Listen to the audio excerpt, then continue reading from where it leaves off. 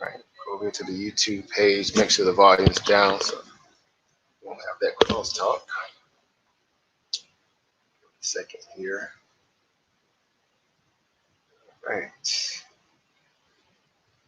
come on YouTube. They got a slow lag. I tell you. There we go. All right, yes, there we go. We rocking. All right, all right, all right, all right. Y'all gonna learn today, right? In my Kevin Hart voice, right? Hey, what's going on, family? What's going on, everyone? Peace, power, and profit. Uncle Josh and Neb, as always, warmly greet you guys as you come into the building today. I know you guys are, again, at that family hour time span where people are feeding kids and getting the family together or just whatever.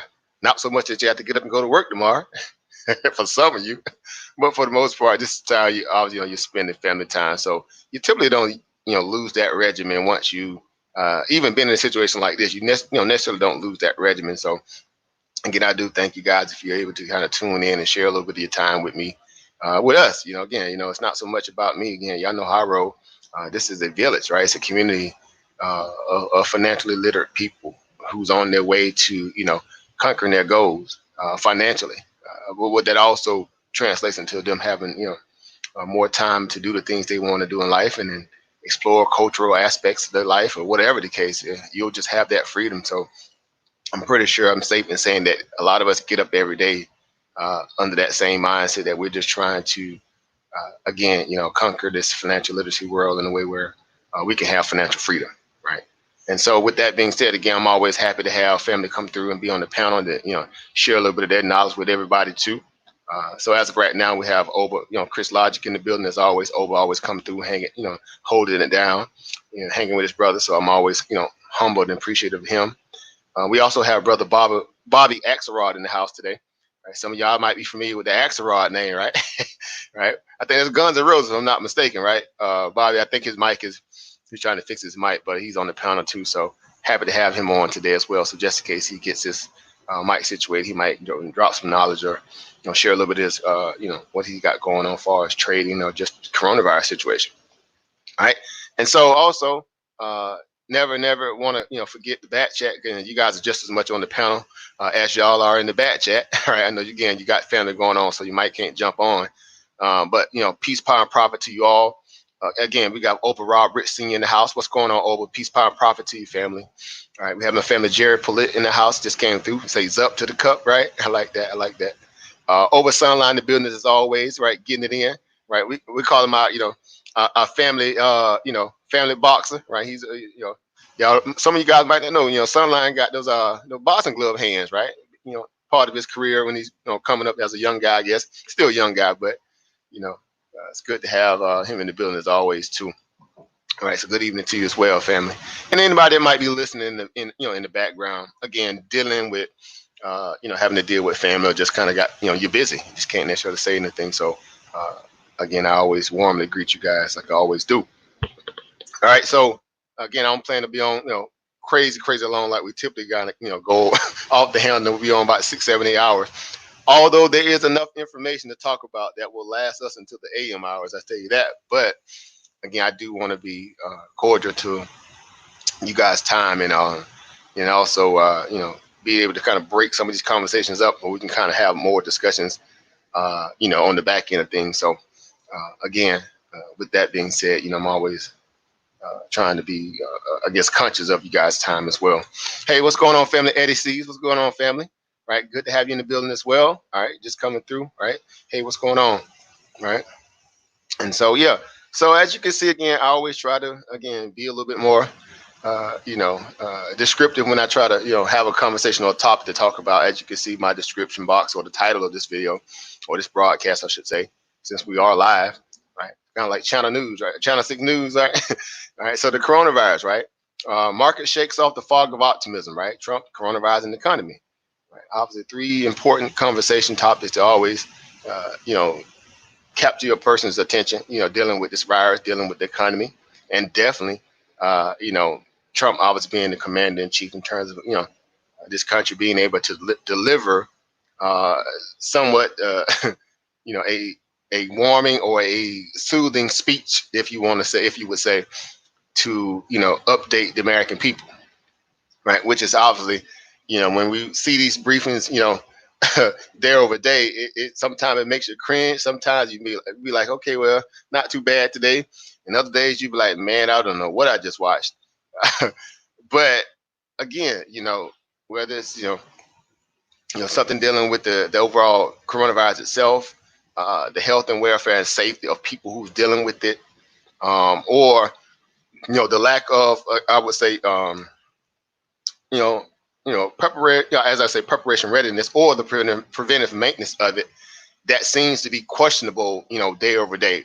As we go along, as we always do, hindsight is 2020, right? So we hear about things that should have been, groundbreaking or, widely public news at a point when it matters most, a lot further into the, the siege of the destruction or the carnage or whatever that's happening. And in this case, it's this virus, right?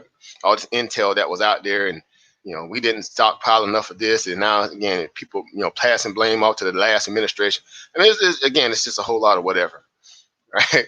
But either way, it's funny because the algos that trade the financial markets, which are robotic in nature, they don't have the decipherability to, determine what's, valuable data, what's not, right?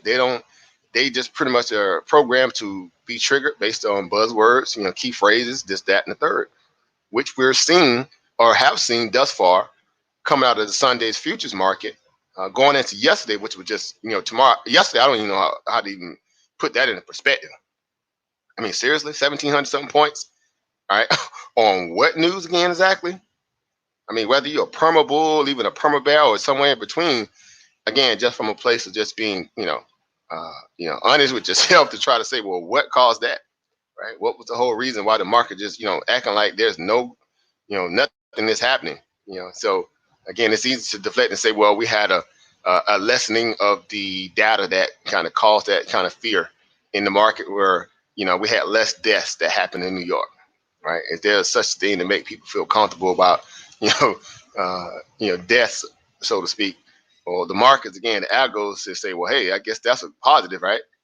And you can find some positive in that. However, that doesn't still overshadow the fact that the macroeconomics say that we are in a production decay right now. Literally, we are in a production decay. People are not working. People are filing for unemployment. There are people who are will not be able to go back to work once they even open this country back up, because their businesses or their job that they were going to is going under. Right, so there will be, like anybody else, filling out new applications. Now, there will be a surge or influx of opportunities that may come open because of this, but just to try to employ all these people who are now being again shaken away from their own job and their skill sets and this that they got comfortable in, to go back into the workforce. Y'all know that takes application process and all this. I mean, I don't know how it's going to become so easy as people try to make it out to be. Again, we always hear Trump say, it's going to be like a rocket ship, right? We're just going to rocket back, right? Well, from a lot of the different economists that I'm listening to and watching, they're saying nowhere near that, right? Again, mind you, that we are in a recession too.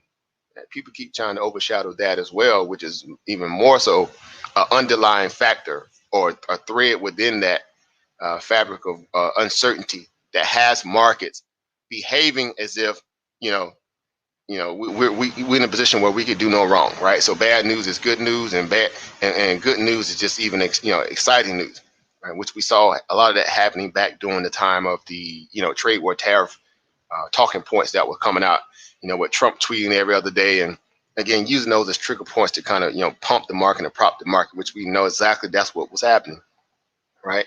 And so now, I guess the buzzwords now for him is hydroxychloroquine. I got to open the company back. Tremendous. Something the likes I've never seen before. Again, these are all Trump quotes, right? All these need to be T-shirt moments, right? Somebody needs to start open up a T-shirt company, just print these T-shirts, because people, are realizing again now that these things are also, are triggers for, market algos and things of that nature to cause them to run the market up. So basically, this entire, these last two trading sessions, we really figured out that, this was more so, again, like any kind of bear market, you guys are familiar with the statistics or the fundamentals or the historical context how bear markets, perform or how they react to certain aspects of news when you have such a massive sell-off or a drop like we had from peak to trough with the Dow and the S&P 500 dropping so much, right? You figure out like, well, okay, well, hey, at some point you're going to have some retracement. I mean, that's not nothing that we have not been trained to understand, right? But to the degree where it retraces, establish a new groundbreaking support and then launches higher from there as a way of saying we're in the all clear. Well, again, that becomes problematic, right? That's where it becomes problematic, where it will, again, like I have spoken about, so many times, it will breathe, a false sense of security, right? It will breathe a false sense of security, right? And we saw that again today, in the equity markets, right? Right now, again, the market was, definitely pulling back into the lows here, after today, just a wild intraday session. Now you got stocks here, running back up here after hours in the future market. Again, the future market itself has been the number one driving uh, force behind equity markets getting a boost and jumping up and running every single day. All right, a lot of dark pool buying happened during the futures market and all kinds of things that are happening. The Fed's pumping, I was doing that time frame when they're saying that they're not, but we know better. Again, we know how to track, level 2, level 3 buys, dark pool buys. We see exactly what's happening. People are not that optimistic only to trade the futures market and not so much doing the equity intraday sessions. So that's pretty much been their, for lack of a better term or words, their manipulative marketplace to throttle markets up, especially off their lows, right? So again, just listening to the White House briefing to this evening, again, you don't want to be a Debbie Downer, but I really didn't hear nothing to kind of really get me excited about, we're in the all clear. Enough to the point where, a lot of these things will be going back to a normalcy aspect of, at least some aspect of that, going into the first, in the near future, right? But again, markets, in terms of these futures market with these algos and things of that nature, they're just interpreting words and things of that nature again, and then liquidity drops are starting to happen, right? Inflows are coming into the market at a point where you would think like, we're kind of like pre-coronavirus, right? And so it's just funny to see that happens all the time. So SP 500 is back up over near 3 or 4 points here, just on the futures market. Yeah. So again, I've been studying it. I've been watching it. They have been using the future market again as the hidden, I don't know, whatever you use, cloak or whatever, to stoke markets. So again, when retail traders come into the market, they're coming in with all this momentum of optimism, this, that, and the third. As you see, obviously, my title of my video is called that. The market today seemed to shrug some of that off, and reality crept in, right? And so the excuse I'm reading from a lot of the headlines and publications is that, it was the energy sector, right? The energy sector was driving stocks up, right? That was the big, brouhaha coming out of, hey, what's going on, Sister Mo? Sorry. So you in the back here, right? That was kind of the underlying factor why markets were up, right? This optimism behind the Saudi Arabians and the Russians coming together to, with a ceasefire, considering, the oil impact, right? To get that, that market under control, right? So, but again, we know better. We know better at this point that, the oil market alone is not going to really feed the economy. I'm sorry to say that. That's not going to put people back in, their respective places of work or business, as if it's a saving, grace to a degree. Just to have, a little bit more expensive gas when they obviously, tighten down these, this surplus that's flooding the market, that's causing, oil prices and gas prices to be lower. It's a reprieve for us, obviously, right? Because we get, a chance to, pump some cheap gas for a change. Now, strikingly so, it's happened during a time when everybody's supposed to be shut in and quarantined. And so you're not even really being able to take advantage of it, right? All right. So a gallon of gas now, man, lasts you 3, 4 days, 3, 4, 5, 6, 7, 8, 10, days, right? Because nobody's really out there driving around. Where you gonna go? Everything's shut down. I mean, you can't.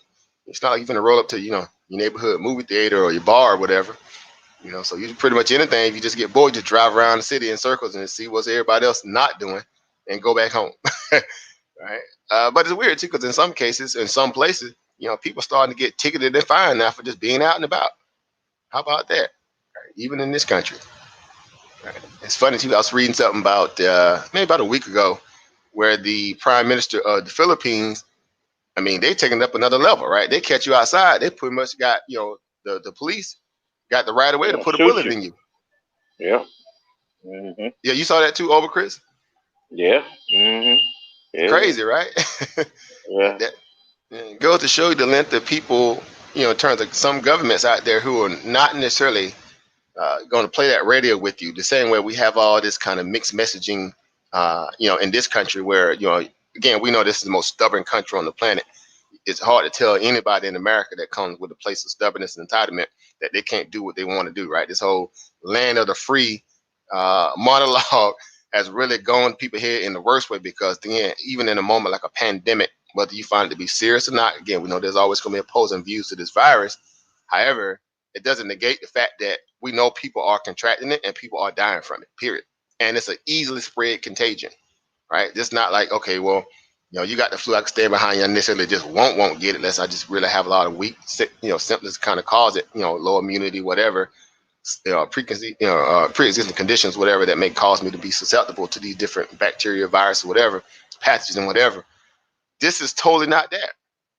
This is totally not that. So, I mean, at this point, just my basic research value, uh, we're beyond the talking points whether or not this is a serious virus at this point. And if you still are questioning that, then again, I implore you to, definitely bring some data to us that we can, also share, right? Because I'm never going to be what they call a person who speaks in absolutes, especially when it comes to this stuff, right? Right. So again, it's important that science is always evolving and changing.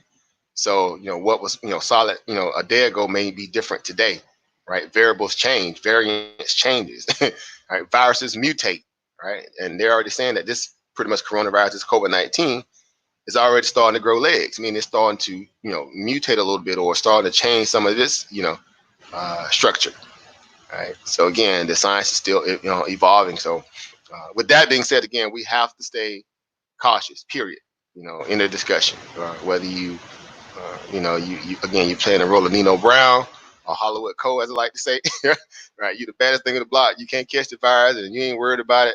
Whatever.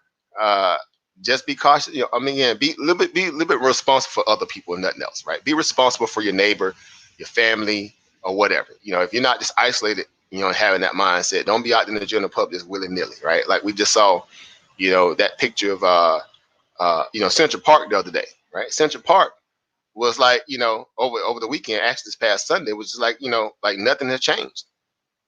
I mean, they had a picture of people in Central Park. I mean, they all up next to each other. Some had masks, some didn't have masks, as if it's, again, we all in the all clear again. That's the stubbornness of people who can't accept the fact that we're in such a scenario where, a contagion like this is serious. They don't take it to that level of seriousness, right? But that's the the epicenter of the virus outbreak in this country now. It is ground zero, unfortunately. So again, what will possess people to take that kind of mentality? Hey, who knows? Who knows? But again, more power to all you people up there in New York. Stay safe, man, because I'm not convinced. I am not convinced that we're in the all clear, or just because they want to say we're nearing the apex. Again, they're very crafty with their words. We're nearing the apex, right? We're nearing the apex. Right. So again, that could be also, set up in a way where it will give people that false sense that we're getting ready to kind of curve over to the downside from the logarithmic chart that I've been following. I'm sure you have as well under the John Hopkins site. As if we're getting ready to kind of go, start heading back down that point of infections and more so, the deaths, right? More so the deaths. So, but again, that's why we have these discussions. That's why, we bring people onto the panel. We allow people to share what they may know or may not know, what they want to know to a degree where we can discuss it. Because again, it's important because, there's a parallel between what we're dealing with in this coronavirus and also the financial markets, obviously, right? But again, look at the markets, day over day, it seems as if it's trading as if we're back to normal, as if there's no more, again, underlying, fear that we can't be forward thinking and price it into the market, because that's the whole talking point. It's priced in, right? It's priced in now. Like, how can you price in? If that was the case, just to be honest, the macroeconomics that should be feeding these agros would definitely not even dare to, again, allow it to just be running up at the levels that it's running up again. But we know it's more than that. We know it's the Feds juicing it. We know it's hedge funds juicing it. We know it's banks juicing it, right? We know that there's a hidden force to a degree, right? Some people won't say the pump protection team, right? Whether it exists or it don't exist, right? That's been a conversation since way back in the 90s, so to speak, right? Where even analysts have always been on opposing sides of that, whether or not it actually these people truly exist, like this kind of deep state market savior group, right? Where it's supposed to be a community of banks, who are all in cahoots with the government to save the markets when they're actually getting ready to implode on themselves, right? So if you guys are not familiar with the pump protection team, that's a good little Google homework topic to kind of go research, right? But hey, neither here nor there, because at the end of the day, if we are trading the market, it's up to us to always understand that the trend is your friend, and we're not here trying to fight the market to make the market do what we want to do when it's trying to do the opposite, right? Markets are always right, even when it's wrong, right? And it can definitely remain more irrational than you can remain solvent. So that means, why throw away money when you don't necessarily, have to, just trying to prove a point that your fundamental analysis and technical analysis may be right, although the market's going a different direction, right? So again, with that being said, again, we do have some family on the panel tonight. We're going to discuss a couple things here. I'm pretty sure you guys made it. If you have traded the market today, again, I hope you was able to walk away green. As I'm always saying, trade safe, choose well, and stay green, my friends, for a reason, because that's the ultimate goal, right? To be consistent, right? Base hits over home runs all the time, right? Just to finding a way to walk away with some alpha, right? Find a way to walk away with some yield, right? Because again, that's important, because right now we're the only people who are pretty much gainfully employed. Let that marinate for a moment, right? Your investors, your traders, right? Your forex, the whole gauntlet. We're the only people who have not been really displaced from doing what we've always been doing, right? This is kind of like business as usual for us. Now it's just more so that we have a lot of other people who are coming to us to say, hey, I got this free time in my hand. Now I can actually try to learn a little bit, right? Help me out here, which is awesome, right? Because we're looking to share the wealth of this knowledge the same way someone shared with us, right? Because y'all know as well as I know, like we've always been saying for like time immemorial, that there's no such thing as job security, right? With or without a pandemic, there's no such thing as job security. And you need other streams of income, multiple ways to get money. Different vantage points of understanding what financial literacy is all about, right? It's not being, again, somebody else's step and fetch it for 20, 30 something years. I just truly don't believe that way. Again, that's just my opinion, right? Yeah, you was not meant to be, again, somebody else's, chariot, right? Right? As I'm always saying, you're riding through Gravy Valley and Biscuit Wheels, right? Well, you was not supposed to be the Gravy Valley, right? And the boss riding, he in a nice truck or car, with his biscuit wheels riding over top of you, right, on your back, right? It just doesn't make sense. All right. So again, anyway, so yeah, so again, we have over Chris in the building. We got Bobby Axelrod in the house today, right?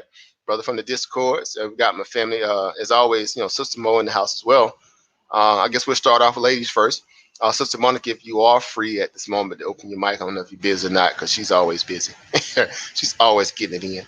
But I would love to hear, what you've, been able to uncover today, far as, anything concerning the, small business loans. Because again, some of you guys may not know she actually runs her own business, but she's also in the business of helping other people understand, again, budget, analysis, helping people get their businesses started, getting government grants, this, that, and the third. So she's closely tied to, a lot of the government agencies out there, and helping people again to bridge that that gap of not knowing what to do and how to do it. So Sister Mo, you there by any chance? Because I know she stayed busy, but if she's able to open her mic, we'll find out. Or not, we'll come back to the sister. All right. Let me see. She's probably busy. Might have a client going right now. So I moved down the line. So yeah. So I don't know. I don't know if Bobby got his mic fixed yet. Bobby, you there? All right, so I think he's still trying to get this together too. So anyway, over Chris, what about you? Hey, peace. I'm here. Yeah. So again, just kind of piggybacking up that question, is there anything that you witnessed today, be it the markets or just in general, any kind of pressing news that you probably thought about or want to discuss today? Uh, in relation to Uh, everything that we're dealing with. I know there was some artificial pump today, of course. The SPY, it ran up to what, about the high 260s, 67, 268. Also, Trump fired his the inspector that was handling the stimulus funds, or that was in control of where the funds was going to be spent. And he fired him, and he fired somebody else not too long ago too. So that's some of the things I was looking at today as far as that. Right, right. And again, very Uh, important too, because people were wondering, at some point, how are these stimulus checks going to go out? How are they going to get dispensed, right? And having a czar or someone, in charge of that, or a team of people in charge of that, is very important, right? Because again, time is money, literally. In this moment, time is money, right? So the one guy that's overseeing that, he gets fired, right? He gets fired, uh, you know, and it just goes to make you wonder, like, well, why would you? I mean, he's in a important seat right now, right? So if you got someone that's going to fill in that slot as an interim till you get some other uh, someone else appointed for that position, well, what does that do to overall process of those checks going out? Right? The small business loans or even the stimulus checks to the average American. Like why do that like right now? What was so pressing that he had to fire that guy like right now, right? And so again, it just goes to show you that I don't know what's happening. Well, we kind of got an idea what's happening because this whole blind loyalty thing, right? He just, when I say he, meaning Trump, he's really trying to rule with an iron fist, right? It's somewhat like a communist, a communist kind of or a dictatorship, right? And the same thing that he's you know obviously makes fun of other people or have made fun of other people, yet still well, meaning their country, how they're being ruled. He's doing actually the same thing, right? He's very sensitive, right? Again, this ain't nothing that I'm making up, whether you're pro Trump or you're not, but he's a very sensitive guy, right? You don't understand that he's the president of the United States, right? It comes with you having to have tough skin, right? Of like a rhino, and you can't allow things just to rub you in a way where, again, you take smart people out of position just because they don't agree with everything you say, right? You're taking well-educated people out of positions that are qualified to be there just because they don't agree with everything you say. And we're seeing that across the board, even with people like Dr. Fauci and Dr. Birx. They're having to be muzzled, literally muzzled like a dog, and not necessarily tell the American people what they really need to hear during a moment like right now. Right? It's beyond me, right? I can't believe it that we're having to deal with that. Right? I cannot believe it. But whether again person says that it's just part of the business, it's the stat and the third. I don't know.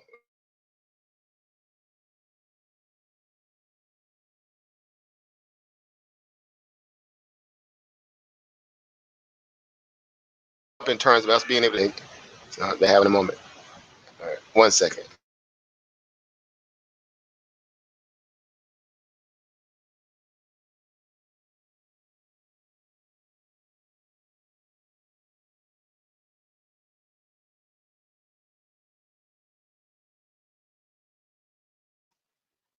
All right, guys. So yeah. So again, that's what we're here to discuss. We're here to discuss it and just kind of see where everybody's at, right? In the tomb of understanding, whether we are being able to really benefit from this sit down beyond the fact that we're not going to get sick through the virus, or obviously staying away from other people. But again, there's things that we were told that's going to happen, and it seems like it's hitting a lot of turbulence and roadblocks and just that and the third, right, along its way of being able to be distributed to the American people, right? Again, we know that how this stuff works. Corporations get taken care of first, right? But does that make sense, right? How are you taking care of corporate interests over the American people who pay or the money that's being used in terms of taxpayers' money, who or fronting these corporations, which were already set up to be protected, right, through their own values of insurances and things of that nature they put in place, right. Right. But again, as always, we know how this stuff works. They're always going back to the hands of the American people, right? With their hands out. I mean, these corporations to borrow more from you guys, right? And the feds are just happily obliged to want to do it, right? No and if buts about it. Again, but when it comes to you getting yours, there's a whole lot of red tape. There's a whole lot of well, you got to see this. Now it comes with stipulation. Found out that a lot of people not going to get the stimulus checks because there's all these other underlying hidden criteria now, right? When before, as if these people still not hurting because of this virus, and need this, to receive some of that stimulus money. There's a whole lot of red tape behind that now, right? So again, I just find it funny where you got companies who are obviously dealing in illegal practices to the T, or they're doing a lot of bad financial budgeting, this, that, and the third, and yet and still they're not being put under the microscope in an instance to keep them from getting the money. Right? They're going to get bailed out regardless. Again, excuse me, a la Boeing, Boeing, right? Crooks. I mean, we already seen all the all the information on Boeing at this point. Right? Know that they just running I don't know what they're running over there. I don't even know if you want to call it a company at this point. They just running a wreck over there. Right? So again, what makes them more important than you? To the tune of about $17 billion, which they're asking for. $17 billion. Again, but if you go back and look at the track record of the last year and a half, 2 years, see how much money they spent in buybacks, buying back shares and offering big executive bonuses and dividends, knowing that they had a big issue with their planes and this, that, and the third, and hid it from the, from everybody, obviously, until they got exposed. And now again, they were the first ones with their hand out. So again, I say this, as we always know, for us, this is why we need other avenues, right? Other venues, all right? So where we can go into these different, financial hubs or pools or whatever to get us some income, without having to depend on corporations, right? Meaning to go work for somebody else that obviously might be doing the stuff like Boeing doing, right? Or a Luckin Coffee, right? That's the next, poster child, right? Some of you guys probably familiar with the news with Luckin Coffee, right? They're a little company out of China, right? Pseudo Starbucks, right? Pseudo Starbucks company, right? Got caught, cooking the books, right? As if that's something new, right? But ordinarily, had they not got exposed, right, during the time they was, everybody distributing this money at, and they got hit by the coronavirus in a way where, they might even be trying to come to American markets to get a bailout, they probably would have got some. And interesting enough, they're not even an American company, right? But since they trade underneath our exchanges, they might have also been, being one of those scenarios where the president or the administration or whomever may have felt sympathetic to them to obviously give them some relief money. And we saw that with who? The cruise line, right? The cruise industry. Let them marinate, right? Yeah, people like Royal Caribbean, Carnival Cruise Line, Norwegian Cruise Line. These companies not even, headquartered in America, but they was also first in line to ask for what? A bailout. Like y'all heard a lot of stuff. We need to bail out the cruise line industry, and dude, they're not even paying taxes in America. So why are you, Brother T, Brother Mathis, and CG3, and Brother Max, everybody in the back chat? Why is your tax dollar going to go to a foreign company, right, to bail them out? But the Sunline, any of you guys, why is your money going to bail out a foreign company? Right? Because America has a bad habit of supporting these foreign nationals and dumping on their own citizens. I mean, this ain't no secret. Again, this ain't this is not a 10-4 moment. This is just basic data and facts.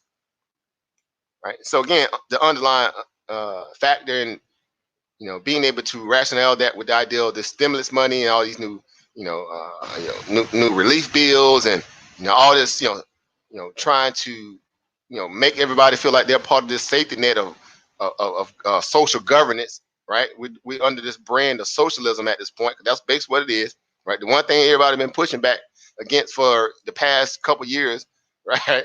Republicans and Democrats, independents, and whoever, man, we ain't no social coming. I don't want nothing free from the government, man. Forget all that, man. I'm gonna pull myself up on my bootstraps, man.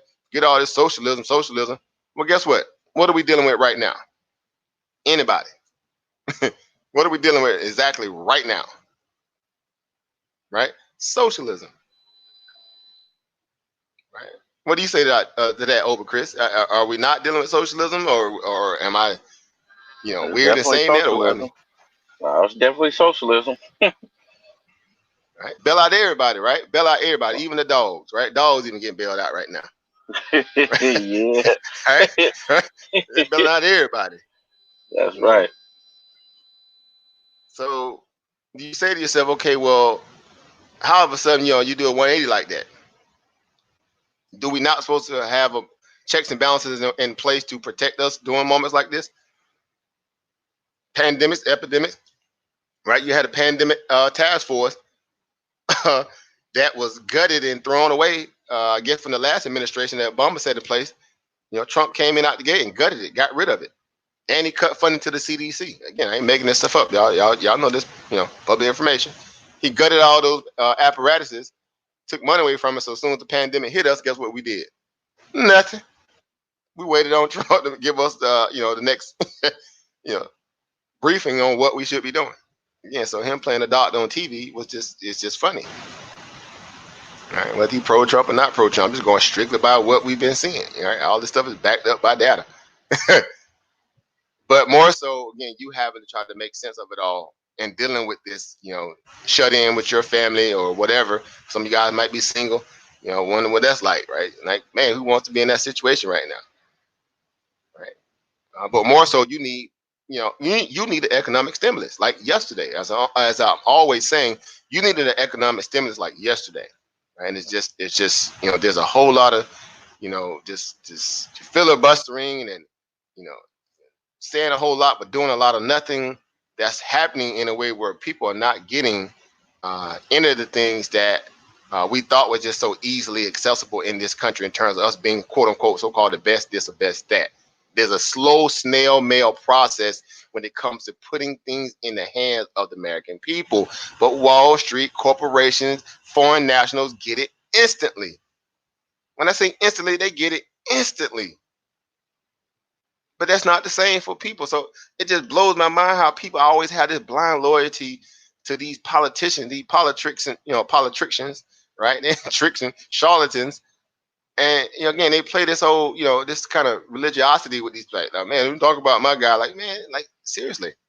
I think it's about time for us to grow up and realize what's really happening. Right?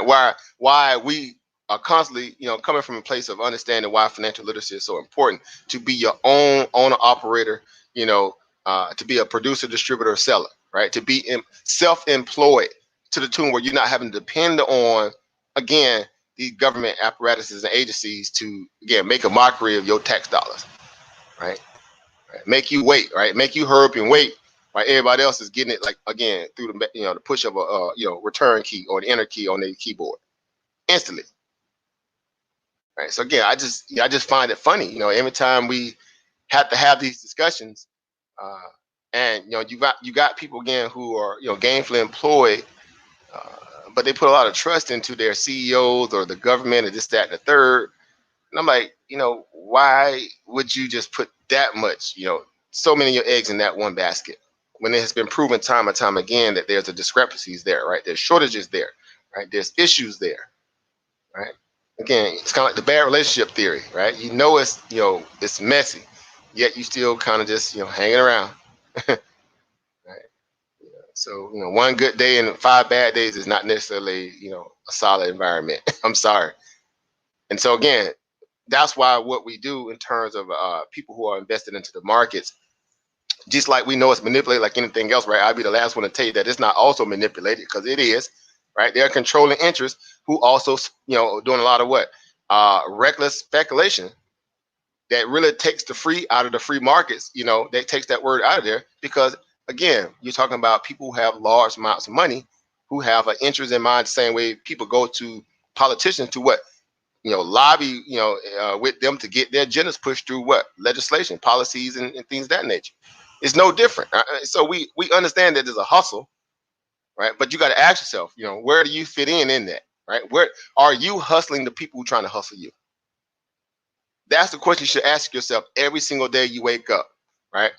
Are you hustling, are you now hustling back the people who are trying to hustle you, right? Or is there such thing as taking the moral high ground when it comes to you having to feed your family, right? A lot of things people, again, basic human nature, right? Basic self-preservation. And you say, well, okay, what's my least path of resistance? As I'm always saying, right? Because right now, again, how many people still getting paid, you know, doing this, this shutdown or the sit down? How many people still have their job waiting for them when they get back? And when I say that, meaning, again, going back to business after you done shut a business down for a week or 2, 3 weeks, a month, and just opening back up, opening back up the next day and going back to business as you like nothing ever happened.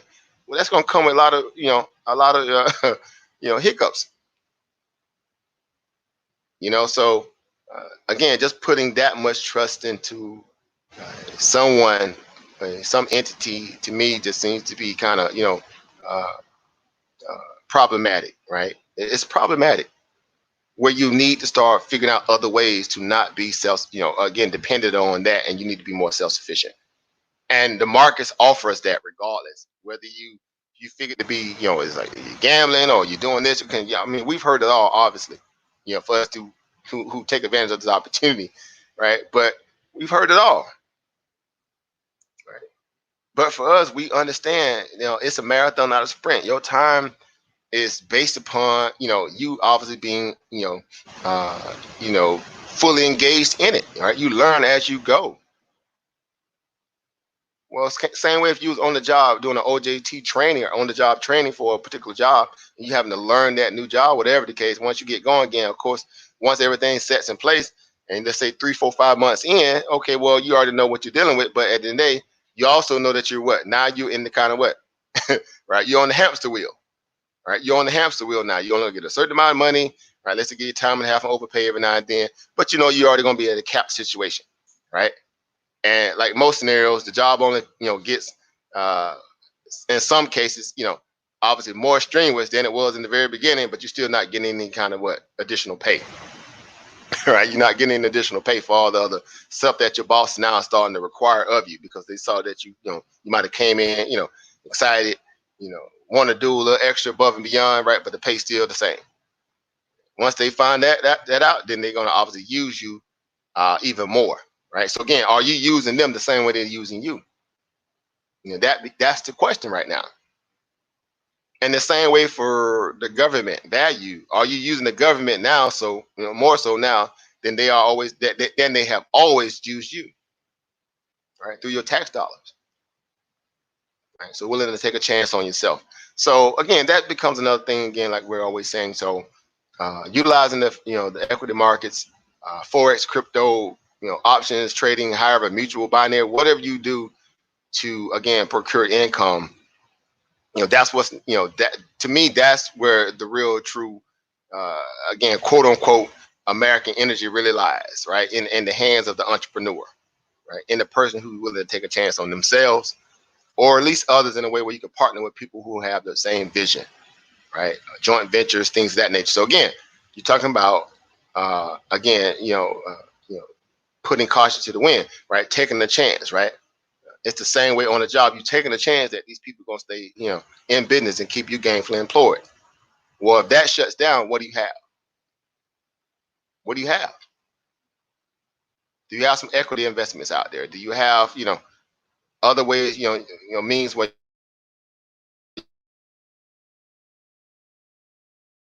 money like right away, so to speak. So this is a very challenging moment.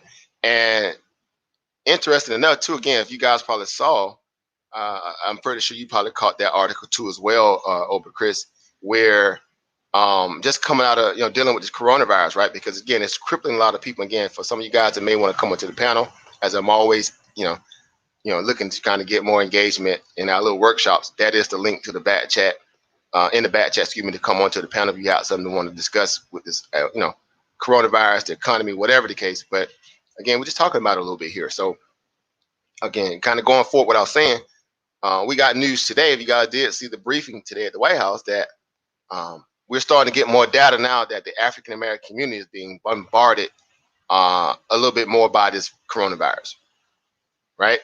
they're starting to, find some scatter plots where it's starting to affect, the African American community a little bit more. And you would say, well, what?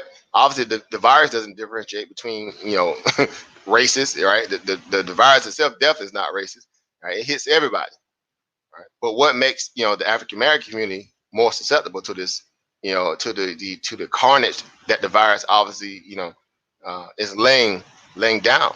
What makes, us more susceptible to that? Meaning us, meaning myself, obviously being African American, by that title. But what makes us more susceptible to it? Where it's ravaging places like Detroit right now. It's ravaging the black community in New Orleans. It's ravaging the community, black community in Chicago, in Atlanta, right? And even some parts of New York, the different boroughs where you have a heavy populace of African American people,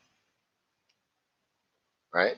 And you say to yourself, okay, a lot of these people, whether or not they're, in a position financially or not to be able to deal with this virus, because again, once you go to the hospital, which we saw earlier, we had issues with that where, people go in and then necessarily didn't have insurance, right? Thought they had the coronavirus and they would get sent away by the hospitals.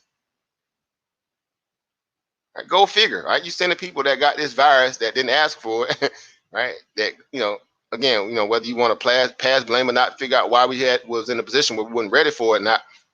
But yet still these people dealing with it, and they probably do not have the financial means, whether it's their fault or not, but we know it's more underlying factors why they probably don't. And having to deal with this virus, and not on that,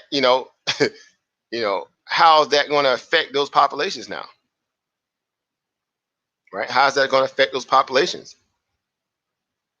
And so again, it goes all the way, back to the macro, economics of it, or the macro data, in terms of being able, to make sense of this virus, and what is, you know, what it has pretty much done into the entire country, where it's going to be some moments, when we come out of this at some point, or come on the other end of it to a degree where we can, barely stick our head out of the sand, where you're going to look around you or your community and you can be like, man, this thing really, you know, caused a lot of damage,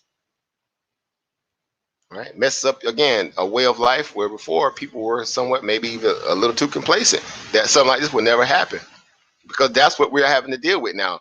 You know, that kind of level of complacency that was kind of set in the fabric of this country in terms of people's mindset, their mentality, right? Right. Really at a point now where whether you know, see now that even more so that it's probably in your best interest to start looking for other different avenues to become a little bit more self-sufficient than having to wait on somebody else.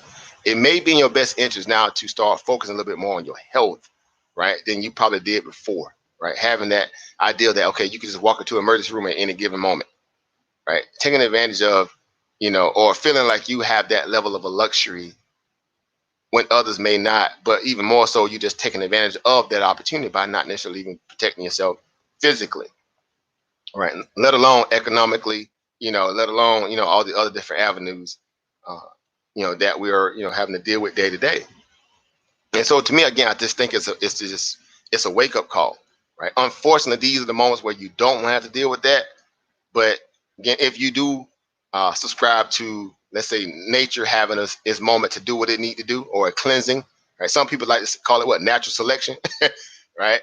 Again, I'm not advocating Charles Darwin and none of that stuff. It's not political. Don't make it political. But I'm just saying in the aspect that where there's a thinning of the herd, right? Right. We've all heard about that at some point in our life, right? This kind of culling of the herd, right? Paring back some of the herd, right? The so-called quote unquote weak, right? But we know there's a lot of people who are weak, not because of their own devices, because they have other things in place roadblocking them, right? Benign neglect, this, that, and the third, redlining, right? We know there's a lot of stuff happening, right? Over policing and this, that, and the third, whatever the case. But from the mental aspect of it, it's causing a lot of people just kind of just, defer to the idea that at least they have the ability to, again, to roll up into the hospital, emergency room, something happened, this, that, and third. But again, in this case, you're figuring out that, or we're finding out that, this virus is really, really shining a light on, our healthcare infrastructure, pretty much our, basic government as a whole, is being exposed a little bit. And I'm saying that because whether or not you are a person who's kind of, a little financially indigent, or a person who maybe even have money, you're not, again, no one is immune, right? There's no amount of money you can spend to help you, uh, deal with this virus.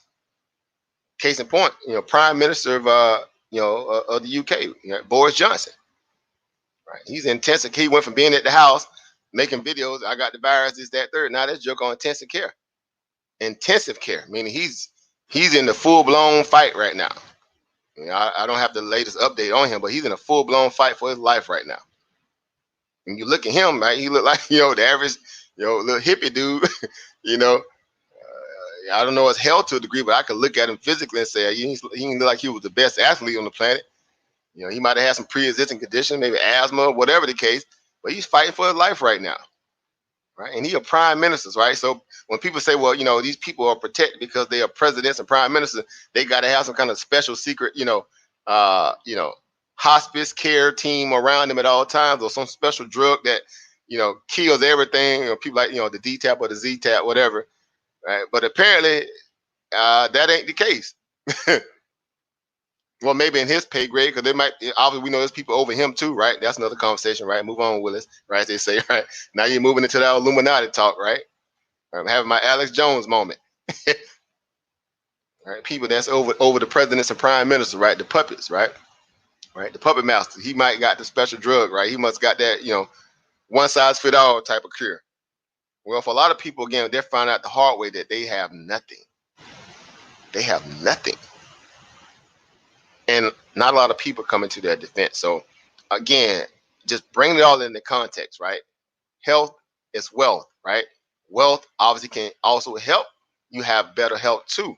But at the end of the day, whether it's a super virus like what we're dealing with, this coronavirus, or just the basic common cold, whatever the case, you need to be again mindful and protective of yourself, as much as possible. Even in moments when there's nothing happening, we need to be a little bit more cautious about how about how we take care of ourselves.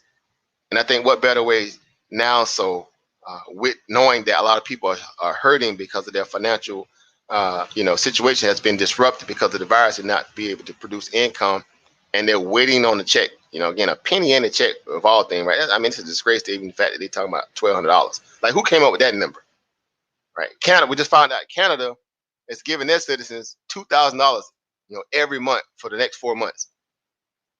They're not saying whether or not if they can go back to work and be comfortable or not, or whether or not they can kind of gauge it day over day. Instantly, the Prime Minister Justin Trudeau said instantly out the gate, every citizen is getting $2,000 for the next 4 months. And you have in America where, well, the system ain't messing up, and this ain't happening, and this, that, and the third. Again, we're hearing all the different excuses already. But before that, we have everything in place. We have a tremendous team with this, with that, and we're America and this, that. And I'm like, man, stop. Like, seriously, stop. You give me a headache, right? Seeing is believing, right? You can't talk your way out of this behind whooping right now, right? And this virus is whooping their behind because, again, they can't use the same talking points as before to kind of get people all riled up, and rah-rah about, something that's happening and they're not necessarily even receiving a tangible benefit from it, right? So again, it goes back to what we've been discussing. We need other modalities or different aspects of opportunities to fuel us, different, or grant us different opportunities and ways to be able to make more money, right? Or make money, period, besides going to work for somebody else. Right? So income, the market, right? Income using the one thing that they're touting that is the best thing ever by being able to invest in the equity market, especially American markets, that we have at our disposal. Right? So, because again, where else, and pretty much, and if I was to ask you guys this right now, people in the back chat and also even on the panel, where else can you go right now to, again, make money without having to deal with somebody else? To not put yourself at harm's risk with contracting this virus, without having to go through a hiring process, going through all this waiting and all this, process to make money. Where else can you find income right now? Working from home that doesn't require a whole lot of screening and security and all that kind of stuff. Anybody, where else can you find opportunity that comes pretty much, readily, operable out, day one out the gate, right? So that's why I feel like, in moments like this, we're starting to realize, you know, why it's important to increase our financial literacy pool or our prowess, so to speak, because you can't depend on these things that we thought were should be worth, their weight in gold for us, it being an American institution, and we're so-called ahead of everybody else in this, that, and the third. And a lot of these businesses are like relics, right? A lot of these institutions are like relics in relation to what they can actually do in your time of need or crisis to get you what you need. Against the whole old theory, hurry up and wait, right? Hurry up and wait, right? Hurry up and wait. And so now, guess what? The debt is piling up. The debt is piling up, right? We had an article today. I mean, articles are coming out every day, obviously. But again, this whole issue with, again, you guys' mortgages and things of that nature, right? Where, the housing market as a whole now, even with low interest rates, are under complete, it's pretty much under fire right now, right? It's all but, you know, you know, burning up, from room. It's going to room at this point, right? And so, even with the moratoriums that are put in place to delay people paying rent, to delay, people paying mortgages, to delay people paying their power bill, their electric bill, you got to keep people lights and, and water on and all this stuff, even during a moment like now. Again, that bill ain't going away, of course, because that's the funny part about this whole fine print stuff, right? They're not saying we're going to do away with it. We're just going to waive it, right? And the government, what we'll do, we'll pay your light bill, we'll pay your rent, right? We'll pay all these things for you. Well, apparently the trade-off is that they're going to give you a $1,200 check that's supposed to also help pay for some of it. Right? Again, seriously, like some of you guys, water bill, power bill, and cell phone bill alone eats up that $1,200. Let alone the rent, mortgage, or anything else. Daycare bill, whatever. So again, it just seems like, okay, I don't get it, right? I don't get it. But again, Wall Street ain't missing a day. Wall Street is not missing a moment, right? Wall Street ain't missing a moment of getting, liquidity dumped into it every single day. Like right now, the future market's getting a liquidity rush, right? It went up and then it came right back down, right? So again, the Fed's wasted money pumping it up and then it turned around and dumped, right? So again, it's just they did waste their gambling away taxpayers' money. Just keep it keep it 100. They're gambling away taxpayers' money. The money that you need, like right now, right? I'm not trying to build a legion, right? Where we just like, oh man, up and all with the government. But again, let's keep it 100. They're not who they say they are. They're not who they say they are in terms of what they say they can do. And so I'm gonna use a phrase from Senor Donald Trump, right? Senor Donald Trump. What do you have to lose? What do you have to lose right now in an opportunity where you can learn how to do something that can put you in a position where you're not having to depend on anybody, at any given point in your life going forward?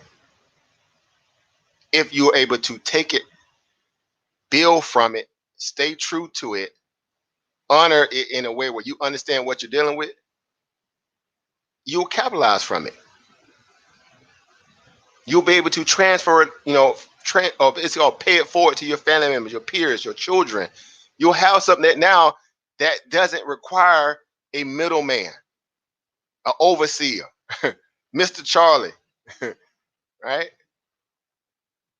That's why we get excited about the opportunity that affords us every single day, even when we're taking L's, right, in the market, right? The plan, again, you're talking about, understand that this is a marathon, not a sprint. The basic things that we do know about, understand, even with a job that will take you 20, 30 years to require you to hit a level of so-called retirement, to gain a pension. You have to devote 20, 30 years of your life to be able to reap the benefits of it. When a person, again, just using you as another catalyst to, to make sure that they can procure, a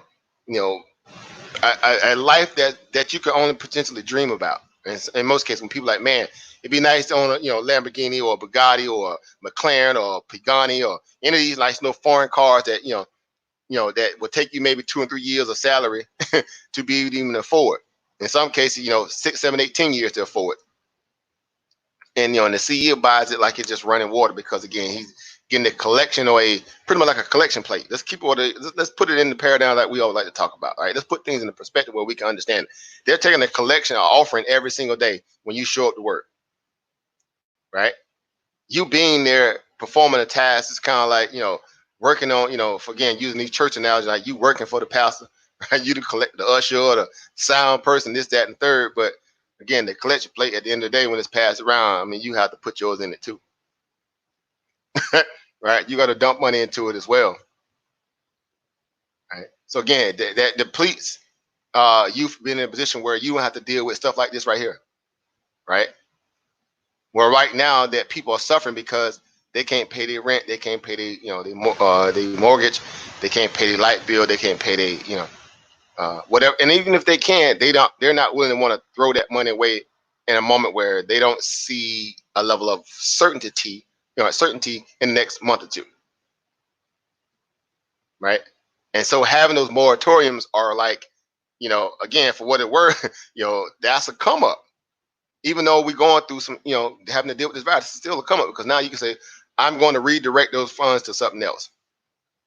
Right? Maybe putting some food on your table, right? Whatever the case. Taking care of your family.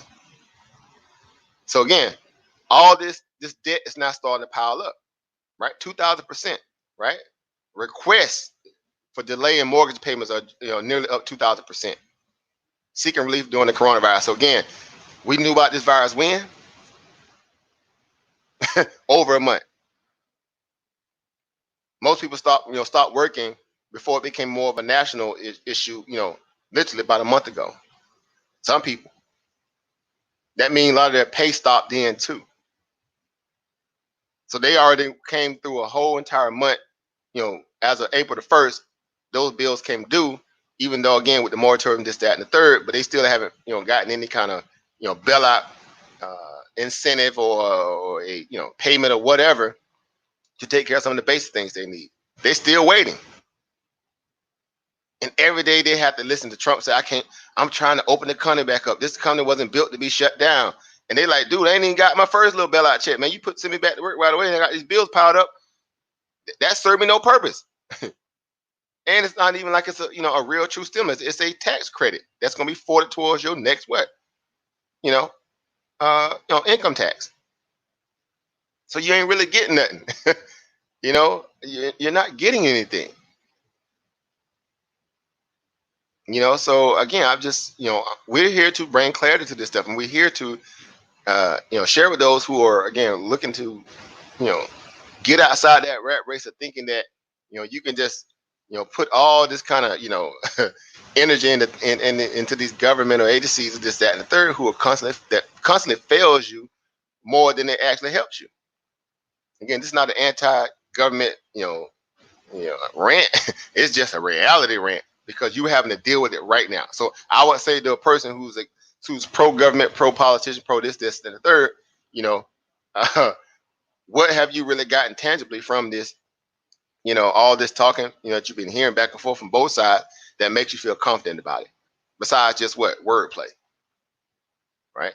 Getting a whole lot of wordplay, right? Getting a lot of gaming. Right? They're gaming you right now. And it's supposed to get you excited about it, right? But again, your cupboards are getting bare, your toilet paper running out, right? The dog running out of dog food before you know it, he got to eat from the table scraps. Right? He used to eat, kits and caboodle or whatever it is, puppet child. Now you gotta throw him a can of green beans out the cupboard. Like, man, you better. Hey, he looking at you like, bro, what's this? Hey, man, you better eat it or go hungry, right? Or go outside and hunt. Go back to your primitive state, right?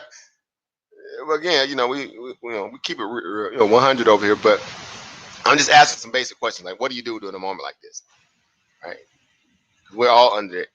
We're all under that same banner right now, right? So again, forbearances are starting to become like the title of the day, right? Student loans, same scenario. Forbearances, deferments. Again, same thing with people houses right now. Rents have to get paid.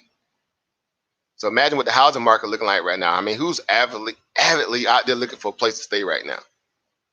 Right? Meaning to buy a new home or even to rent a new property at this juncture right now. Even though the house, there's still scenarios like that happening. Again, we speak about a little scenario. Got to rent a property down in Richmond, right? And had it up for rent because our previous tenant was looking to buy a home, right? So they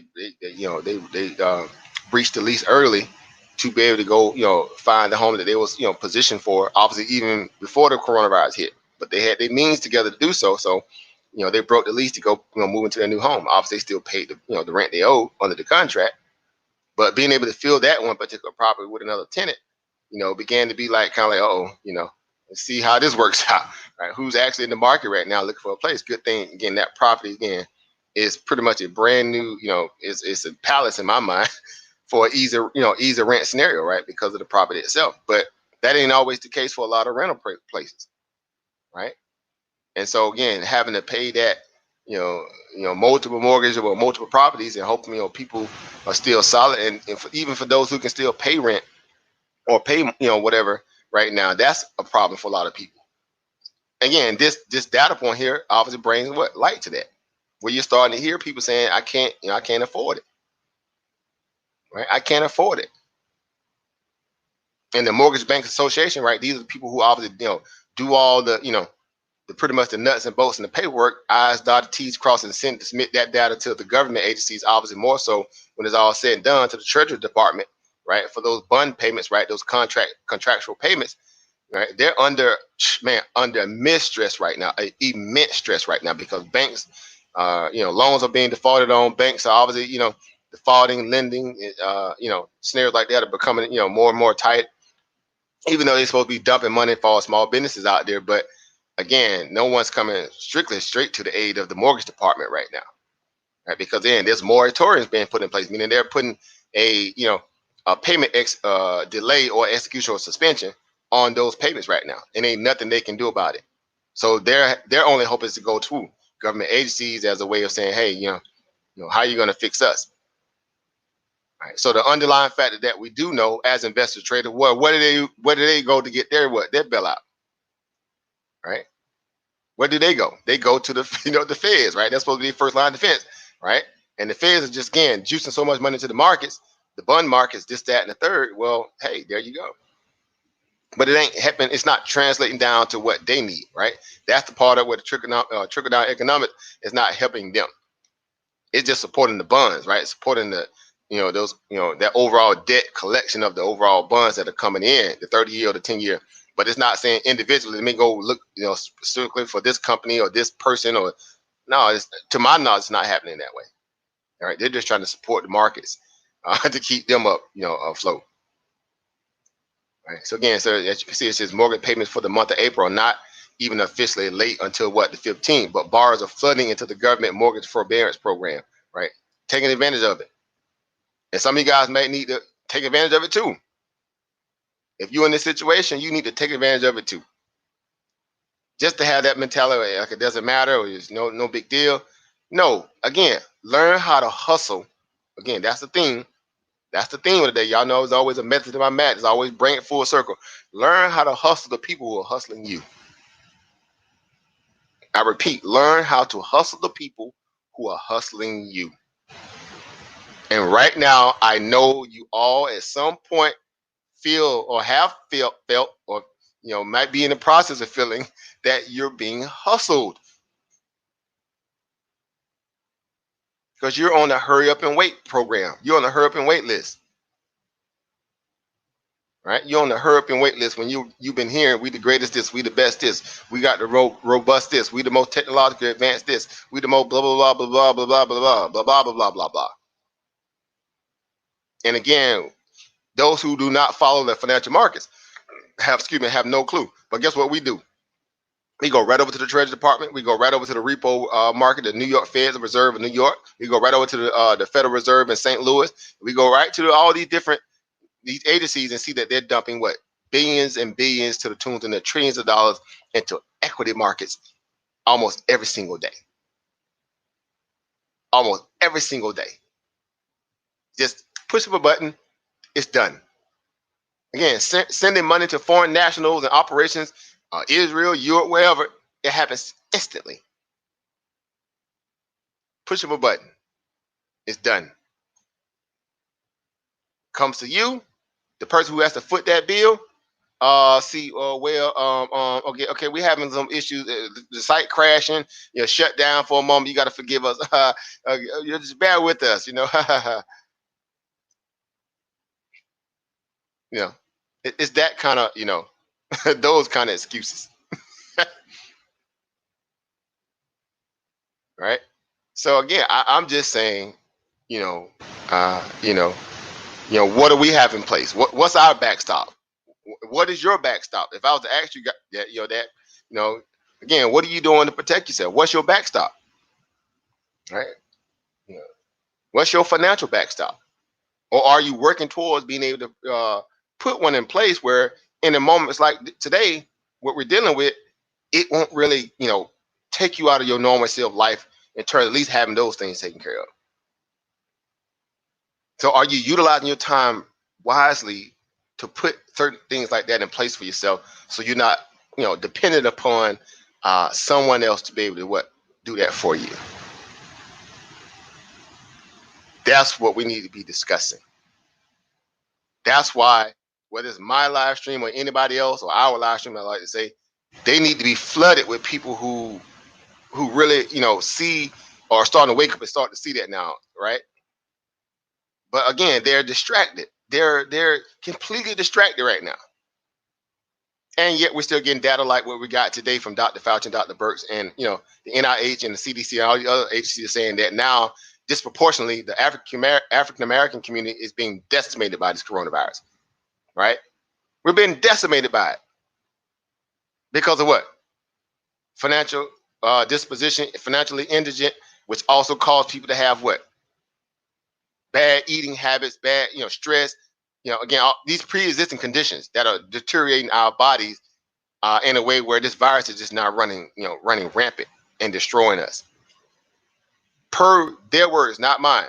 So this is going to challenge those people who think they can just be, do what they want to do, not necessarily keep their health up the par, and fighting something like this, and you don't have a vaccine to run to. Well, what do? What's your alternative? Well, the one thing that the earth gave you, your what? You got to return back to your what? Your natural health faculties. Get your body in order. Get the exercise, and get your body up to the point where you can at least fight this to a degree, because you have no other alternative. So if that's the reason why a lot of us are being disproportionately affected by it, because again, hypertension, high blood, heart disease, diabetes, all these other things like that. Some of them are self-inflicted, obviously, right? Self-inflicted, obviously, but it doesn't. Again, do you any justice if on top of that, if you're not even financially, stable enough to be able to kind of fight it from the value, at least having some kind of means to make some quick moves, on a dime, and not just be like, man, I don't have insurance. What am I going to do? I'm scared to get, I don't want to have to do, because that's what a lot of people, I think, I can imagine what they're thinking. But yet still, you're still being what? You're being depleted. So again, I take that phrase out of the Trump playbook. What do you have to lose right now to learn different different ways to find income, to find a way to take care of yourself in moments like this in a way where at least you got some funds to make some moves, if nothing else, right? That's what we need to start asking ourselves, right? So, I'm always going to be a proponent of saying this is why we have to stop, with all these distracting, whatever you want to call them, just environments where there's nothing really happening around you, or just a whole lot of spinning your wheels, talking about a whole lot of nothing, and then nothing's getting done on a level where you can have a tangible benefit from it, right? The emotional highs I can't do it. I can't do it. I just can't withstand wasting my time on things that just that really doesn't really, put me in a position to benefit from it tangibly, right? Economically, physically, whatever. I just can't do it. I get, impatient real quick, and I'm like, I can't do it, right? It's kind of like move on, move on. So again, we look for opportunities, different things out there where now we have the time to be able to do it as again a backstop, right? Putting a backstop in place for us, right? Putting a backstop in place for us, right? So again, to me, I think I just find that to be very, important, right? It's important right now. Right? So again, going to the data, again, using that as a key indicator of what we need to be, focusing on. Um, Especially with this coronavirus, again, it's here to stay. Whether you like it or not, COVID-19 is here to stay on planet Earth, right? Get used to it. Get used to it.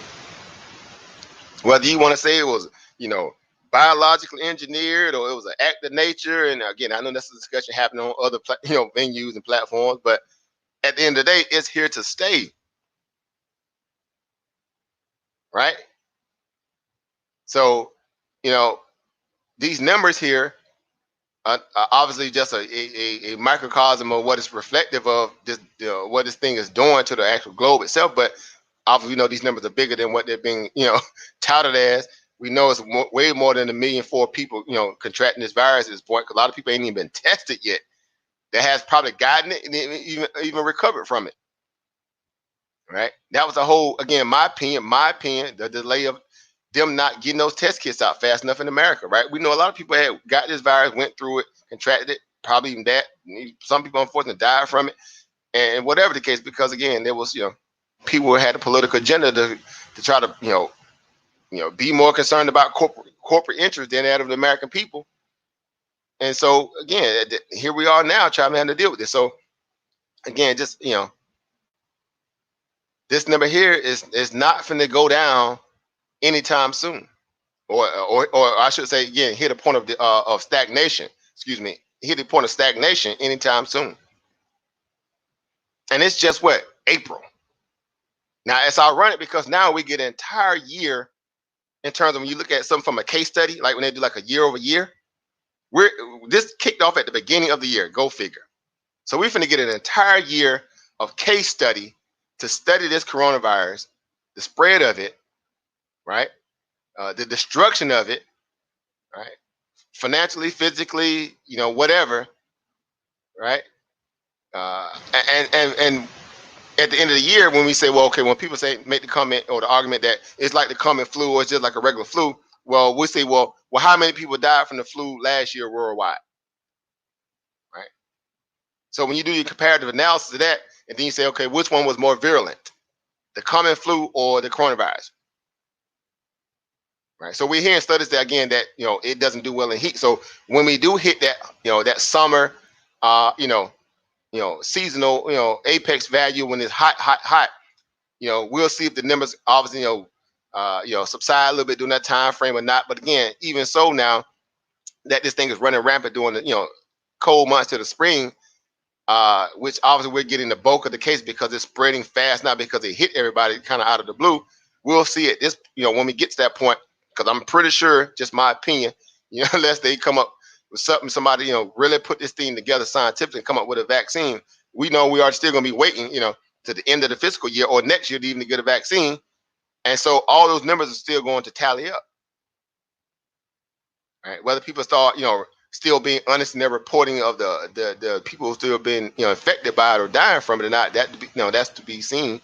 But it's becoming again like one of those things where it's here to stay. It's here to stay. So life has to go on, right, from here. But with that being said, that way of life that we had before in this kind of we invincible, that is gone. That is gone, right?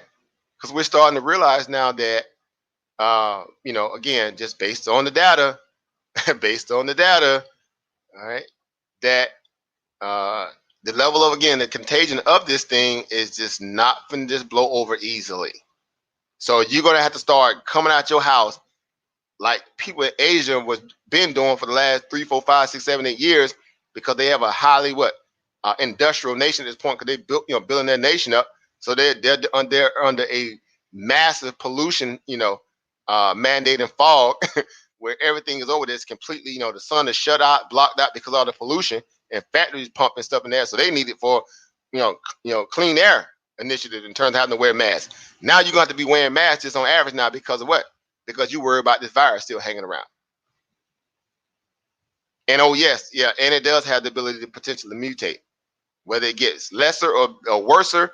But anytime something mutates, again, that means it's trying to find other ways to stay relevant. And that means it's finding ways to get it's picking up strength. Just to have the ability to mutate is an act of defiance, right? Survival, 100% right, Sister Mo. So in that same moment, you need to be learning how to survive too, financially and physically.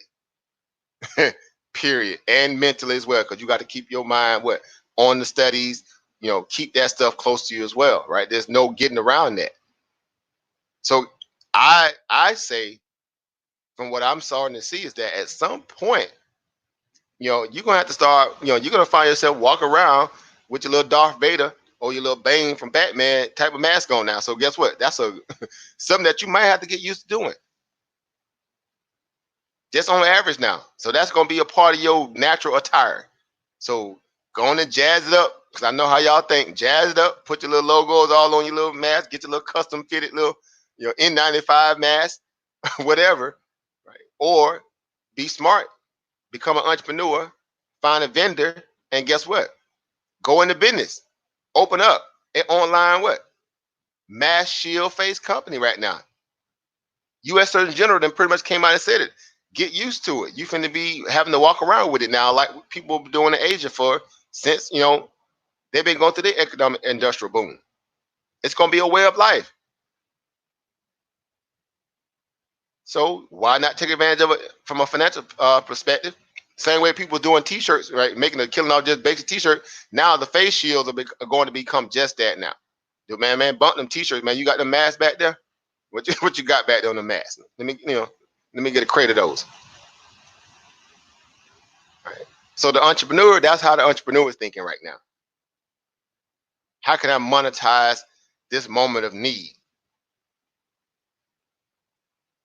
I already know a couple people that's doing it. Again, Sister Mo, she has a friend to do it. I have, a couple friends that are doing it. And again, but that's going to be your way of life. So you're going to see jokers in nice suits, right? Nice little so-called, whether you European or your little Italian tight cut suits, and you're going to have one of them little Darth Vader or Bane mask on right along with it. Same color coordination, all kind of, it's coming. It's coming, right? It's coming. Get used to it. Right? And now you don't have to again be out there with a little big ugly white mask on. You can wear it underneath your little face shield mask. Right? So again, we just a part of that, right? Yeah, 100% right. Over like even with the so being able to be tested, that's going to be a ubiquitous apparatus where people going to just saying when you go into the store, to CVS or Walgreens or Walmart, wherever you go to get your medication, if you own it, you're going to be able to go into some of these places at some point to find these little self-testing kits to test whether or not you got the coronavirus. Let that marinate for a moment. Let that marinate for a moment. So again, from the women out there, from the women sisters out there, same way you go, get them little, little pregnancy test kits. Right beside that pregnancy test kit, you're gonna see what? That coronavirus test kit, right? I don't know which one, probably even more devastating. Find out that you're pregnant or find out you got that coronavirus, or you got that Rona. And man, I hope I ain't got that Rona. Yeah, that's tough right there. Stay over, Chris. You're like, ooh, I don't know, I hope I ain't pregnant, but I also hope I ain't got that Rona too.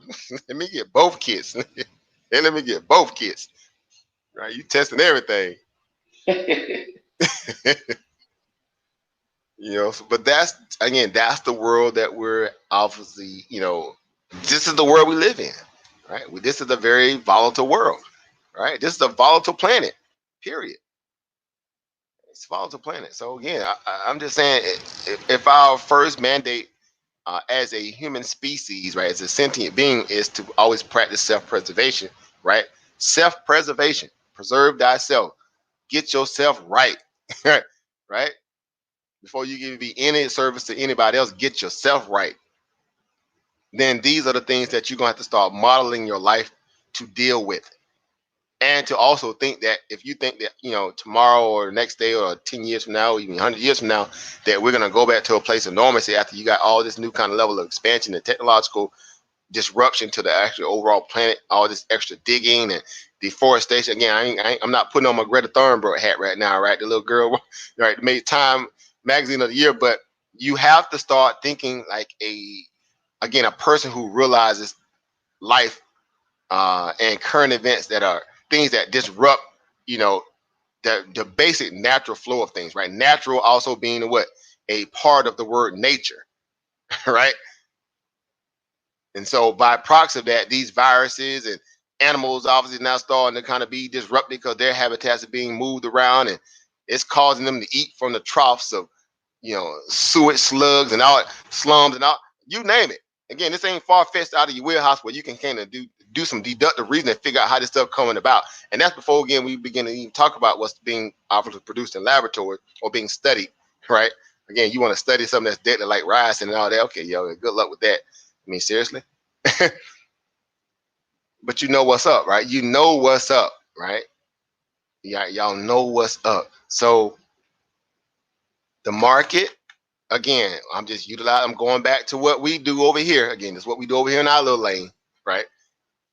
This is why we study to show ourselves to be approved, right? We're looking for other avenues. We're looking for different opportunities in life that puts us in a position where we can be a little bit more control, if nothing else, and being able to financially take care of ourselves in a way where you're not dependent upon somebody else. Again, a la this government who's sitting on your check right now, who's sitting on your little $1,200 welfare check, right?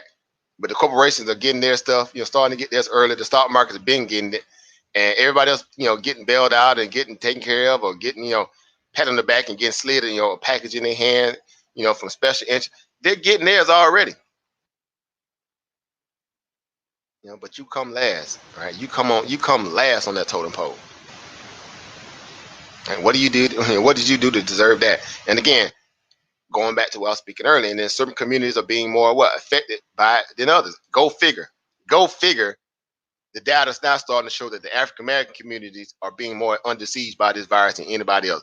Man, like seriously, black folk can't even escape viruses without it just ravaging.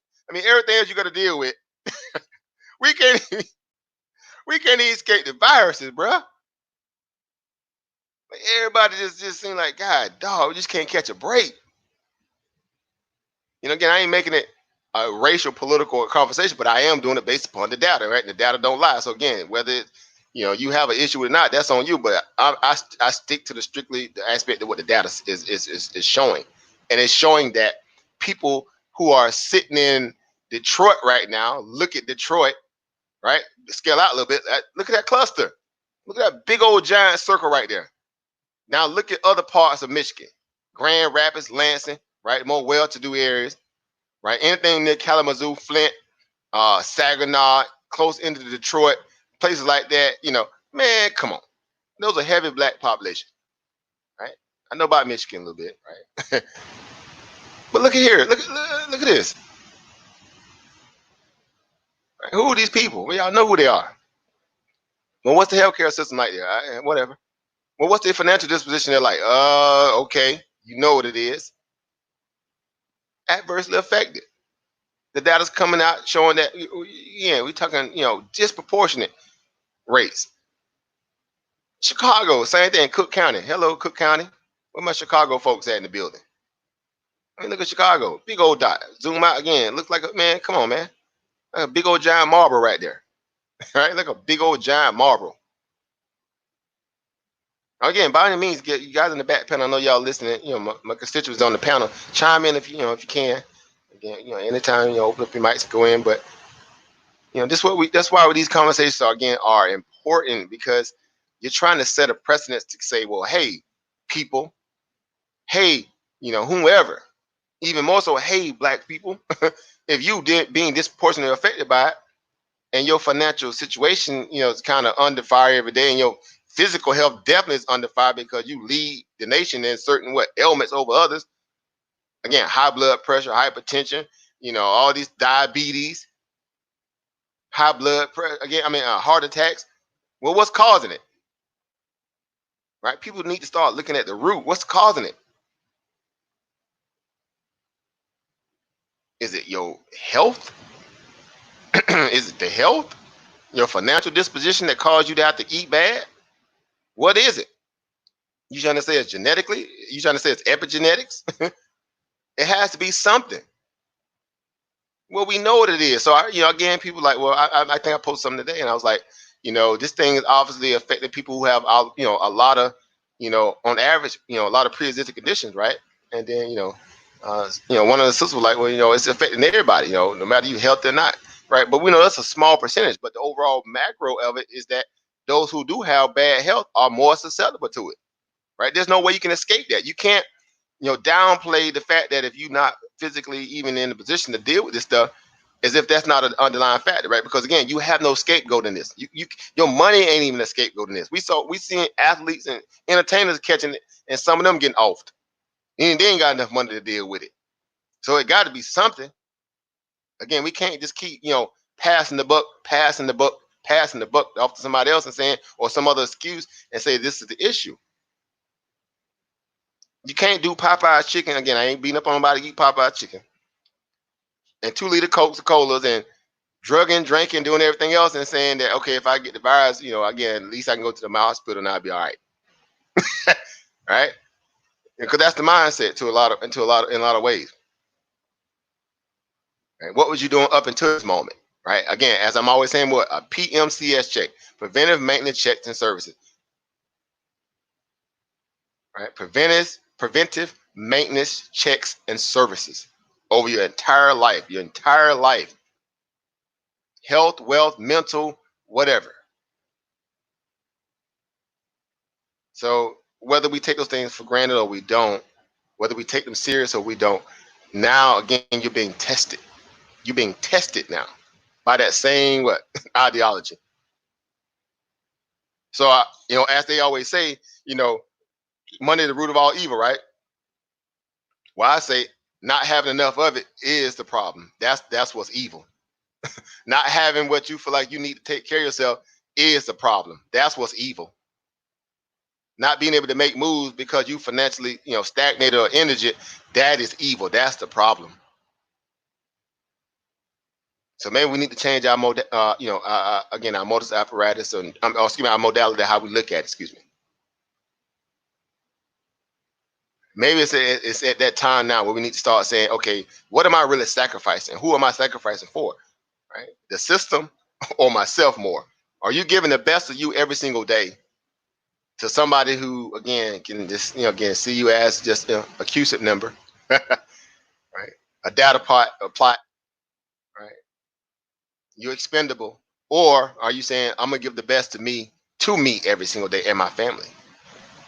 That's where the rubber meets the road. That's when, again, they say you separate boys and men, girls from women, right? Women from girls, so to speak. Because, again, we're all under that same bubble now, right? That bubble of uncertainty. We're all underneath that same bubble of uncertainty, right? And these numbers, again, are reflective of that in terms of this nation being bombarded by this virus, which obviously, is a pretty much it was the straw that broke the camel's back, right? The complacency bubble of this country and the entitlement mindset that set in, as always sets in. Again, we probably a lot better off than a lot of other countries. I get it, but at the end of the day, again, this virus has no respect of person. They don't care if you rich, you poor, you black, you white, you purple, you green, you midget, you humpback, you gay, you're straight, you into anything. That virus does not discriminate. If it gets up in your nasal passages and sets in your throat and eases its way down your lungs, guess what? Guess what? Let you finna cut your lungs out and put you some water bottles inside your stomach, right? You're gonna get you some 2 Coca-Cola liter bottles, cut your lungs out because they're infected. Hey, doctor, you'll get rid of your lungs instantly, man. Put me some Coca-Cola liter bottles down up in there. I ain't got time to be dealing with the virus, bro. I got to get out there, grind and make this money, right? Get me covered up 2 liter Pepsi Cola bottle down in there, right? Make sure they're BPA free. Make sure they're BPA free, Right. so I can go hard, right? Because you want to go fast, right? Man, we talked about that Ricky Bobby syndrome, right? You want to go fast. You ain't got time to be slowed down by this virus, right? Right? Organ Right. harvesting is a real thing. See what I'm saying? People Right. know that over. Yeah, we dealing with it. You see what I'm saying? So I mean, I don't know how to call it no other way. Again, I know these are things that we all have discussed at some point, but for us, what do we do, right? What are we doing? All right, what are we doing? Right? What are we doing to lessen that, lessen the blow of things in life? Where again, we're not being, put underneath the, a microscope every single day as, the weak link, right? The weakling, right? Because that's what I started to see. Again, my years of life, that's what I'm starting to see, right? The data and the case studies are being derived around, your ability to have to deal with certain aspects of inequality, poverty, this, that, and third. And that's anybody who's financially indigent, of course, because you're affected health-wise just like anybody else, but even more so a certain sector of society who's definitely being, hit hard by these things like this, because this again is showing to be a thinning of the herd, for lack of better terminology. It's a thinning of the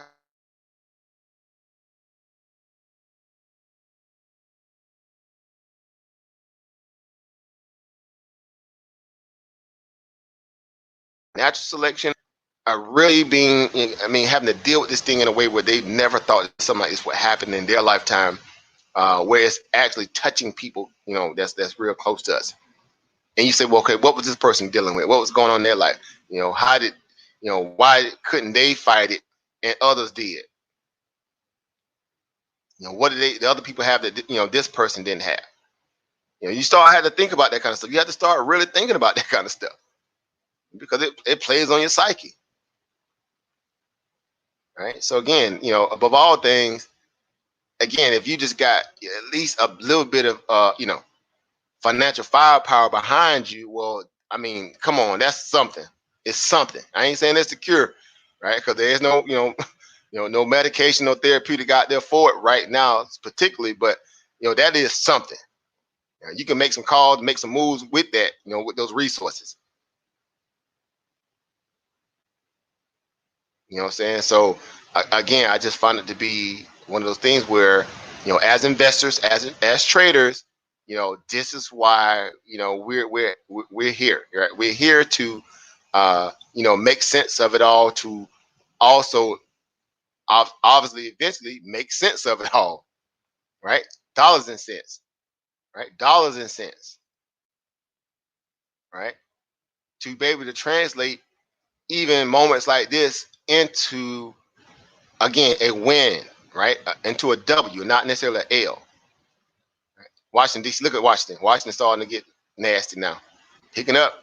Again, they talking about this supposed to be the worst week, right? Y'all keep hearing it out every single day out the White House. Even last week, it's gonna be the worst week, right? Look at Baltimore, right? It's gonna be the worst week. You see the clusters getting bigger and bigger again. The entire globe got the measles, bro. The entire globe got the measles right now. The entire world got that package, right? You said back in the old days, we used to call that package. Right? Y'all, they got that package. Well, guess what? The world definitely has that package right now, and it's called Rona, right? They mess with Rona, right? So again, I'm just saying, uh, it is here to stay.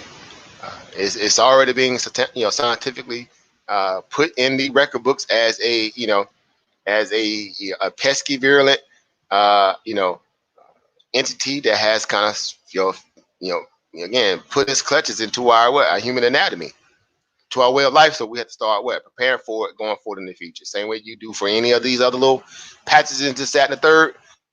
Get used to coronavirus hanging around again until they can find a way to, uh, you know, put forward some kind of level of medication, vaccine, therapeutic, whatever, again retard this what is virulent nature of contagion, because it is a very, very, I mean, very viral, virulent type of virus.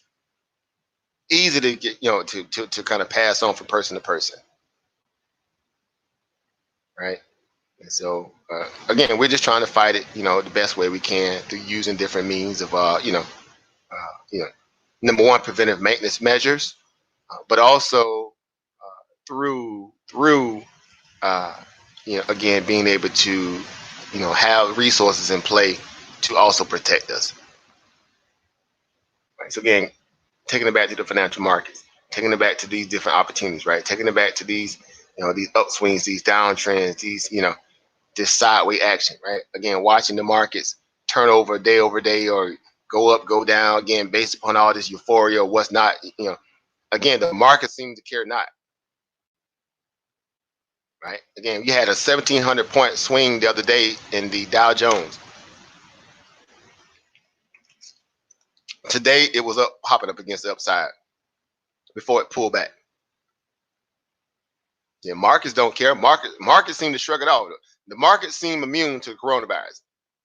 if there was ever a moment to say, well, if anybody ain't affected by this, then apparently the stock market seemed to be not.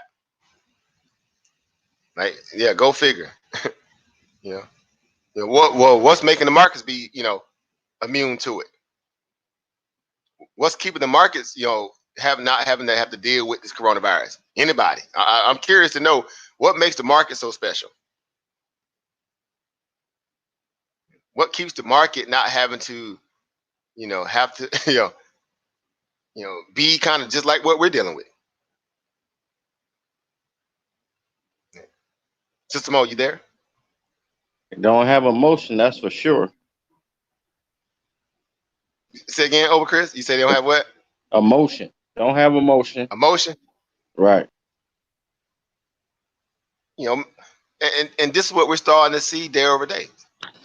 This again, this whole idea where, how is all this money coming out of nowhere, and everybody's again this whole, oh man, oh this virus and this and this that and the third, but yet still these people that got billions and billions of dollars to dump in and out of equity markets and not necessarily into Main Street markets, meaning in the research and development for vaccine, cures, therapeutics, this, that, and the third, into quality of life for people who are having to deal with this, even as people that's going to work right now that need to be getting hazard pay and they're still not getting hazard pay, having to deal with this virus, income, this corporation value of this fat, greedy, again, just this energy where, again, greed still overrides even something like a global pandemic. And I'm saying that because, again, the markets are not seeming to be affected by it at the level where we, initially, again, the shock and awe is always the most revealing aspect of anything, right? Because that first initial blow is always going to be kind of like, oh man, what's this, right? And the market did what? Oh man, what's this? And it dumped 30-something points. But guess what? It was already propped up at a point where it was already overbought anyway. So it wasn't like it did nothing to really show that, it gave up the ghost, because again, all it did went back to some levels where we were back in end of 2018, beginning of 2019. So it really didn't do any really major damages. Again, coiled the bubble back a little bit from where it was already propped up and pumped up. So if markets are being able to figure out a way to price it in, or they're using excuses to say that they're pricing it into equity markets, then for us, again, as investors, as traders, as opportunists, what are we sitting? Again, I know we captured it in terms of our little cruise, because again, we invest in the market. But for a lot of us who've yet to get into this, to this industry, so to speak, this is why these things are important, right? Again, what I'm saying, finding different ways to become a little bit more, financially stable. All right, realizing that it's a marathon, not a sprint. Give yourself enough time, because again, when your moment comes, it's going to come at a point where you can be like, man, this is why I put in that work. This is why my sacrifice been worth, because I can't depend on Charlie. I can't depend on Charlie. Facts. You see what I'm saying? Y'all know Mr. Charlie, who Mr. Charlie is. But I'm just saying, a lot of people don't think that way. A lot of people like, hey, I just can't, I put it in, Mr. Charlie hands. I put it in again a higher power hand. Whatever you do, again, more power to you. But as far as tangible benefits, things that you needed like yesterday, that can't wait for all those things to kind of unfold to happen, then you need other ways to kind of find a way to go get those things. Right? You need other different, again, avenues that you can travel down to go get those said things. Right?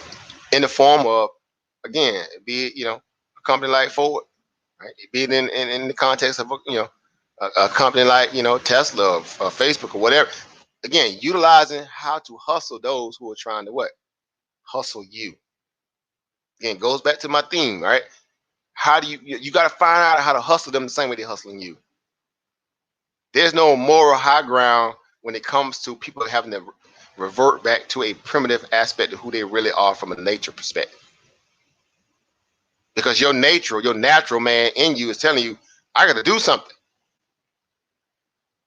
Right? Your conditioned social society man is like, but wait, just give them enough time. Let's wait on them. But they say they're gonna do this. They say they're gonna do that. But they say they're gonna do this. That's that conditioned man inside you. That's not even nature. Don't even honor that right now. Nature, like, what? Wait, what? You saying wait, bro? Your stomach is 2 inches away from touching your back tomorrow because you ain't ate in a couple of days. You waiting on the government to cut you a check. Or your boss to call you back and say, well, we're gonna start back business by another month or 2-3 weeks. You can't wait. Like, no, you need to be learning some other ways right now to get you a bag. Mm-hmm. To me, I feel like it's just again, that's me, of course. I'm pretty sure y'all are back. Some of y'all are back up on this. I feel like that's non-negotiable. I feel like it's non-negotiable. Why have all your eggs in one basket? To the point where you just that confident that you're good to go. Or you got that much time to kind of waste throughout the day on trivial things and not necessarily put forth any initiative to learn how to do anything that has to deal with you getting some money. Because we see that's what happens a lot. Yeah. Am I making that up? I mean, am I making that up? Anybody? Oh, that's true. A lot of us just blow a lot of time doing a whole lot of what? Doing a whole lot of nothing. Maybe we don't see it, you find it to be serious because we trust the system that much, right? Or quote unquote, we trust the man that much. Right, you're gonna wait on the man. I'm gonna wait on the man. I'm gonna wait on the man. And I'm like, okay, joke like, okay, good luck, right, right. Like, throw the dudes, good luck, yeah, good luck.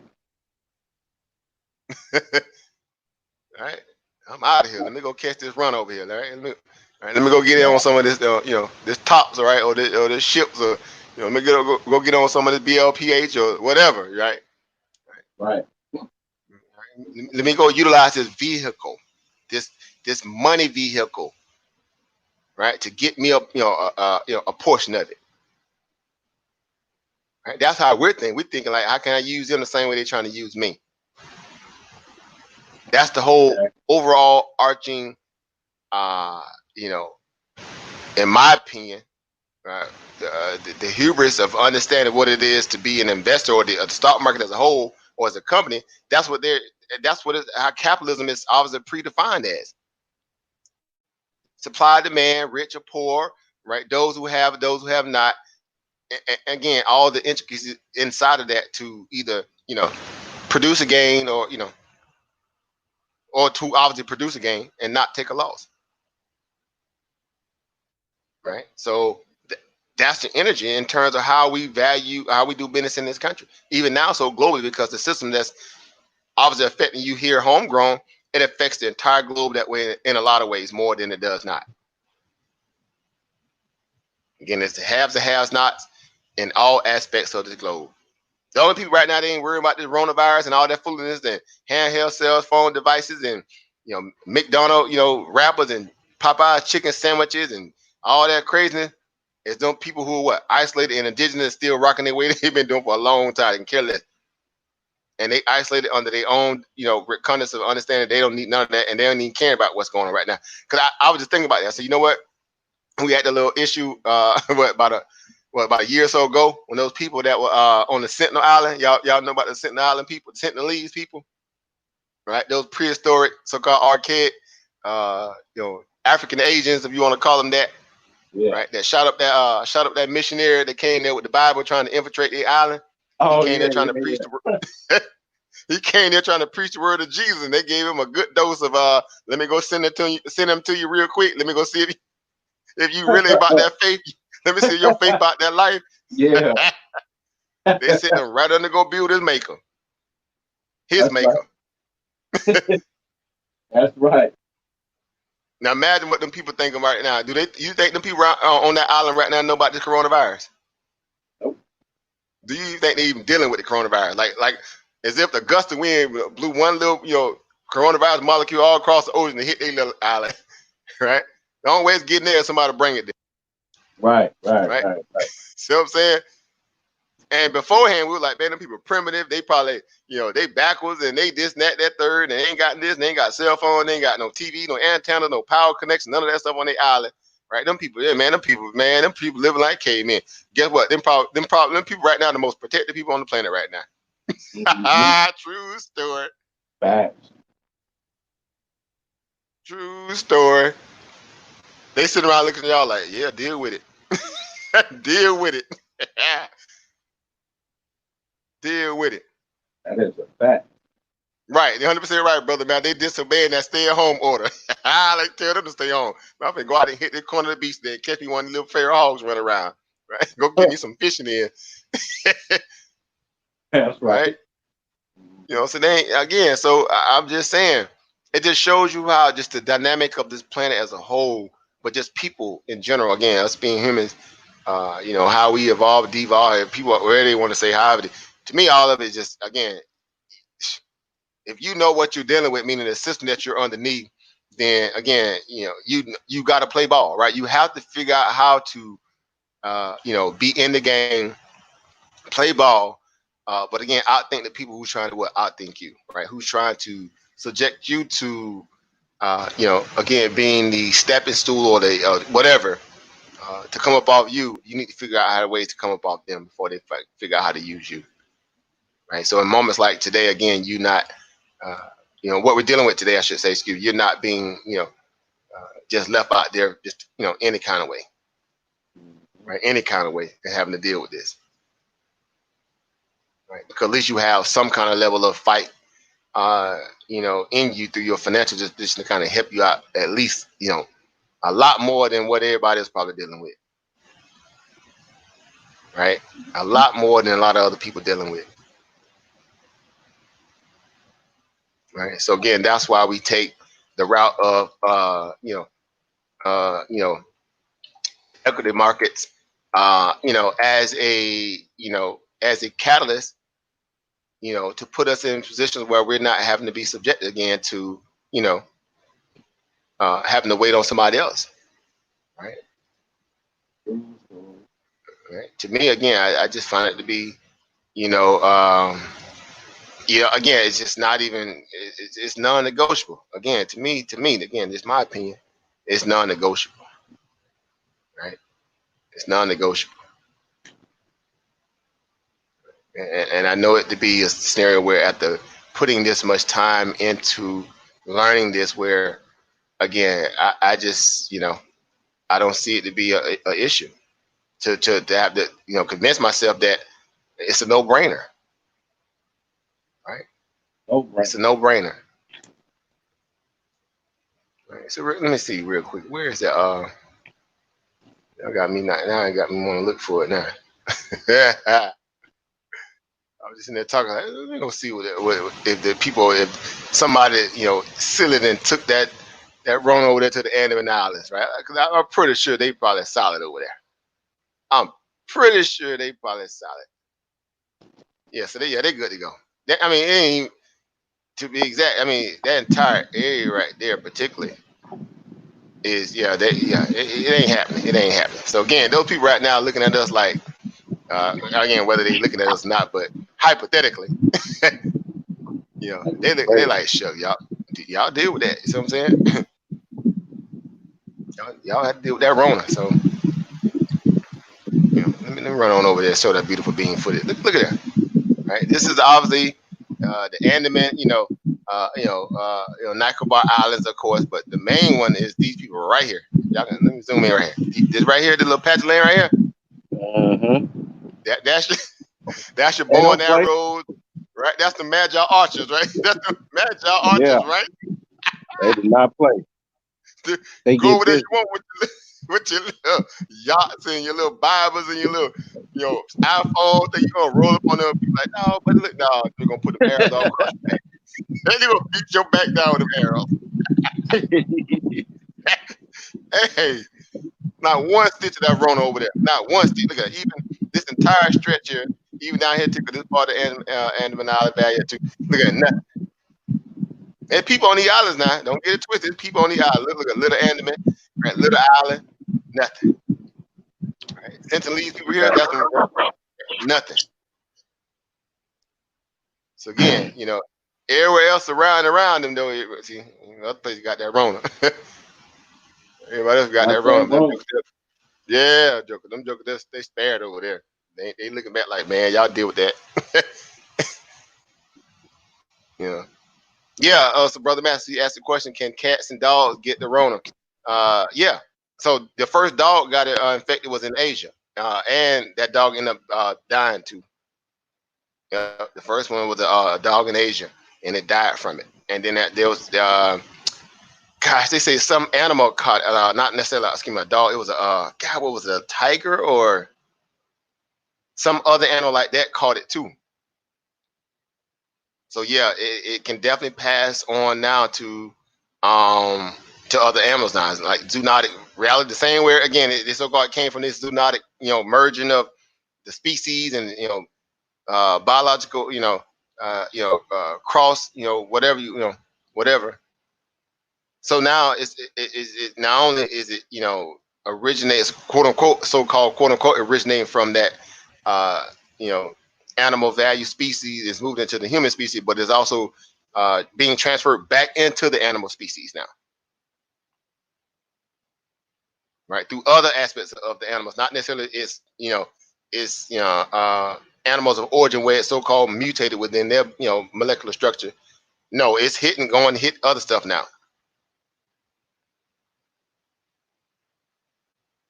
Right. So I think brother Opa Sunlight said it was a tiger. So that shows you ain't nobody, man. Look, animals ain't even Yeah, spared. So tigers again, your little and dog. Go ahead, Opa. tigers and dogs done caught it. Yeah. Mm-hmm. Now, ain't that something? See what I'm saying? So guess what? Even the animals in the zoo right now don't even want you. Cause if you come around there with that wrong, right? You being ignorant. Y'all know how Americans are, right? Mm-hmm. They looking at you like, man, don't bring that foolishness over here, man. Take your sick behind on. Take your sick behind on down the road, bro. You go up in the Yeah. zoo, go ahead over. No, I'm just laughing. Yeah, you're right about that. They go to the back of the cage. They see you coming with your little silly behind, supposed to be on lockdown. They go to the very back of the cage. Like, man, look at this idiot. They just don't give up. Like, God, dog, man, you already got us captive here. And here it is, Right. you trying to bring me a case of that Rona. Right? Go use your internet. Yeah. Look at all the animals you want on the internet. Yeah, that's exactly what they thinking, man. Right. That's The crazy. so-called smartest animal on the planet, other than being so-called quote unquote a human, Right. is now the most dumbest creature on the planet in terms of now because you finna go infect other so-called, people of the animal kingdom that don't even want to have to deal with you right now because you highly infected and sickly and but you supposed to be Facts. the smartest thing on the planet right now. Ain't that Facts. something? Ain't that funny how nature do a 360 on a joke or 180 and 360? Tough. Yeah, tough. That's tough. I'm talking about, 'cause I was a pit bull right now. I'm showing Trying to teeth. I'm showing teeth like, bro. I wish you would. Even don't even come around me with that Rona today. Not today. Cats and everybody. get get away from me with that, man. Right? they are looking at you like, man, look, bro. You know what I'm saying? If you bring that Rona to me, I'm gonna put these teeth all across your back. You gonna both of us gonna, you ain't leaving nobody with us get something to. Oh, ain't somebody going. It ain't gonna be me. Right?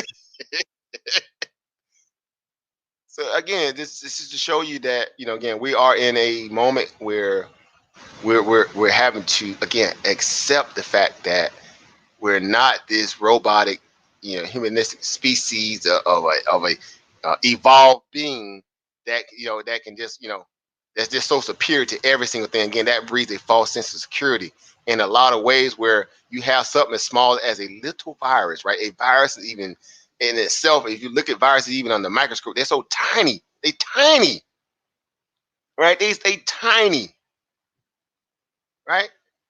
In comparison to other different things, and it can wreak that kind of level of havoc on you. Yeah, but deadly. Tiny but deadly. Tiny but deadly, right? Just being able to understand the actual size of what the coronavirus is, just kind of let me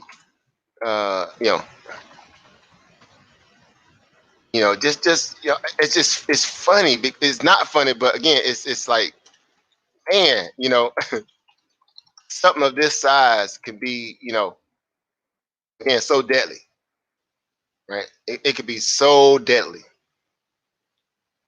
right? So let me see if I can just kind of put it in, put a little context to it. Again, y'all already seen this stuff. It ain't like you haven't seen it, but again, we like to have a little off-brand moment. We do like a little, scientific research, whatever. But when you talking about something that's like very, very, very tiny, right? I think this is like right here. So look at this. This is the particles filtered by mass, and this is the size of the coronavirus right here. Like if you look at this one here, let me see if it's they got right here, right? Some of you guys to understand, and dealing with the size of different particles, bacteria, and blood cells, and this, that, and the third. Look at the size of the coronavirus. Mm-hmm. Now look at the bacteria, right? Bacillus bacteria, all the different, strep, staphylococcus, E. coli, all that stuff, right? That's basically the size of those things. And then you move into these, I don't know, this PM2 stuff here that I'm sure it has that's the size of nomenclature for something. But you talk, look at the size of a red blood cell in relation to that of a coronavirus. So again, this little guy right here, this little dude right here, right? I mean, just wreaking havoc on the entire globe right now. Look, matter of fact, look like a little mine. Like y'all seen the little movies like a underwater mine, right? And submarine, right? Round with the little spikes all over it. That's exactly what it looked like. Yeah. So I'm saying, they're blowing up a joker spot, literally blowing up a joker spot right now. So how do you defend against this? Sure. So I'm saying, how do you, put your barricade and your defense system up against this? So again, whether we accept it to be, something serious or not, but again, it sure is, leaving a track record on this planet right now. So again, just kind of going back to what we've been kind of discussing again, this just kind of showing you the aspect of a mask, how important it is this N95 mask is, right? Where people before like, man, you don't need a mask. Now all of a sudden, everybody need a mask, right? So it's crazy. So you say the N95 is the respirators that filter out most airborne particles from the surrounding air, preventing wearers from breathing in particles down to 0.3 microns in diameter. So again, math, right? Some of you math guys, physics, understand again what's the when we're talking about the size of different bacteria or pathogens, whatever the case, even these coronaviruses, 3 microns in diameter. It's that's pretty tiny. So you need protection the same way. Again, if you whatever. You out there willy-nilly trying to, keep them getting pregnant. Remember I talked about it earlier, right? Sister got to go get pregnant, it's the kids. And now she got to get a coronavirus test kits. Right? She's trying to block that 0.3 microns of diameter of problem, right? Because she ain't trying to get pregnant. She don't need, little Tyrone, getting breaking free. Little Tyrone breaking free, trying to cause havoc. End up getting pregnant or something. So it's the same way again with this coronavirus. Right. So again, the N95 is supposed to block stuff with 0.3 micron diameter. The coronavirus itself measures about what 0.05, right, and 0.2 microns in diameter. So guess what? This 0.05 that's smaller than what 0.3. So even the N95 masks are just they can only do so much. That shows you how small in size and how deadly this virus is in terms of just, it can just, again, they call it the silent killer. How well it can just kind of, fit into any little crevice,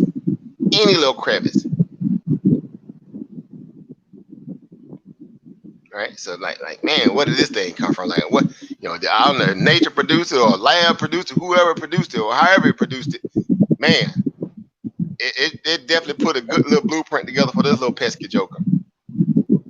It put a nice little blueprint together for it. Right. So again, it's just something to think about. Again, we understand what we're dealing with, but hey, what do you do again? What do you do in moments like today, like this? Excuse me, when we're trying to again protect ourselves here. All right. We're trying to protect ourselves here. All right. So. But yeah, so let me post that link here just in case any mind the bad chat. Some of you guys already got all this stuff. I'm pretty sure you got the free time in your hand. You've been researching about this virus. You've been trying to figure out ways to stay abreast of what's important, what's not important. But again, for us, it's just part of what we already do in terms of being diligent, right? In terms of due diligence, things like that. All these things do matter as well, right? These things matter as well. All right, so N95 mask, again, get you a couple of them, get your few of them if you can, get your hands on some of them. Right, don't listen to this whole foolishness coming out of the government. It's telling you not to protect yourself. All right, while they hoard and stockpile everything, when they're supposed to already been prepared, but they obviously wasn't either. Right, get you some protection, man. Get y'all some protection. All right, look at that, man. Look at that. I mean, just the size of that. Particles. 0.007 microns. Look at this here. And it's 0.1 micron here. Again, this other food chain here in terms of size of certain aspects of our genetic makeup here. This little mind right here. Right, so, but yeah. So again, just again, like I say, we're discussing it, right? We trying to make sense of it all. But more so, again, taking it back to what we know best in terms of the financial markets, these different assets out there who are, where it be these companies who are trying to find different cures for this virus, preventative maintenance package, aspects or whatever the case.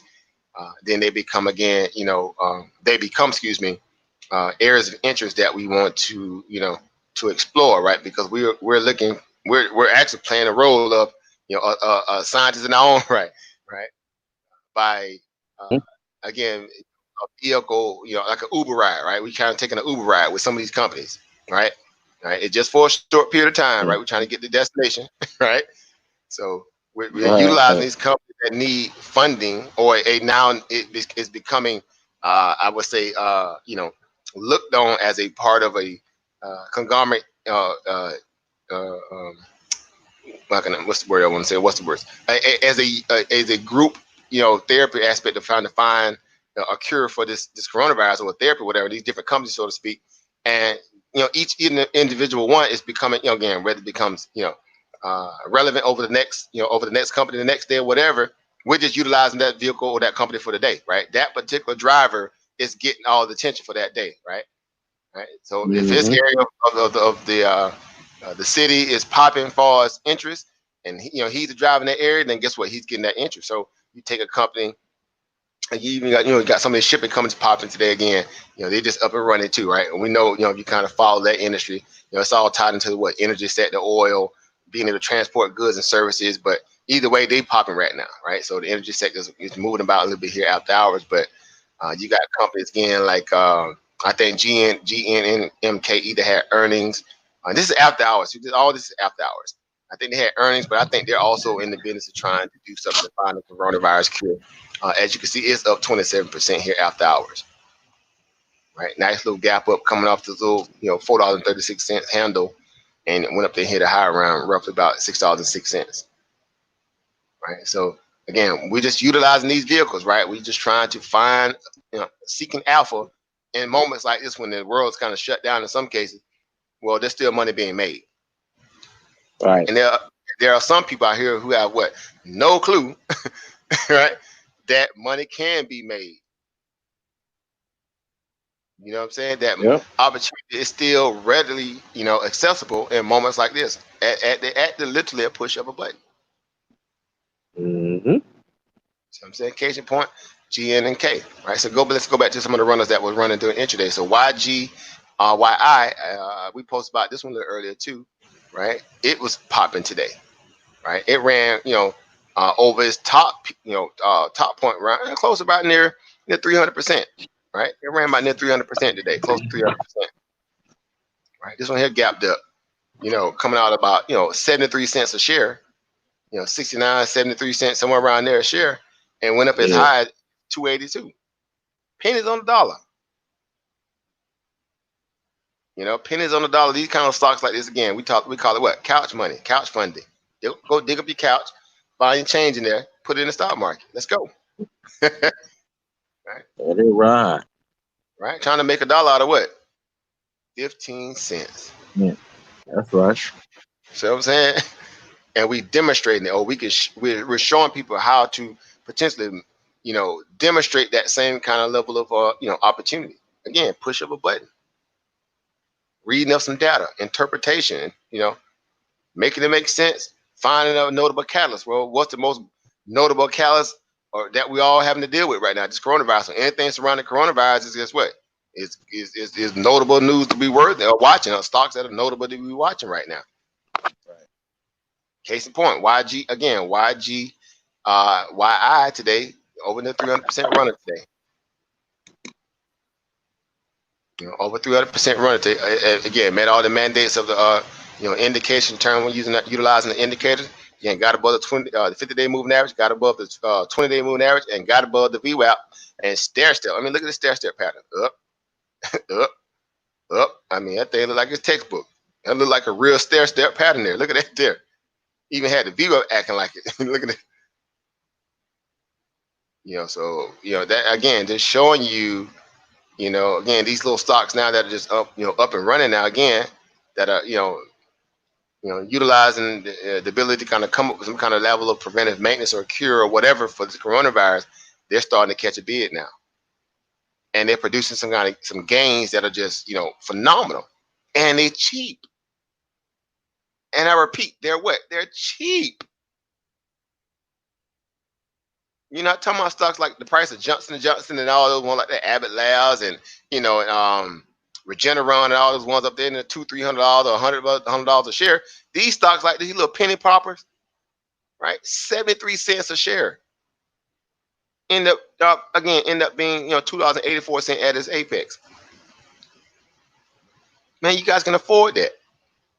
Again, I'm speaking for some of those people who are new to this altogether, but I'm just showing you this is an opportunity out there where it's all done at the push of a button, and it's just you against the market. No middleman, no Mr. Charlie, no nothing. No credit repair, no screening, no worry about your background, no, this just you in the market, your free will opportunity to be able to access the global financial markets based upon you being a citizen in this country, whatever the case, and your ability just to to put your money into a brokerage account and go get it. Based upon again learning some obviously some tactics behind it, right?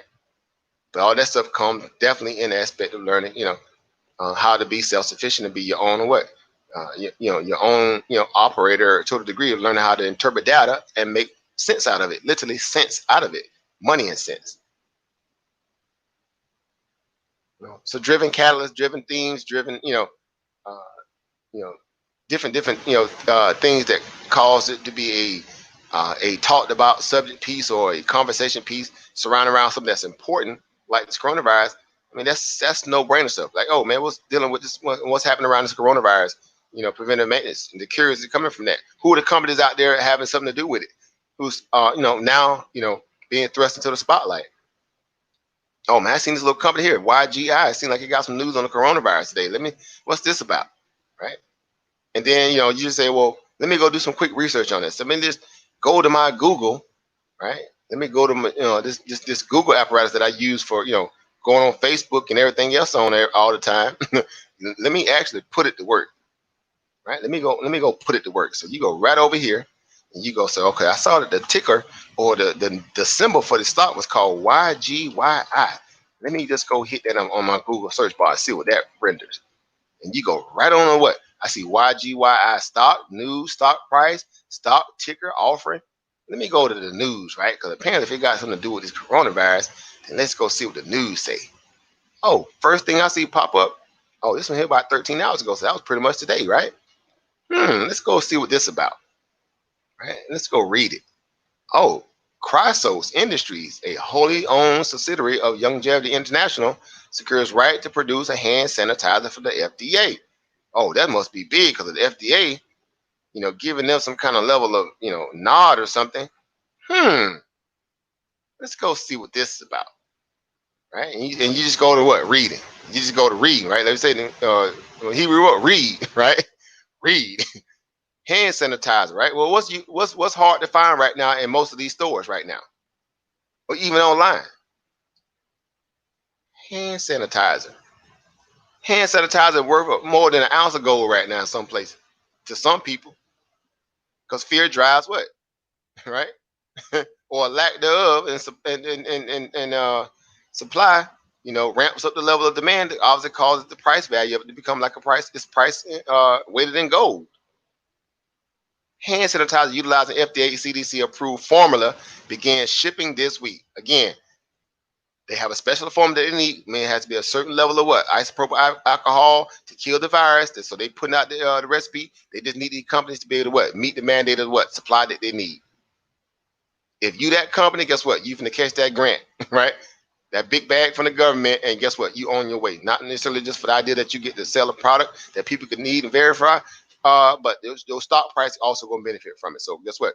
Chrysos Industries Incorporated, a wholly owned subsidiary of Longevity International, Nasdaq ticker symbol YGYI, a multi-channel lifestyle company operating in 3 distinct business segments, including commercial coffee enterprise, its commercial hemp enterprise, and coffee. Announced today that the company has begun producing hand sanitizers in various sizes, including 2 ounce, 4 ounce, 8 ounce, and 1 gallon packaging. The company was granted a license. That means you got a license to go fast. Ricky Bobby, right? They can't call your company pseudo, none of that. I got a license. Licensed by the by the FDA to begin producing hand sanitizer in Orlando, Florida. Again, out of my little home state, Orlando. Right? Get it in Orlando, right? Get it in Florida, right?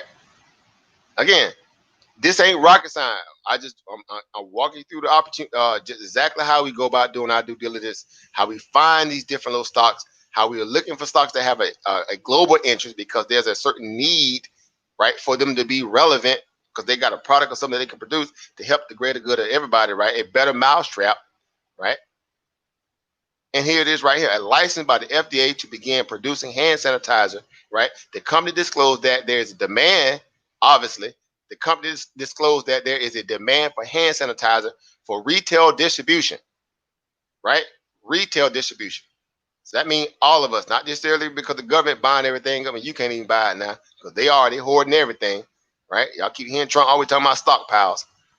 And within the healthcare system, so both retail, right, like Purell, and also what? Healthcare system, so hospitals, government agencies, this, that, and the third, including, right, retirement homes and hospitals, so even trying to take care of the what? People that's in the hospices too.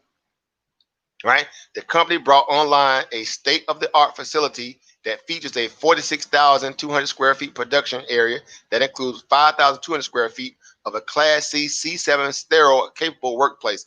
Obviously, that means, if you know the C7 sterile capability is, that means it's it's a highly kind of heavily scrutinized, I guess FDA standard where you have to make sure, like, you're dealing with medical stuff, it be clean, no kind of contaminations, whatever like that.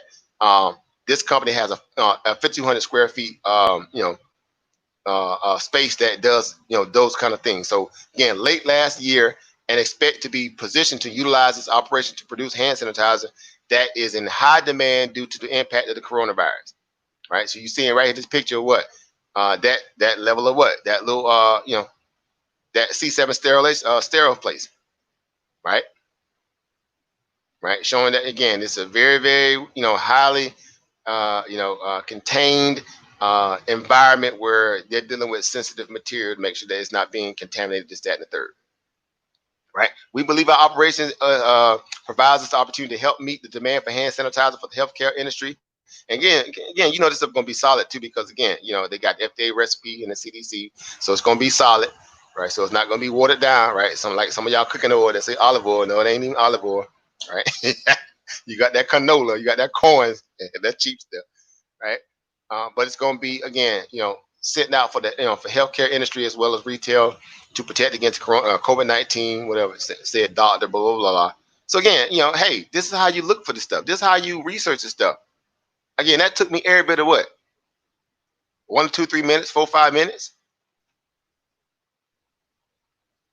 Okay, what was the hard work there? Right? Again, we know that this is an after the fact case study that we're speaking about how we do this, but this is how we perform this kind of level of due diligence every day. Do we not, Oprah Chris? Do we not, Eva Monica? That is a fact. And and y'all know somebody y'all know today wasted listen about 7-8 hours a day on what? Facebook, YouTube, Twitter, caught up in distractions, caught up in trivial things.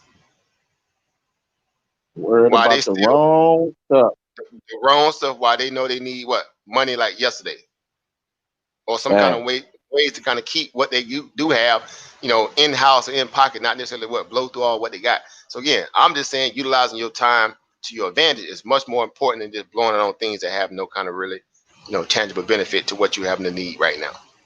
Again, that's just my take. Again, I'm not trying to say there's something against people being able to do that or not, but I just know I'm not sitting around, in my mind, convincing myself that I'm just going to wait on Trump. Waiting on a check. Right. The same thing, rich people demonize so-called people who are underprivileged about, sitting around waiting for a check. You just want my tax dollars and welfare and then again, they the biggest welfare queens on the planet. Go figure. Right? They're the biggest welfare queens on the planet, these corporations. But again, they have a way of tricking you into believing that, you should feel bad about getting something from the government. Again, you still got people out there in 2020 saying they don't want their reparation check if they African American after what their ancestors and forefathers have been through in this country. As if that's some kind of, you bad because you feel like, or whatever. I don't know what be going in the head because I'm not even trying to make sense of it. But you owe me, period. If you owe my family, you owe my family, period. That debt ain't go away. Well, that's how the government look at you when you owe taxes, don't they? That's how they look at you when you owe that student loan, don't they? That's how they look at you if you default on that house or any kind of loan when they come after you, don't they? Will put you in prison, will pull money from your paycheck, will garnish your wages, all this stuff. They go get theirs. But it got you convinced and you run around with your chest all out like you bad. Oh, I don't need this. Man, sit down there, man. Grow up. Again, hustle the people who's trying to what? Hustle you. Out hustle them the same way they're trying to what? Hustle you. There is no high road in survival. And if you don't feel like you're surviving or you in that kind of level of, heightened sense of awareness, then okay, keep laying down, going to sleep, and just get caught up in trivial things and die of temptation and get ran over in a moment like, in moments like this when you're trying to figure out what you're gonna do to take care of yourself. Again, it's a no-brainer. Right? It's a no-brainer. Right. So again, this little stock right here jumped up and ran today. Over near 300% hand sanitizer. And now you found out that this company also produces hand sanitizer. Whenever you hit the shelf, you see, like, I know this company. I invested in it, right? Or if you traded it, who knew that for real wasn't the only dog out there had a dog in the fight when it come to hand sanitizer. Right. So again, it's just unique things like that. Now that makes you feel like, man, it's awesome. Look at it. Right over here, right on top over here on Yahoo Finance. Look at that quote. Picked up $1.98 a share today. $1.98 a share today. Per share. coming from 72, 70, 79, 60, oh, excuse me, 79, excuse me, 72 or 69 cents a share, somewhere around there, and went all the way up, again, went up above 280, obviously, but just from where, where it closed up at, you talking about, again, $1.98 per share. So again, for some of my people out there still learning this, again, how many of y'all probably had $5 sitting around today that you probably could have put on something like this? Or $10, or $25, or $50, or 100, right? So that means if you bought $100 worth of a $62, excuse me, 62-cent stock, a 69-cent stock, a 72-cent stock, you picked up $1.98 per share, $1.98 per share, and again, every bit about, again, a few hours of work, if that, if you want to look at it from that perspective, a few hours of work, few hours. That's it. And again, but a lot of it was already at the house anyway, it had nothing to do, right? Right? Mm-hmm. You know what I'm saying? You got all this free time on your hand. Well, guess what? The market's in there like, okay, well, I'm open for business. I don't know about your boss right now. I don't know about Mr. Charlie that you deal with, but I'm open for business. True story. True story. You can't even call Mr. Charlie right now. Mr. Charlie, I just want to make sure everything's good to go, man. I still got my position, when we open back up, Mr. Charlie ain't even answering your phone call right now. Mr. Charlie on the beach somewhere with, again, coconut and chilling, or somewhere locked into a little bug out dungeon, he, with hordes of cash. So get what? A few hours of work. Few hours of work. Right? Getting it in. 71 cents a share. Again, gapped up and ran up, all throughout the day. Up to near basically about near $2.90 a share. Right? Near $2.90 a share. So again, that's the kind of stuff again that we're, to me, again, it's just like, hey, let's go. Let's go. Again, y'all know I keep using Trump talking points against him too. Excuse me. What do you have to lose? What do you have to lose? Okay, most like, well, my money. Okay, well, we're talking about stocks that trade pennies on the dollar. You weren't saying that when you went and blew that $5 at that little, Taco Bell, little chitlin box you picked up from Taco Bell that you didn't necessarily need and got food at the house. You weren't saying that when you went and blew $200 at the club, right? When you didn't necessarily need or the bar, right? You know what I'm saying? Just kill me with that old idea that they got to have money for trivial trash and getting that from it, as opposed to saying, okay, let me really put my money to work for me for a change. Like, that shows you where people's priorities really are. Again, ain't no slight against it, because some people just ain't there mentally. They haven't really understood what it's really about in terms of being financially free. They speak it, but they're afraid to own it. You see what I'm saying? To at least put yourself through the modality of learning, right? Because you gain everything but lose nothing. Again, that was a Google research. That was a Google search. A Google search. Simple Right? Google search. See what I'm saying? Yeah, I mean, even if they ain't had no ground and place to start, they could have went in and went straight to like, okay, well, let's say real quick, right? Again, I'm gonna get ready to get off in a minute. I don't want to go too long, right? But just utilizing the power of learning how to query, right? We call it querying, right? Right. So you say, well, okay, I'm new to this altogether, right? I have no clue about none of this stuff, right? You say, okay, well, let's see what's coronavirus. We know that's the topic of the day, right? You say, guess what? Coronavirus, what? Right there, coronavirus stocks. I didn't even finish typing it, right? So guess what? Now you got all this data gonna start popping up. Coronavirus, patent, calamity. All right, so okay, 5 best coronavirus stocks to buy right now. 3 stocks to buy right now during the coronavirus crash. Coronavirus stocks to watch right now. Job Cloud Plus. I mean, it's just so many different. Some even that's dealing with the virus. Some things that are just kind of, indirectly benefiting off the coronavirus. I mean, this ain't hard to kind of do deductive reasoning and figure out exactly how this stuff works. Google research. Google. Right? You go right over this. Even just click on Johnson & Johnson, Gilead. Again, these are high price names. Some of them, Quest Diagnostics, Teladoc, right? That's what everybody moving out now. What? Teledoc, this is very important because guess what? All your health stuff now being done online because you can't go physically up in any places. These companies right here are making a killing right now. A killing. I mean, they're up huge. Like Teledoc, I know this stock obviously pretty, but it's banging. You know, it took a beating today, but look at the chart. Yeah, look at that chart. Right? It's crazy, right? The stock was at trading at like $52 a share, you know, back in April last year. You know, and went up and hit a peak around about what? Near $167 a share in March 20. March 23rd. Again, so you talking about roughly about 8, 9 months, 7, 8 months. You know, this stock did not only double but almost what triple. You see what I'm saying? So I'm like, come on. Some of y'all had 7, 8, 9 months to kind of put some money to work for you to sit, set it and forget it. Kind of like Ronco rotisserie grill, set it and forget it. So let me buy one share of this here. Let me see this stuff out. You come back, 7, 8, 9 months later, you'll look at that thing, man, that thing then tripled. Hot dog it. Man, what if I would have put 100 on it or 1,000 on it, right? That's when you start saying all that kind of stuff. Like, man, I know I should have put a little bit more extra in that thing.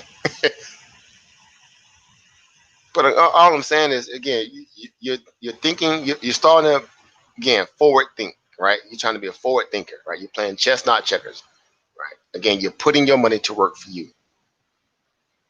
The whole aspect of that, right? So again, not rocket science,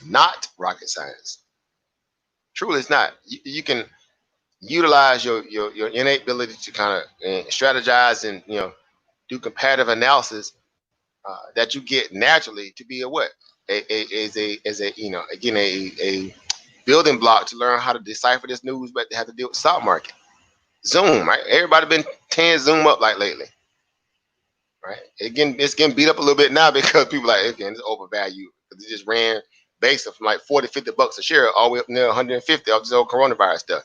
Just went crazy, right? So Zoom just been tearing it up to the upside. Well, how do you know that? Okay, go back and look at the charts. Right? Guess where it came from? Look here, December 2019, base of 2020. This thing was trading at around about $62 a share. $62. And went all the way up here and hit what? 160. $160 in a matter of 2 or 3 months, about 3 months, 3 months and some change. Let that marinate. Some of y'all had $62 back in December that you blew on something that you didn't have, necessarily need.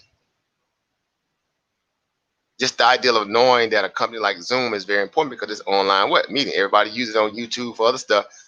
You got to be forward thinking. Find those outliers. Find those potential companies that make the so-called building a better mousetrap, and then see if there's a kind of value and growth in them that may be beneficial to future use cases, which will cause you to be an investor in it. Again, play chess, not checkers.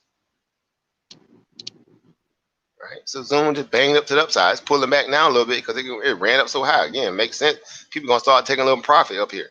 I mean, I know I would. Again, from $60 to 160, that's $100 a share. Mm-hmm. Okay, Oba, I'm sorry. Yeah.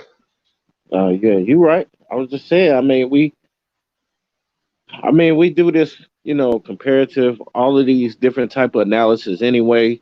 When you grocery shopping, when you know, you gonna go, you want to go to the hottest club, get the, the best drink on the menu.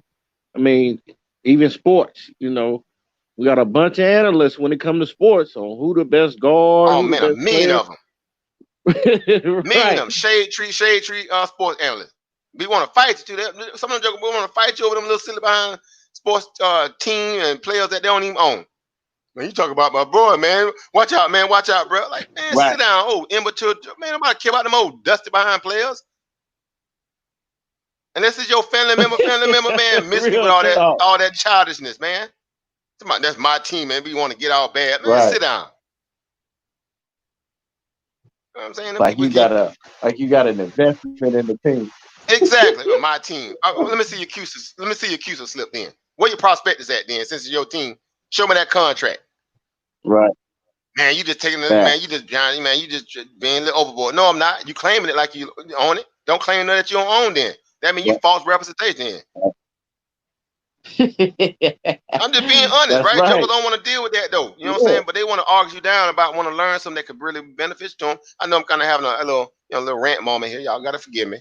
Forgive me, I ain't raising my voice at you, It but is what y'all it get is. my point. I know that there's a need for us to get serious about something beyond trivial things in a way where we can benefit from it. And we all took the collective saying, let me benefit from this think tank. Let me benefit from this opportunity, this information that I overlook every single day, but I partake in it indirectly by being a consumer through it. Let me figure out a way to monetize it. Facts. Simple, man. That's what we're If here for. you love Jordans, trade Jordans on the stock market or buy Nike stock or trade Nike on the stock market. Simple People and don't want to plain. deal with that though. I say people because I know exactly what it's like to feel like you just having to deal with something new, and it can be a little intimidating. But again, this ain't nothing that you ain't already can. Again, we talking about people again, like you just said, over Chris. They research your grits versus oatmeal. They research this over that. They spend a lot of time doing that for that kind of stuff. But it's the same thing if you just look at the overall company exposed to the product. That's all you're doing. Flip the script. Think like a CEO and investor. Think like a CEO and investor. Stop Mhm. thinking like it what? You see what I'm saying? That's the Yeah. difference. Right. Think like a boss. Move like a boss. Be a boss. Producer, distributor, seller. Producer, distributor, seller. Producer, distributor, seller. Stop being a consumer all the time. Stop taking what anybody sell you. Ain't selling you anything. Same way Trump done selling y'all a Facts. bill of goods right now and give y'all nothing. And they just pumping all that money into stock. That's exactly what's happening right now. They sneaky old salesman. And you got all dewy-eyed and excited. Thinking you finna get a little $1,200 little dusty little check, and you still ain't got that check yet. And your bills piling up, your food cupboard getting bare, your stomach trying to touch it back because you're hungry, you're looking crazy because you can't go to work, you can't even go to the barber shop and get that that hair off your face. Your hair all messed up if you can't go to the salon. If you gotta learn to do it yourself, if you're not, you sitting there looking crazy right now, but you got time to do what? Surf Facebook 8 hours a day, Twitter 9 hours a day, be on YouTube, listen to people talk about a whole lot of nothing all day long, and yet still you Right. got a brother like Ober Chris or anybody that's in the back chat who take this stuff to be something that's a beneficial opportunity and saying, hey bro, you might want to look into this. You might want to start thinking about this. Man, I ain't got time for that, man. What you talking about, man? Anybody got time for that, man? People that be gambling, man. Anybody got time for that, man? Man, you can lose money. You can lose money. You losing money right now doing nothing. Money and time. And time. Like I said, people just kill me with that. Again, I know I'm kind of slightly ranting again, but I do it in a way where my passion is overshadowing the fact that I knew at some point I was kind of somewhat there. I still had an entrepreneur mindset. I always been that way, but still, I know a lot of us can benefit. I know a lot of us could benefit from an opportunity or a skill set that's set in place where you being your own owner operator, where your overhead is basically nothing. No Mr. Charlie oversight, no government oversight. None of that foolishness like that is over your head. And you finna tell me I can just go full throttle in a way where you can take your ability or take the opportunity in places where you can never imagine you ever could have went. Given the ability that you put in the work, right? In terms of what we should be due diligence to learn. That's what we're here for, right? That's what these live streams are for. These are archive moments where you say, okay, this is our village, right? Right. This is our workshop moment. This is where you have people who come on from different walks of life, different professions that they went to school for, didn't, whatever the case, they do something in their own other life. But here we all come together as what? Equals and peers. Because we come in as what? Right. Opportunists. Right? We come in with a what? An implied interest, right? What is our interest? Financial literacy. In the bag. Get in the bag. Mm-hmm. Ain't no permanent this, ain't no permanent that. There's only what? Permanent interest. What's that interest? Get in the bag. Get in the bag. Yeah. Right? So again, I'm just saying, guys, Capture great opportunity. right. Why so you got people like that will fight you again, fight and push back against you from this very thing. But then you will see them walk away, go away again. Not that they have to, but go see them just be destructive with their time, their resources, and opportunities in a way where they can say, you know what, and then it's like, dude, you didn't even have to, or sister, you didn't even have to even. But again, they finna go show you they finna be the best, Mhm. and excuse me, statistical analysis when it comes to how many likes Joker got on Facebook or Twitter or this, that kind of stuff. If they go do that tally on that and get nothing.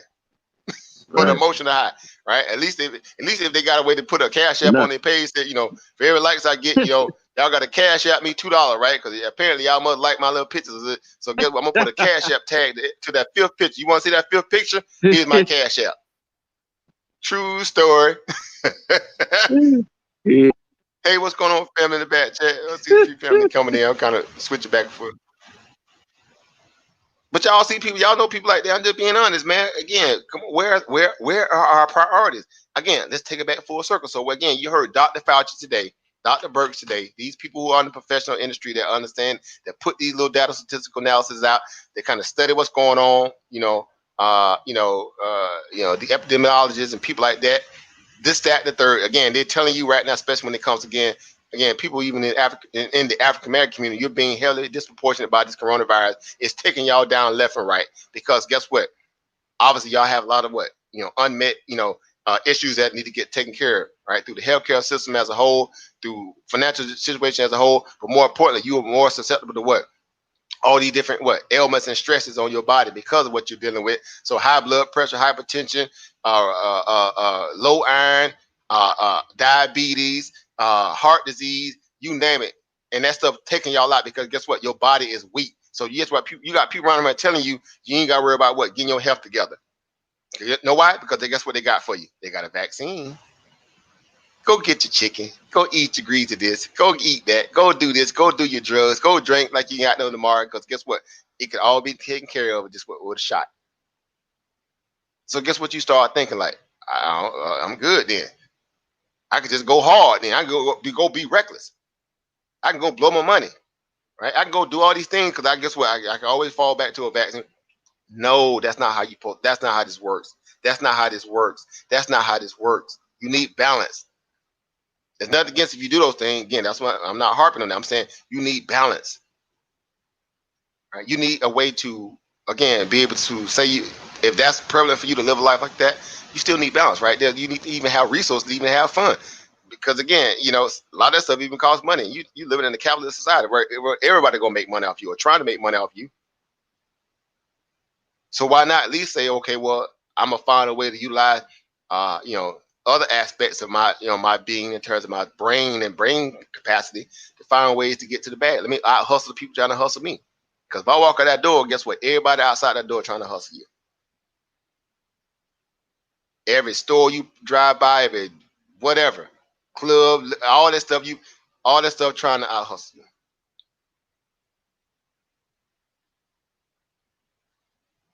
And sometimes we just don't slow down enough to think about it in that perspective. Because we too busy trying to think that we greatest things since sliced bread and cheese.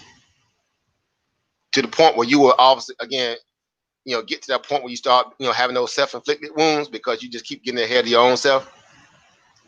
And you keep getting frustrated and you keep like, man, God dang, I was just close to this. No, at some point you got to learn how to say, okay, let me back away. Let me slow down. Let me start thinking this thing all the way through. If I want to live the kind of life that I feel like I'm worthy of, how do I really compute that into what? A tangible benefit. A tangible benefit. So guess what? There's ways out there. There's opportunities out there. This just happens to be one of them. But more importantly, it's the most lucrative one out there. It's the most lucrative one out there. You know what I'm saying? It's the most lucrative one out there. Oh yeah, okay. It has to be a company I like. There's your Nike. There's your Nike. Right? Or whatever you like. Some of you sisters out there, you video vixen, you Instagram models, right? You Instagram models. Right? You Kylie Jenner and you Kim Kardashian followers and all you them kind of types, right? That'll beat you down for to be called that want to be called a Barbie this and a Barbie that, right? All that crazy. Again, I ain't harping on. I ain't finna beat you up, but I'm just finna go there. You got to be makeup and pretty up all the time. Guess what? Here's your little company. Right? Look at Ulta Beauty. Ulta Beauty store. Again, men want what women want. So guess what? Women banging over here. Look at the makeup industry. Look at the makeup industry. Banging. This stock been banging since way back 2015. It been banging. 2018 or going into 2019, stock was trading at $239 a share and went up as high as $366 a share. Over 100, over a yard. Tough. Right? See what I'm saying? In about 6 months, it went up over $100. And again, you go back to around the beginning of 2018, you're talking about what, $206 a share, and again up here it hit a peak around 366. Picked up $1.66, $166 in about 1 year. Well, a little bit of year and a half, about a year and a half. Looking at the chart here. So again, this is people. Again, this is that kind of what set it and forget it kind of money. But these are interests that you already have because you like to utilize their product. Again, we keep going on and on and on. Apple, Mac products, some of y'all got iPhone, Samsung even publicly traded. I mean, it's a Korean-based stock, right? But again, Audi, your cars you drive, BMW, all that stuff. Y'all, come on, man. Right? Let's not just be consumers only. Right? Let's not just be consumers only. Again, I'm showing you at all spectrums where you can't really wiggle your way out of the opportunity to say that you feel as if you can't be able to do something like this. Because again, we showed you stocks of all different echelons, from penny stocks, right? Literally penny stocks, all the way up to stocks that are trading at $100, $200, $300, $400, $500, dollar level, right? And again, that's before you even go hit up the OTC market. You got stuff down there in the hundredth of a penny, thousands of a penny, right? Right? You got them kind of stocks, right? Just crazy. Like this site right here, right? Some of you guys probably already got this site archived. Let me throw this in the back chat. Right? OTC companies, or the OTC, stocks. The stocks that are traded over the counter, they call them over the counter stocks, right? So real quick, right? Let me get ready to get off here real quick here. I haven't eaten dinner tonight. I sacrificed for the family. Right? Yeah. I got no many eating it late, but at least it's gonna be some vegetables, so it won't be heavy on me. Right. But look at it. OTCmarket.com, right? Banging site right there. Right. Sorry, brother Matt. I've been saying you say how long can a stock company hold a stock? I bought a couple of those $5 puts and look go. Yep, I got some puts in it right now too, bro. I got puts in it, and I got an equity short in it outright. And just like I was telling y'all, remember I was telling y'all Friday last week why I wasn't going to sell that position or short, close out, even though in the aspect that I knew it was going to come down more, and it did, because that news, I say over the weekend, that news is going to probably get magnified, right? The strength of it is going to start to pick up because it just happened. You got big money that's in it, like hedge funds, like Morgan Stanley, JP Morgan, Goldman Sachs, all these different big hedge funds and stuff like that. When the reality set in, these people have lost billions and millions and millions of dollars. So, whatever they have left in it, it's gonna cause them to probably pull out, do what they gotta do, right? And so that company is in major problem. I'll end on that one, right? I'll pull up the latest news reels on Luckin Coffee, but I'm in it too. So guess what?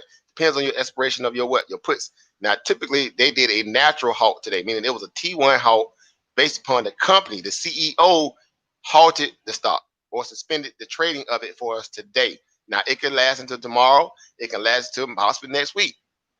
That's what's crazy about it. But they halted it today because they was worried about the sell side pressure on the stock. I mean, they figured that the stock was going to sell off today. So the CEO pulled a stop bleeding move. Stop the bleeding move. He suspended the stock from being publicly traded today because they was worried about the stock selling off. Mm-hmm. They caused the fraud. They caused all this problem. They caused the stock to plummet from $27 a share all the way down to $3, being back up to $6 and then the $5 where it was, right, and the $4 level. So now they're just trying to stop the bleeding. They already know they're in trouble because there ain't no way they can get out of it, right? It's already been it's substantiated. They pulled a criminal move, whatever. Big hedge funds are pulling up out of there. This, that, the third. Again, the stock is definitely going to get traded down to a point where the valuation is fair to that of the value of what they should have been doing anyway, outside of them cooking the books. So again, this stock has to go lower. You can't just reward something like this. And it's a Chinese company. Because y'all know how American investors feel about Chinese companies right now dealing with this tariff, trade war stuff. On top of that, you cooking the books and doing that, man, look, they unleash that stock, you best believe gonna be a lot of joker head for the exit, meaning more people that were sitting there, even that's bullish, gonna head for the door, and you're gonna find those contrarian traders that still gonna feel like they can just trade it to catch a bid to the upside. Because again, there's people out there that think like that. Right? They just want to be counter trend traders to try to prove a point. But ultimately, again, that scenario is just again a case study to show you that's greed. That's greed at the highest level. Again, so when people say that's my favorite company or my CEO, they would never do something like that. Case in point, there you go, Luckin. How many of the employees that work for Luckin that had no clue about these things were happening? It was going out there with pumping that company up. Man, my company is great, man. We great, man. They would never do nothing like that. Yeah. When we talking about that early over Chris, job security. Uh-huh. What job security? What job security? No Hello. such thing. No such thing. That's an anomaly. Job Yeah. security. Yeah, okay. Don't make me laugh. Good luck. Because they finna what? Eat that whole tax bill. Now, them jokers in the clothes store, they're going to have to do something. Sell somebody else. Look. Okay. It's a wrap. Right? Because they owe people this, that, third. So again, that's why I tell people, man, stop putting all this power in the hand of people that don't deserve that kind of power. Put that power in your hand. What that He-Man? Y'all remember He-Man? The old cartoon back in the day. So I'm saying my age a little bit. Y'all remember He-Man? Yeah. Oh yeah. That joker pull that little switchblade out the back of his back, and he say, "What? I got what? I got the power." Yeah. Bruh. Bruh. That joker hit that chest on his set, but I got the power, boy. Everything get the hauling tail taken out. Yeah. Skeleton and the joker got to tighten up, but God, thought this joker got mad. God dang it. Start running then, boy. I fight on my hand now. I try to get up out of there. Talking about like yesterday. I'm out of here. Powered up on their behind. Yeah, that's how we should be thinking, though. We level up the same way people be leveling up all that kind of stuff, man. Level up then. Right. Don't level up in ignorance. Level up on some power. Level up on some real power. Again, what's my little slogan? Power and profit. Power and profit. Yep. Ain't no such thing as secondary power. Ain't no such thing as, my boss got power, so I got power. No, you got work power. Yeah. You got clock in power. Oh, yeah, all you got is a position. Right, you got position That's power. it. Yeah. And that can be stripped from you in a minute, in any moment. Yeah. Now you got unemployment power. Let that marinate. 6.6 people lined up at the chitlin circuit line last week for unemployment benefits. 6.6 million. We know it's an anomaly. We know it's a coronavirus, but guess what? Still, a lot of those people that had in their mind thought they had job security because they company could weather any storm, even something like this here. They got a call. Some of these people been in these companies like 10, 20, 15, 20 years. Mm-hmm. Let that marinate. Oh, I'm solid. I'm straight. I'm good. Them jokers had to wait in line with a person that worked at McDonald's or Hardee's. They had to wait in that same line. Or somebody worked this, like a Walmart or something like that to that nature. Y'all get my point. They had to wait in the same line. One of them had, seemed like he don't have enough because again, maybe education or just where he was at, and another one had so much that they had a whole lot of debt that came along with all that so-called education and lifestyle. So the person that been, 10, 20 years, they may have a little comfort in some of the accoutrements, a better house in the car, but guess what? They in more trouble than the person that worked at McDonald's. You know why? Because with more money come what? More problems. That means what? More debt. And that joker McDonald's probably got less debt. They probably don't have a lot, but they got less debt than what you dealing with, and they still finna get the same amount, almost about the same amount in unemployment benefits that you finna get. True story. True story. So again, we just have to start putting things into context and think it all the way through. That's what a good investor, a good trader does. They analyze everything, and I say everything, everything. An innate skill set that comes with you naturally from birth. You do it every single day, like we are just saying when you watching sports, and you breaking down analysis like you know some old Chris Broussard or somebody like that. Chris Broussard getting the bag, you getting again some kudos, a pat on the back, because you just waiting for somebody to say you was right. Yeah, you right, you right, you right. You like, oh man, I'm the man.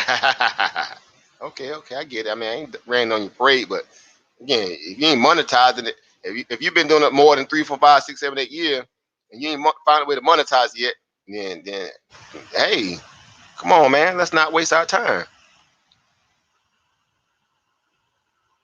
And these are real conversations that need to be had. Because again, I just keep looking at the disparity.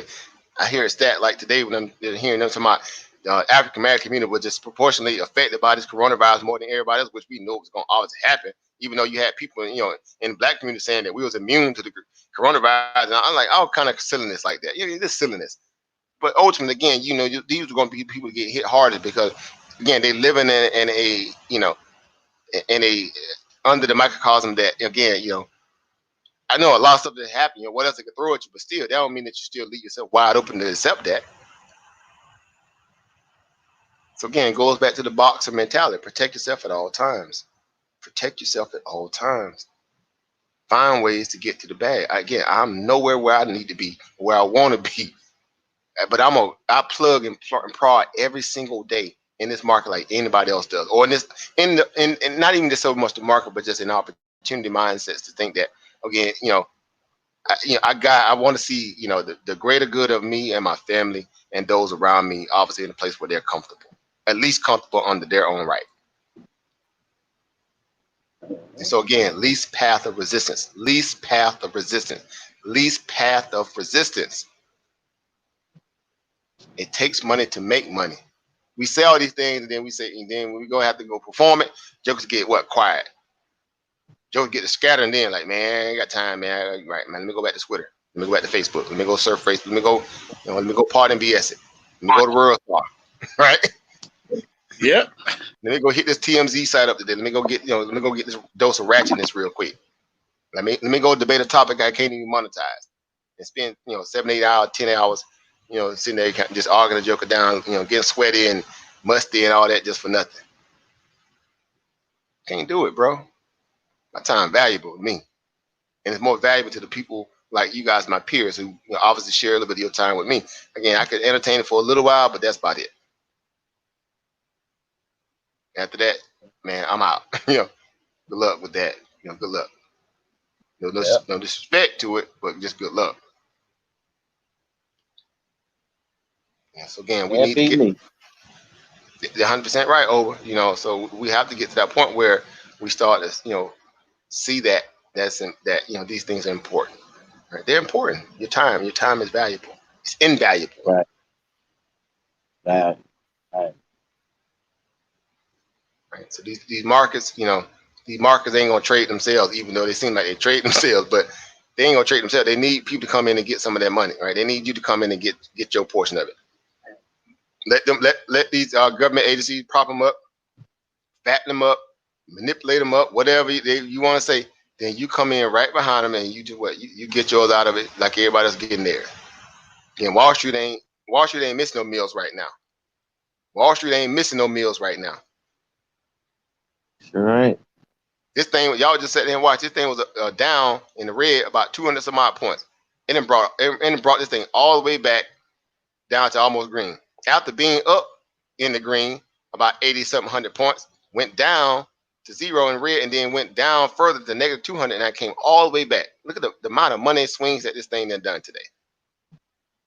The amount of money that was made just in that little bit of time since we've been on is enough to. I mean, it's crazy. All this money, like major money. Right? Look at this. It's crazy. Right? Look at 8 o'clock, right? At $20, let me see, right here. This candle right here. I was at dump, future market, open up at 6, obviously, but still, just kind of, we'll just say, since we've been on, right, since like 8 o'clock, right, so 8 o'clock, 20 hours, right, sold off again, went from from 2253 and change on the Dow all the way down to 2250. Bounce and come out. Here come the Fed money, right? Here come these crooks, right? Yeah, get it off the load, get it off the load, Yep. right? Save it, Mortimer, save it, Mortimer, right? Guess what? Nice little upswing, all the way back up in about what? Let me see, 8:30 to where we're at now, about 10:30 or 2 hours. That's 2 hours. So from here to here in 2 hours, all that right there, just straight what? Straight cheddar, straight cheddar. For those who understand what these candles mean, and the amount of money that's wrapped up in this one little candle, it even look like a firecracker, don't it?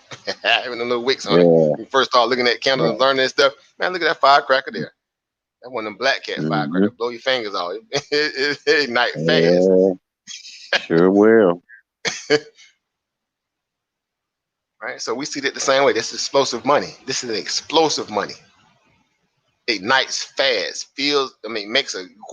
That's a grip right there from 22,317 to all the way up here, even the top of the wick here, 22,518. That's a grip right there. Oh my God. Yeah, that's a big old bag right there. That's a big bag. And one candle. That's one candle. And then what is the 15? The 15-minute chart. In 15 minutes, guys. Let me repeat that. 15 minutes. The amount of money that was made from 22,317 to 22,517 in 15 minutes. That's 200 points. That's massive money. Yeah, quick, big bag. Right. So again, this is the stuff we were talking about, where it's people that have the greatest sense of wit and and intelligence that again are obviously great researchers and all this stuff. And if they learn how to put those skills to work in something like this, where we're far and few between in things like this, just imagine that. Let them marinate. Free will opportunity. Again, don't care if you got felonies, don't care how many baby mothers you got, don't care, whether or not you've been to college or not. Don't care about none of that. Don't care about your credit. Don't care about what your grandma, maybe where she stayed. I don't care about none of that. You can't be denied. Right. If you're on child support, care about none of that. Don't apply in the markets. Joker want to go stress test the ideal of seeing if Mr. Charlie them going, treat you right, knowing that they already got something out against you anyway, as it is. You talking about, you got these things that happen to you probably in life, just you out of trying to survive. You say, I'm gonna get a job, right? And I'm gonna get a job, and you got to deal with all that headache. And here it is. Here's your greatest opportunity to make more than that boss that you finna try to get a job under right now. True story. If you play the game right, you can make more money than that CEO sitting around at that company denying you your opportunity. We see these numbers all the time. Yep. Sure do. Again, all this is money. It's simple. Red light means stop. Green light mean what? Go. That ain't rocket science. It ain't nothing strange about these piece of change right here. Nothing at all. A little stuff strange, but a little piece of change. You can see it, bro. All of this, air and opportunity. Literally, when people say air and opportunity, bro, ain't number air and opportunity, dog. Swell up then, swell up then. Okay, well, guess what? We say the same thing in the stock market, right? Come on, stock, swell up, stock. Literally. Yeah. Right? Jump back so I can get in on that, on some of the action. Action. Because that's all we need. Liquidity, volatility. That's what makes money. Chaos. Things are built or tore down during moments of what? Chaos and confusion. That's also the same reality that deals with stock markets and companies and things of that nature. Right now, the coronavirus is testing these same companies that a lot of y'all probably use and frequent as a product consumer, and they might even come back from this. So many Right. retail stocks is done for it. They ain't even come back from this coronavirus devastation. They done for it. Right.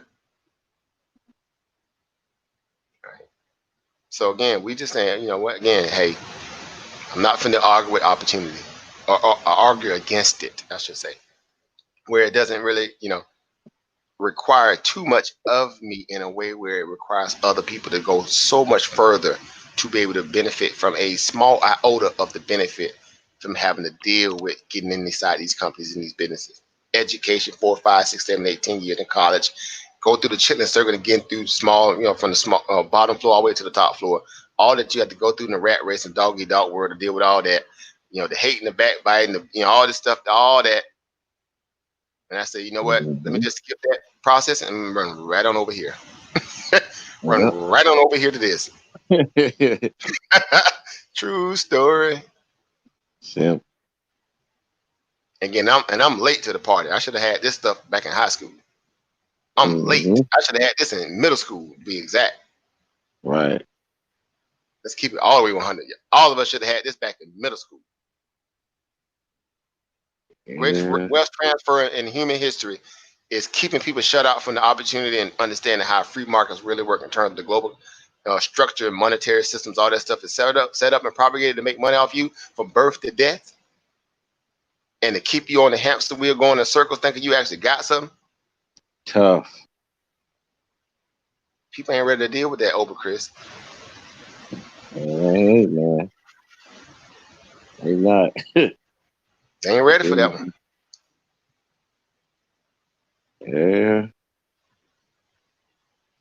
So again, we not, saying that a lot of stuff people haven't even thought about and said in their own right. But for us, again, it's a no-brainer. So we studying this. We study these charts, right? We study candles, right? What are candles?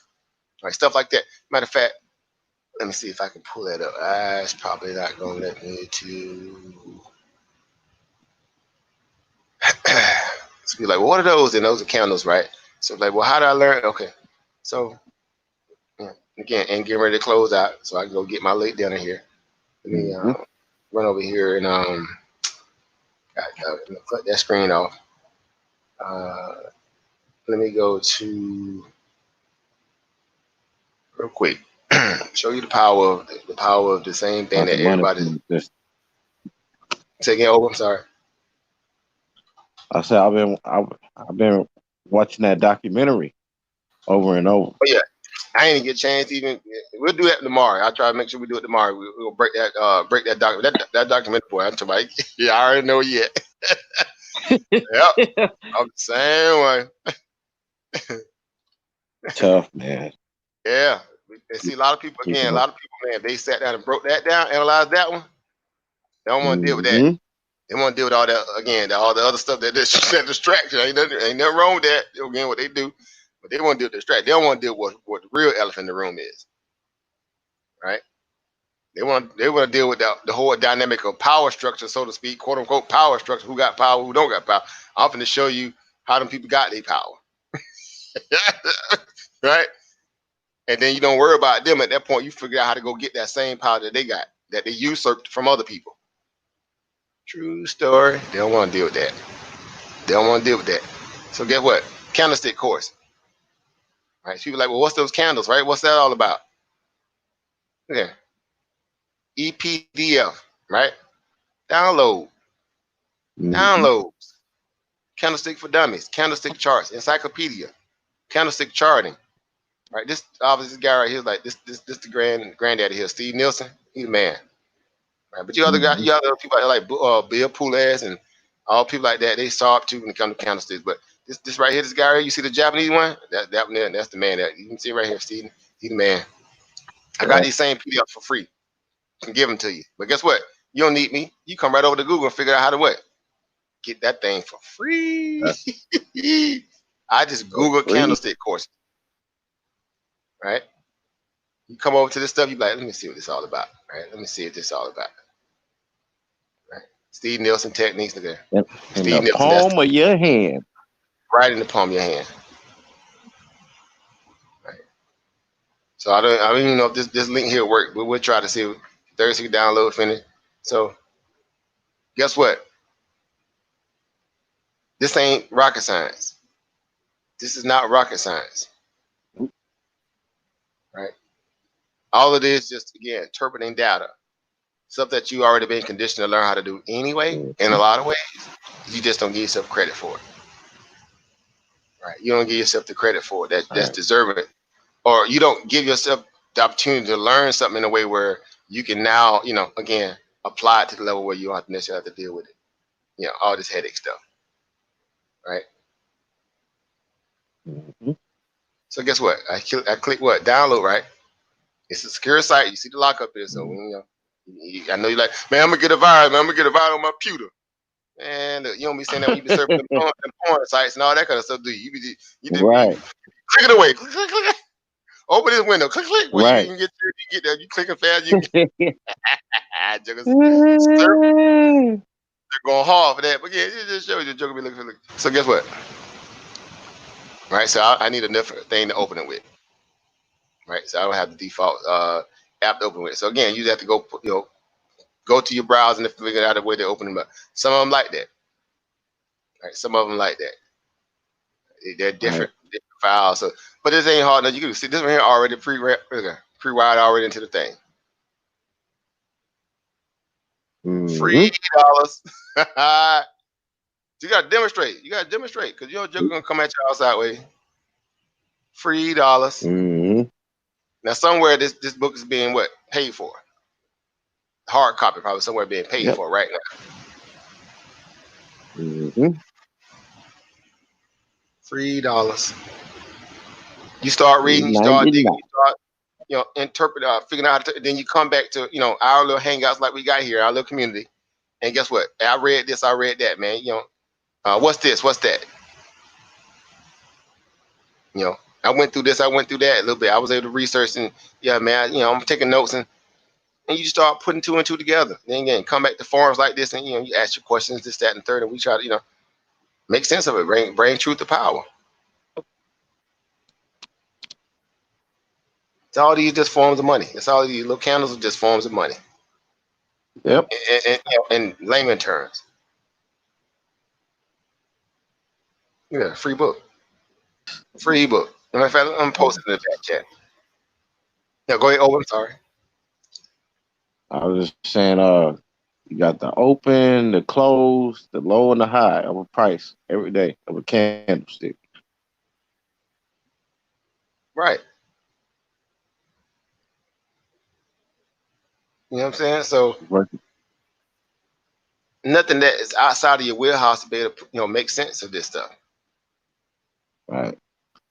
The different, patterns and different trends. I mean, this is all it is, patterns and trends. That's what the market is. It's patterns and trends and forward thinking.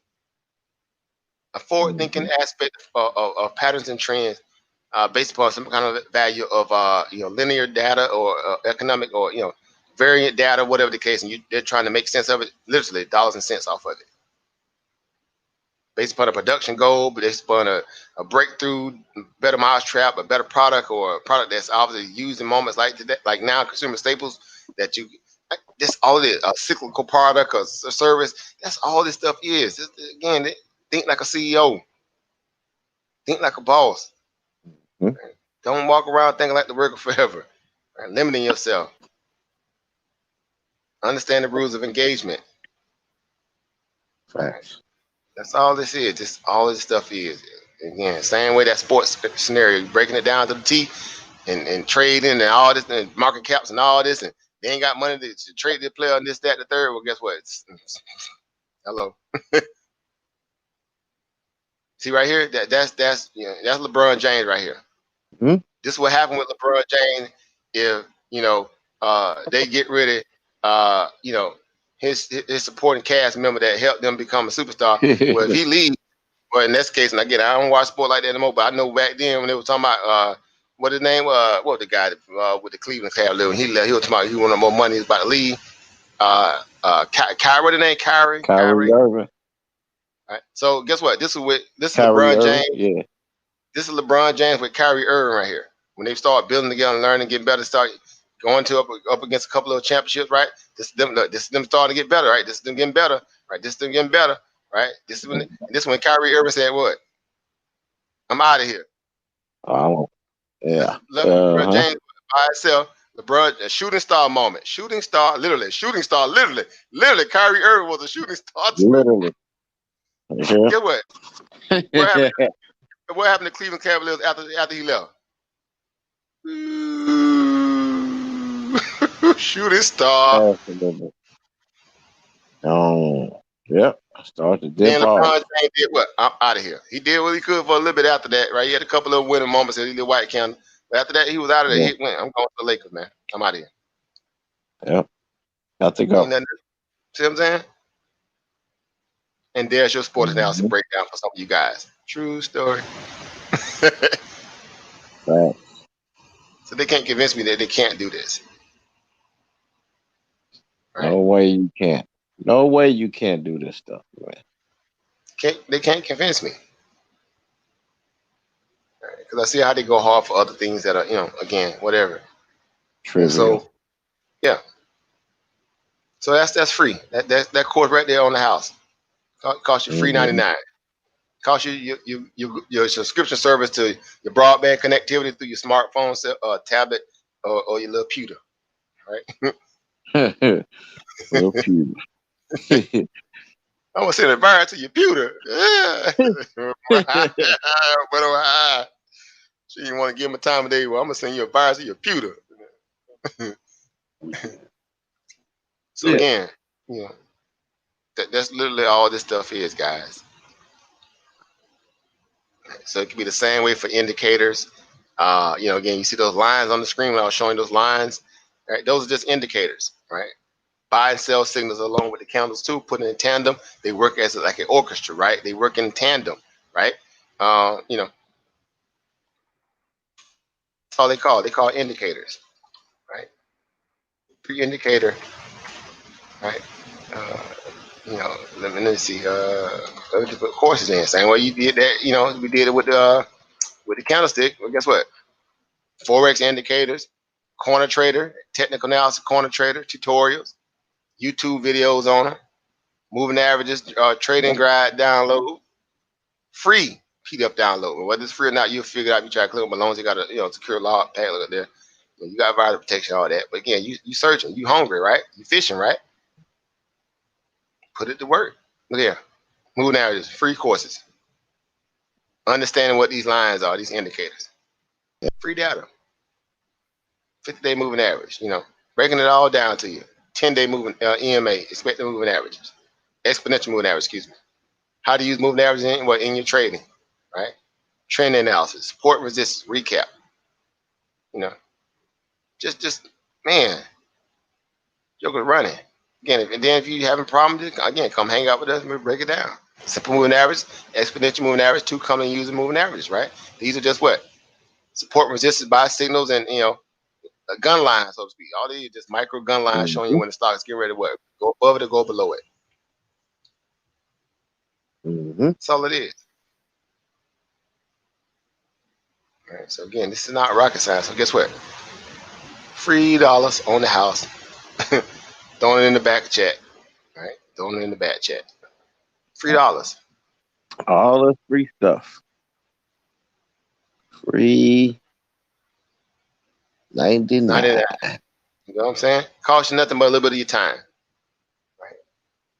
So you want to do something strange for a little piece of change, or the change was just your time that you set, obviously giving me a little bit of your time, which I'm grateful for, or just listening and learning, right? That's how you learn. You learn through what? Repetition, right? One of my favorite saying is what? Repetition becomes what? Repertoire. Right? Repetition becomes repertoire. Play with it enough, you learn it. Ride that bicycle long enough, you take them training wheels off of it. Instantly. Yep. Sooner or later. See what I'm saying? So it's the same thing, guys. It's the same thing. So again, not all of you guys' wheelhouse and opportunity in terms of being able to interpret this data. Just take the ability, again, to take yourself out of this, this mentality that you can't do it, right? Or that you can't be successful at it, right? Or, trying to learn how to, again, as I say,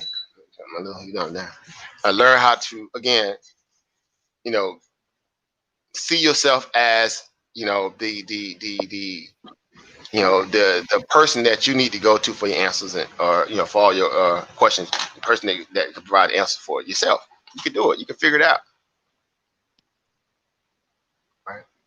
So again, I'm not speaking about nothing that you can't do. It's just all about convincing yourself that you can do it. Right. And that's what it was for me. I'm pretty sure it's the same way for Oprah. Chris, he can speak for himself.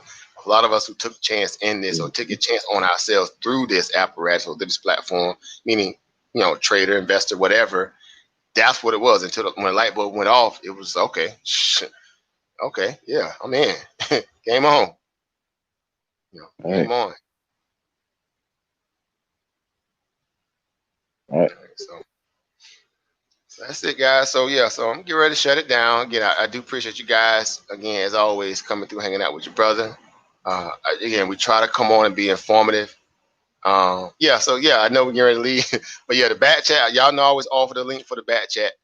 Again, if you ever want to come on, that's what it's all about. Again, it's a community, guys. It's a community. I keep saying it. We don't do no dictatorship over here. We don't claim to have all the answers, and I definitely don't. I utilize the power of the think tank. All right, meaning all of us, right? Because we're intellectual peers when it comes to investing and trading. We leave our profession that we might have on a raw skill at the door, and we all come in here with the same mentality. Right. How can we go get this money out of this market that's owed to us? How can we go get some of that money that J.P. Morgan and Boeing and everybody else finna benefit off of? That Trump them keep throwing it at them, throwing it at their feet religiously, and they still ain't thrown you your bag yet. True story. Not one penny. See what I'm saying? So we meet up in place. Not one penny. See what I'm saying? See what I'm saying? And so for us, we just meet up in places like this, and we do what? See what I'm saying? Get after it. We think tank. We think tanking like everybody else do. We sharing knowledge. We sharing information. We getting people to really open their eyes to something that they already feel like they can do anyway. Right. So again, it's just not a far-fetched to see you guys in a position where y'all can get after this market the same way everybody else. Right. So when you see these little stocks jumping up and running all over the place and acting retarded and and all that stuff, you say, okay. Right. Again, it's not out of your wheelhouse. Right. Again, my little lucking stock, my little lucking position in itself in terms of the value, that thing is on my 100%. It's harder. It's gonna get harder in a minute. Trading it ain't did nothing crazy yet, and it kicked me out of it because it's a small position, carry position. But again, that's we ain't working as tell people, man, it's not as hard as people try to make it out to be. So we just finding those companies that are either raggedy or good and whatever. We just trying to find value on. Right. So my little lucking coffee position, y'all know I always like to kind of lead by show a little demonstration. Right? That's my little lucking position. I'm firewall right now, obviously. Right, because it's suspended, but let's what? Longer than a T12 halt, I could deal with the company CEO suspended because he worried about the stock going lower. So apparently, if he worried about the stock going lower, right, that means when he do open it up, it's probably gonna go what? Lower. Unless somebody get really excited about this stock and say, "Guess what? I'm gonna help y'all out. I'm gonna bail y'all out a little bit." I'm still insulated though, right? They have to go up well over $4 in pre-market before they open the stock up for me to get out, get out of this stock, without getting burned. But as of right now, I got the upper hand. The risk is, it's risk on right at this point. Right. Because all the strengths of this stock show that it's what's downtrending. Guess what? This position now, again, even at $7.76 average price at 1,300 shares, right near 1,400 shares. Again, you're talking roughly around about. Again, as you can see, the price differential there in terms of profit to what the position is at this point in terms of lessening that aspect, roughly about near 10 grand. Now the price of this position at that moment. Now I'm almost at what? At 100%. I'm almost at 100%. And this ever been about a few days. So again, that's the power of that, and utilizing that. And no rush. I could have easily covered the position Friday evening, even Monday. But again, I broke down my thesis to everybody Friday, right? Or when I was on, I say this is why I'm doing this. So I'm being responsible and being able to demonstrate the value of it. This is what I saw. These are the articles. This is why I like it still short. I mean, it had to deal with all that news. Blah blah blah blah blah. The end result is, again, then you just go out what? You go out what? You demonstrate. So we make sense of it all. We compute, compute everything. We formalize, formulate a plan of action, and then we go what? We go execute based upon all the what? The data, right? This was a data-driven opportunity, right? This was your LeBron James, analysis moment. This was your, whatever your favorite football player. This was your Tom Brady analysis. And then they say what? Hike. Then you get what? They went out there and what? Executed. Simple as that. Again, not rocket science. These are, but I mean, we talking about, again, they ain't doing nothing that we can't do. You hear people like, man, they went, what they say, the SWOT player, they want to put up, what they call it, put up numbers, putting numbers up. What they be saying? You put numbers out, something like that. They put up some numbers tonight, something like that. Yeah, they put them numbers up tonight. Well, guess what? We can go right over to the stock market. Do what? Put them numbers up. Right. So all I'm just saying, this ain't rocket science. Again, I'm no guru. I'm none of that. I'm just like y'all. I'm utilizing the ability to what? Put this data to work. The same way we research everything else, I'm just putting this data to work. And as soon as they open the stock up, though, I am going to close it out. True story. Right? Again, it's obviously under fire at this point. It could easily go lower. We get it, right? Or something crazy could happen and somebody can come in and try to save them, right? When people are desperate, anything can happen. This company desperate right now, right? They probably calling uncles, granddaddies, friend. Hey, man, I need some help, man. Bail me out. Right? I could try to help. So, but again, I just took advantage of the opportunity that they downtrodden and ratchet. So y'all want to play ratchet? I'm gonna get right on in and capitalize on that to the downside. So I exactly did that. So I walk away with my little bag, same way they was gonna capitalize on everybody else. So again, $10,000 position, I was turned in, close to about $5,000. Okay. On his way to try to hit 100%. Because if you go down from 4 now to roughly about $2 some change, that's gonna be a wrap, right? That's straight 100% profit value in terms of my risk versus reward ratio. So again, we ain't gonna fight the market. We just gonna take what it offers and we gonna move on about our little business. All right. But that's what we study for. Again, it's about the process of being able to do that. And so some of you guys are still learning. Again, take the time to go play with it. I mean, again, they got sites out there where you can even paper trade and learn this stuff. Man, come on, Webull, not Robinhood, but TD Ameritrade. There's other sites where you can just play with this stuff and do it. And then you go move to the real money. You know what I'm saying? Go get their real bags. So in your free time right now, a lot of you guys could be what? Learning, listening, reading, and paper trading right along with the market in real time, getting bags. And then if you go back to work, start making a little money, and you start putting away some of your what they call your mad money, your miscellaneous money, and guess what? Now you can start translating that into what? Into your what? Your brokerage account and going after the market the same way we were just showing. Right? My little acre trade, what was it called? Acre. I talked about that one the other night. Remember? I think I spoke about that over Chris. The one that had the little news on coronavirus too, the AKER stock. It was trending around about $2 something here. Remember, I told you I swung that trade, right? Because I swung it into the next day. I didn't close out the other day. I was on the live stream. I swung it. That stock went all the way up to like $8. I don't know if you caught it or saw it too, but it went up to like $8 a share. Dang, no, I didn't catch it. I didn't see it. Dang. Cause remember, I told you I got in right at the break of that, right at the break of the 20-day moving average and the VWAP, around about $3 and a little change. Yeah, wrote it out. Yeah. Some of you guys probably remember I was in here talking about it. So again, y'all know we demonstrate, right? You don't want to joke like, man, you just talking, man. You just talking, man. Let me show you that roll that beautiful bean footage, right? Then I'm gonna get on out of here. I'm gonna roll that beautiful bean footage. Show y'all, we ain't just just talking crazy. Hey, what's going on, brother Dan? What's going on, family? Hey, how you doing? How you doing? Doing well, Hey, doing well. I listened to you one day on Garfield channel, but I couldn't really I couldn't find you on YouTube to the day, and it just popped up. I'm like, man, I gotta get in touch with dude, man. He the only one really dropping facts like that on the stocks, or where I can understand. Oh, appreciate it, man. I'm Again, at y'all work. know me.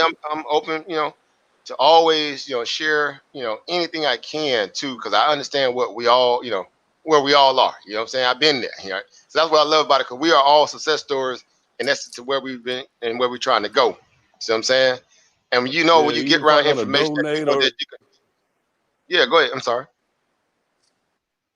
well, my bad, I didn't mean to cut you off. I was just saying, even if I gotta donate or whatever I gotta do, you know what I'm saying, for your little time, I just want to learn. I just want to get in the game and learn. Well, again, I don't. That one day when y'all was talking, you said,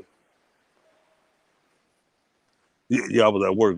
Excuse, that was somebody else. You go ahead. no, it's all right. No, you good. I see you getting it in. Well, you know what?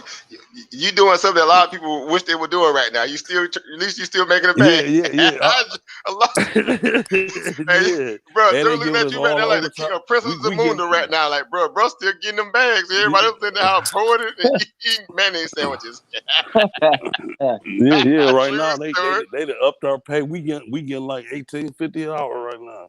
See what I'm saying? So they done upped our little pay because we still work. I work at a book company, a book place. We Nice. sell books and stuff. Right, well, So good. Yeah, like I yeah, said, and the way it look like, at least you're good to you safe to a degree too, because you ain't got like a ton of people around you. So no, that's no, good. we don't even work. We don't even work with each other. We all got our own little separate little stations and separate little Nice. places. I mean, they don't even, they ain't even. We deliver all. We got all type. And I just ordered that book, Invested for Dummies.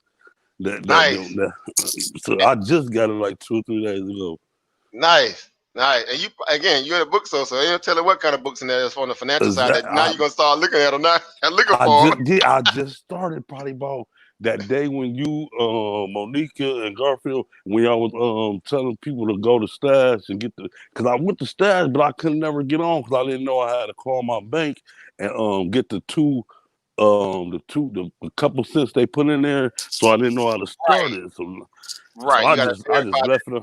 the Yeah, I deposit. just left it alone. I'm like, man, when I catch my dude again, I'm gonna dive in on it. Nice. All right. I'm happy you came through today, even though we can ready to close up. But again, these are the moments where Yeah, I say, you know what, I get excited because I know that, for a lot of us who are willing to again take a chance on themselves, again, it ain't like it's something that it ain't like you giving up a kidney or a leg or a lung or a child. You just man, giving up I'm a little bit of ready. your I'm talking time. about. I got this feeling, man, that this gonna take off, man. I just got this just feeling like this is what it is. This is what I should be doing, like. And I'm like, I got a little extra little money that I just been sitting on anyway. Like, But you know I what it really might, is, bro, Damon? It's just you realizing that again from a innate entrepreneur, you have this from birth. You got this from birth, right? You just got this from birth. It's just understanding that again, if you can really harness the ability to put information to work the way that you capable of doing, right, and you having the time to do it, then it's a no brainer, right? It really yeah, is a no brainer in that perspective exactly. because And and a lot of people ain't making it make sense like how you making it make sense. Like you had me like, man, I'm ready to leave and just go try to study. I just downloaded a PDF. I don't even know what candle lights is. I'm like, let me download this PDF, man. I'm like, I'm gonna figure it out some type of way. but that's it. See, and you'll start again the same way I use my analogies. I do it that way for a reason, and you see why. Because again, all this stuff is applicable, right? It's all just basic stuff, just been drawn up by a whole lot of what different dictions and lexicon to make it seem like it's so complicated. It's not. It's buying and selling. It's demand. It's supply and demand. That's all it is. Again, red light, Exactly. green light. Green candle means somebody buying. Red one means somebody might be selling. You know what I'm saying? When you think you're gonna be coming back on, or like I could, you know what I'm saying, or Yeah, I've we been could trying to get be your daily. info or something, or you know what I'm saying. Or we could talk on, you know what I'm saying. If I got to donate or whatever, I know time is money, and money is time. So whatever I got to do, you know what I'm saying. I'm just trying to get in, you know what I'm saying, But where I can even moments understand. like now, moments like now are kind of that kind of reality. And I do mentoring too. Again, y'all know I'm part of WeTrade HQ, but again, I do it all. I just try to be a beacon, right? Because I look at it this way, right? Again, had somebody gave me that same kind of, opportunity or broke this down in any way, because y'all know how we always said in hindsight, where would we be if somebody took the time to share this with you using your teens? Where would you be now? And guess So, what? Somebody tried to, man. But guess what was so crazy? Somebody tried to, man. I wanted to be the big dope dealer. I didn't want to even. we all, Somebody again, you would somebody survive like tried to, everybody else. man. And I'm like, man, I ain't got time to be waiting no 10 years. I didn't even think I was gonna make it to see this age. So I wouldn't even, that was the farthest thing on my mind. Like, if you invest now, 10 years from now, I'm like, 10 years, well, I'm trying to make it to see 21, 22. Right. You So talking guess about what? 10 years? Them 10 years now, imagine you had to throw a couple The, dollars on something. And where would it be today? man. A And couple dollars, guess what? literally. I was up on Bitcoin way in like 2007. And I Yeah. swear my cousin was And telling me people talk about about it. it. Yeah. And I'm like, man, ain't nobody about this. Because, I had one of the big dinosaur computers. I told me, ain't nobody about this. Man, I ain't putting. And look at it now. Yeah, them People jokers are became millionaires. millionaires off of Yeah, they came millionaires. millionaires. I know a couple of them personally myself, and just understanding how, again, we were talking about the opportunity, right? That's an opportunity that's afforded to anybody, right? It came with no strings attached, no more than the idea that you had to submit your time and your due diligence to learn about it, right? Again, free stuff, internet chasing, right? Internet data chasing. Mm-hmm. Go get that stuff for free. Just put it together in your mind, make it make sense. Break it down in a way where it's not complicated, because it really isn't. It's just a whole lot of jargon, but the ultimate underlying aspect is what? Buying and selling, This is opportunity, buying and supply and selling. demand. Yeah, exactly. Right, the same way your company right now, y'all got books. Apparently, that's what the main staple product in there. It got to do with some part of what buying and selling, or some aspect of it. Man, That's they all had it is. over the weekend people they had over the weekend they had 100-some thousand orders. Right, Today I come in, they had 61,000 orders. right. Joker sitting It's home. like 60, like it ain't nobody. They buying them, like they Free, giving us all the overtime we want, all the hours we want. They right? like, if you want to stay extra 2 hours, it's. And then Because the CEO we counting what? The CEO counting what? Counting numbers. he He yeah, he doing count. numbers. Yeah. That's So all he do. That's make it all he make do. sense. Break it down. Make it make sense. He doing numbers. He counting numbers, right? Mm-hmm. So the market is all about doing what? Counting what? Numbers. Through values of opportunity, different businesses, different aspects. You just having you have different vehicles that could take you to what? To those numbers. Nike, Mm. Google, Netflix, Nvidia, whatever. Ultra Beauty, whatever. Your See, wife I'm, want a I'm, Louis I'm, Vuitton purse. It's a Louis Vuitton got a stock out there trading. Right? She want a Coach purse. Coach got a stock. Again, you don't have to trade them specifically, but you see what I'm saying? There's a sector for everybody, but all this is about doing numbers. And that's where it makes sense that people want to get invested in to kind of benefit from it. So the same way we talk about this coronavirus. Coronavirus stocks are now doing what? Numbers, because they're part of a what? A global what? Outreach of trying to pandemic. find something to curb this pandemic. So all those stocks are now catching bids, because guess what? They are looked at as what? Potential what? Saviors for this what? This So, virus. So this stock right here I'm showing you, can you see my screen? Can y'all see my um, screen? yeah, I think so. I think I can see it. Yeah, I can see it now. I mean, this stock right here. This is the stock I was talking about. I demonstrated. I talked about the other day. I told you when I got in. I told you I got in around about what, $3 and some change, right? Mm. Today it went to $8.14. Went to $8 high net, but it went to $8.14 at this point here. Before I got got my little bag and moved on. Right. This was early in this morning. So I took a screenshot to show you that. So in that moment I went up how much? 148% in one day. And I mean, so, basically about so 24 hours worth of trading it, because I got in after the other day, the Monday, yesterday, obviously. I told everybody where I got in at, broke it down, showed the chart, everything, gave my reasons for it. Again, my breakdown. And this morning, I was like I figured, I was hoping it would do based upon the momentum behind the stock and the coronavirus news. It gapped up and ran all the way to like $8 and some odd change. So is you gonna sell now, or you just gonna let it keep? I already didn't So you didn't get close your that back. Yeah, this is the screenshot me 2 showing you days. what I'm demonstrating. I showed everybody yesterday why I got in, where I got in, and I held it for the next. I told you I wasn't gonna sell it, because I told everybody I didn't sell it. So I swung it into today on a continuation play, a swing trade. They call it a swing trade, right? So from $3 to $5, I didn't close out. I took like a tiny bit and left a little bit in there, right? And I held the rest for today. or into today. So this morning the stock jumped up and ran pre-market a little bit, and then got up and ran when the bell opened up all the way above $8 and change. And then this is where I took a screenshot before I rolled up out of there. At that point, I was up how much? So when the bell rang, that's when it stopped. Well, no, you can still keep trading as long as it has the aftermarket and pre-market, but that's another conversation. You can still trade up to like 8 o'clock in the afternoon, or in the market in the evening, and the market opens up at 4 a.m. every morning, right? And you can still trade some of these same stocks on that time frame when they open up. Oh, okay, can I ask you one question? I didn't mean to cut you off because I was thinking about it before we get off. I've been buying like 2 weeks ago. I bought some when downloaded that Kitco app, and I bought like 10 ounces of silver, and then I said I was gonna buy like 10 ounces probably like every month or twice a month. Is that you bought paper? You bought a paper note, or you bought physical treasure? I think I bought physical, if I'm not mistaken. So are you gonna hold it in their vault, or you getting it delivered to you?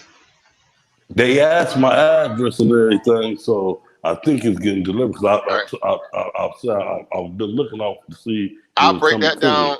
Obviously, I'll break that down tomorrow. I'll do a live shoot if I'm able to come on and show you how you can buy precious metals and gold. Because obviously that's a scarcity right now. The gold vaults are being locked down because there's no miners, and silver's breaking down. So they're running the price up on it right now because there's a scarcity because of the coronavirus. Everybody running into commodities.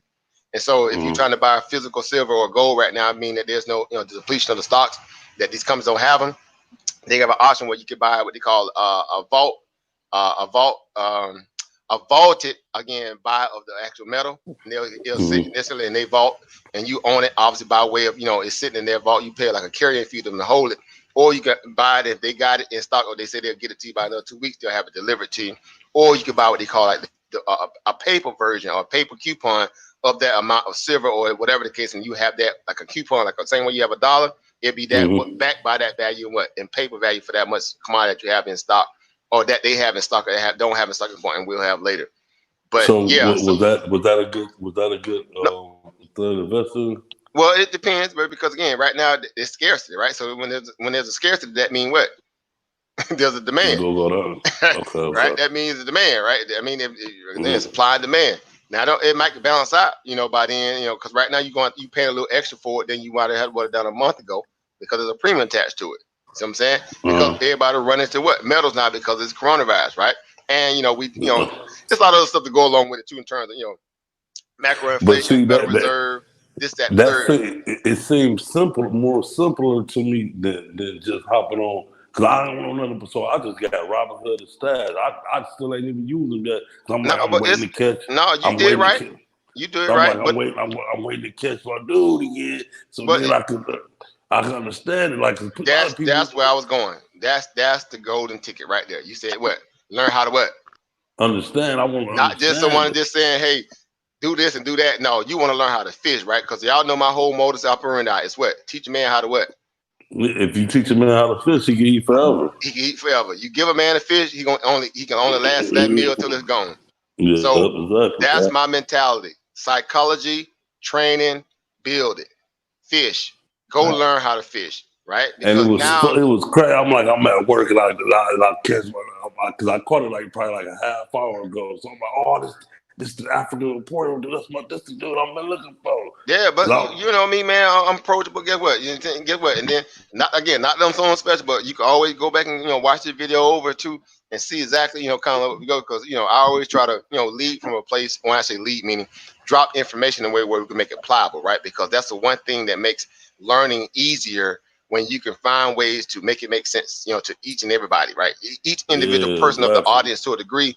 It makes it more easier to ingest, right? When it becomes overly technical, it can put people to sleep. They be like, man, it seems complicated, but that's what I love about this. Sense, like you right. Make it like I can understand, like you know what I'm saying. You don't make it all complicated or feel like you're gonna get skinned. You put a little bit more encouragement in it. You don't you know what I'm saying, like go out there and you go get beat, you go get skinned. No, you gotta take that risk, and you gotta take that try, and then once you start understanding, you will know what to dive into and what not to dive into. And then I like what you said earlier, like you got to understand, you got to look at like what's going on in your environment around you, and then apply that to what you want to invest in. Like you like George, or you like iPhone, you know what I'm saying? Invest in that. So when you go buy, George, you won't feel like you're getting beat. You know what I'm saying? I'm like, damn, that make a whole lot of sense. I'm sorry that took so long to even think about stuff like that, but you know, I don't think it's never too late to learn. You know what I'm saying? How to It's improve. never. It's never, because you think about this again. Your own operator. Owner. You're pretty much in this aspect. Your own owner operator, right? And you're doing all this from the comfort of your what? Cell phone, laptop, computer. Anywhere you are around the world, as long as you got a broadband signal connection, some knowledge, and some what? Some capital. Let that marinate for a moment. You're running an online business, right? An online business, right? You have an unlimited pool of resources to pull from, right? Because you have what? Well over 30-some thousand different stocks out there that are publicly traded. And that's just pretty much in some of the ones in our market. That's where you can go into Canada, Europe, and other markets. So, and even in the Forex exchange market, when you deal in currency pair, you deal with this stuff already as a consumer, right? You got products on right now that's probably publicly traded. You got earbuds on right now that are public traded or part of a parent company. You're tied into a capitalist society that needs you to feed into it so it can what? Turn around and what? Be a service or something or a product value to what? It's society. So guess what? It's a quid pro quo kind of reality. Quid pro quo. That means what? Something for what? Something, right? I scratch your back, you scratch mine. So guess what? Exactly. Don't be the person that's always just what? Being a consumer. Right. Be the person that's also the producer, distributor, seller. You do it indirectly by being invested in a company, right? That means you actually become a board member indirectly. You get to call a shot. You want them to take that capital and what? Apply it to a potential opportunity that can go back and find what? Go get what? Go bring back bigger money. Right. It's a simple reality. And you do all that from the comfort of your what? Cell phone, laptop, computer. Right? Or the comfort of your chair, from the backyard, on the fish creek, on a vacation, on the plane, wherever you at. See what I'm saying? So you learn how to work smart, not hard. It ain't complicated. You just have to change your modality in terms of how you look at life, in terms of how you even think about what you're capable of doing. You already got the ability to do that anyway. You see people analyze again sports all day like they getting paid to do it. They ain't getting nothing but emotion high. Stop wasting that time on that and find a way how to put that same energy towards what? Getting you a bag. And then when you learn how to do that good, then you can go back and talk all trash you want through the sport, right? You can back it up with a bet, that joker can't even come with you, right? So no matter the joker, they get scared, they just back down. Yeah, exactly. So okay, but that's all it is. Okay, let me ask you this. I ain't gonna be too long with it. I just want to know, like, what apps or what app or where should I start? 'Cause I want to start like by Friday. I'm trying to start like this week. So know what you do? What we just did, what we just went through earlier. We went through what? How to find those free PDFs. You remember this? You went and got that book. So guess what you got to do? You got to learn how to immerse yourself into what? Into the environment, to the industry, right? Okay. So guess what? CNBC, Bloomberg Financial Channel, right? Okay, I'll be already watching that, but I just don't understand it. But that's it. The more you listen to it, the more it begin to what? Make sense, right? That's all it is. It may seem like Charlie Brown teaching now will walk, but guess what? Over time, it's gonna start what? Deciphering. It's gonna start making sense. So repetition becomes repertoire. Immerse yourself in the knowledge of it, right? Immerse yourself in the environment of it. Immerse yourself in the opportunity of understanding what it's like to be patient enough with yourself to learn it, because it ain't really costing you nothing but what? A Google search or going on your smartphone, right? And let me see what they got. Oh, Google. Oh, it's on YouTube. Yeah, Bloomberg on live on Google. Right now on my TV, right now, I'm on Bloomberg, financial Bloomberg station on YouTube for free. I don't even have cable. I don't have cable. I ain't finna pay no. Yeah. Why? When it's free. Exactly. So you know what had me geeked though? That day when you was telling Unc that you was picking up that 3,700 for 2 hours of work. I'm like, what? 3,700? I'm like, hold on, man. Demonstrate. Like, man, yeah. See, again, I know we were building on something else at that time, but guess what? That I conversation couldn't even think wait. about what he was talking. Yeah, I couldn't even think about. I'm like, man, I don't. They would do like y'all do press me on some more information about some more vaccine stuff. Yeah, man, we go up and down. I don't want to hear that, man. When you made that 3,700, man, I'm like, man, they could bump that vaccine shit. I don't know what about that, man. That goes to show you right there. You talking about some goddamn vaccine that you can't even produce or make. Like, man, right. I don't want to hear that shit. Right. And again, I respect my brothers. I respect my brothers over there. Them too, but again, ultimately, just the time. Yeah, ultimately, we're just trying to demonstrate. Again, ain't nothing against the movement in that perspective, because again, knowledge is power, even on that side of the house too. However, exactly. Again, we're just trying to find a way to monetize our talents. So your talents are priceless, right? And so if you're going to devote the time to, again, be in a position to, utilize that what you know that that you have afforded to you, right? Then make sure that you can gain something from it. Yeah, exactly. Emotional highs and one-ups ain't enough for me. But that's just where I'm at in my life. I don't have the luxury to just say, I'm happy because I can, come up with a piece of data that anybody has probably seen it. And that's fine. Again, it works for some people, but it don't put clothes on your back, food on, And man, I rather shelter sleep over that your head. 3,700 in 2 hours. I can study and all that later. I want to study this and learn this. Like I can do that. I can learn about who's in this and who's that and who got the corona, who put it out here. I can learn that later. I mean, I'm just trying to, you know what I'm saying, trying to lead something for my kids, you know what I'm saying, lead them some, you know what I'm saying, lead them some. But that's all it is, bro. Again, people made a living off making money off your back. And that's time for you to make some money off somebody else's back. Simple as that. So you gonna be on tomorrow? Hopefully, but again, if not, like I say, I always try to come on when I can unless I got something going on, which ain't, we're dealing with this virus, obviously. But beyond that, when I make moves, outside of that, they're strategic like anybody else because we are studying because of this virus. But beyond that, I am trying to be a little bit more, available for folks. And again, I still got other little, tasks I got to do for my mentor and stuff here and there. But again, yeah, I want to get it. I want to get in there. I want to like how we can talk.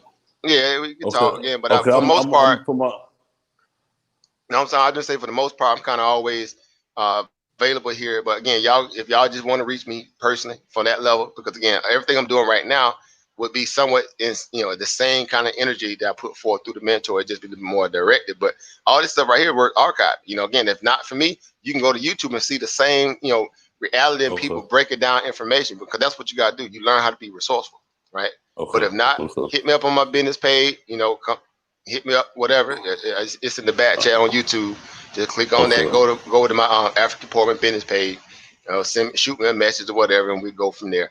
Right. But okay, my name is David Strong, man. Just be looking for me my call or my email, man. I'm definitely gonna get in touch with you. Yeah, no worries. I gotta go back get this money. Thanks a lot, man, and thanks for the info too, man. You real informational, like you motivated me to really want to learn about this. You know what I'm saying, about the stocks and stuff. Well, you know what, I'm gonna say this in closing, bro. You know what? It's your money anyway. It's your money anyway. You ain't never lied about that. You're a taxpayer citizen. How you think they bail out these companies? With who money? Your money or their money?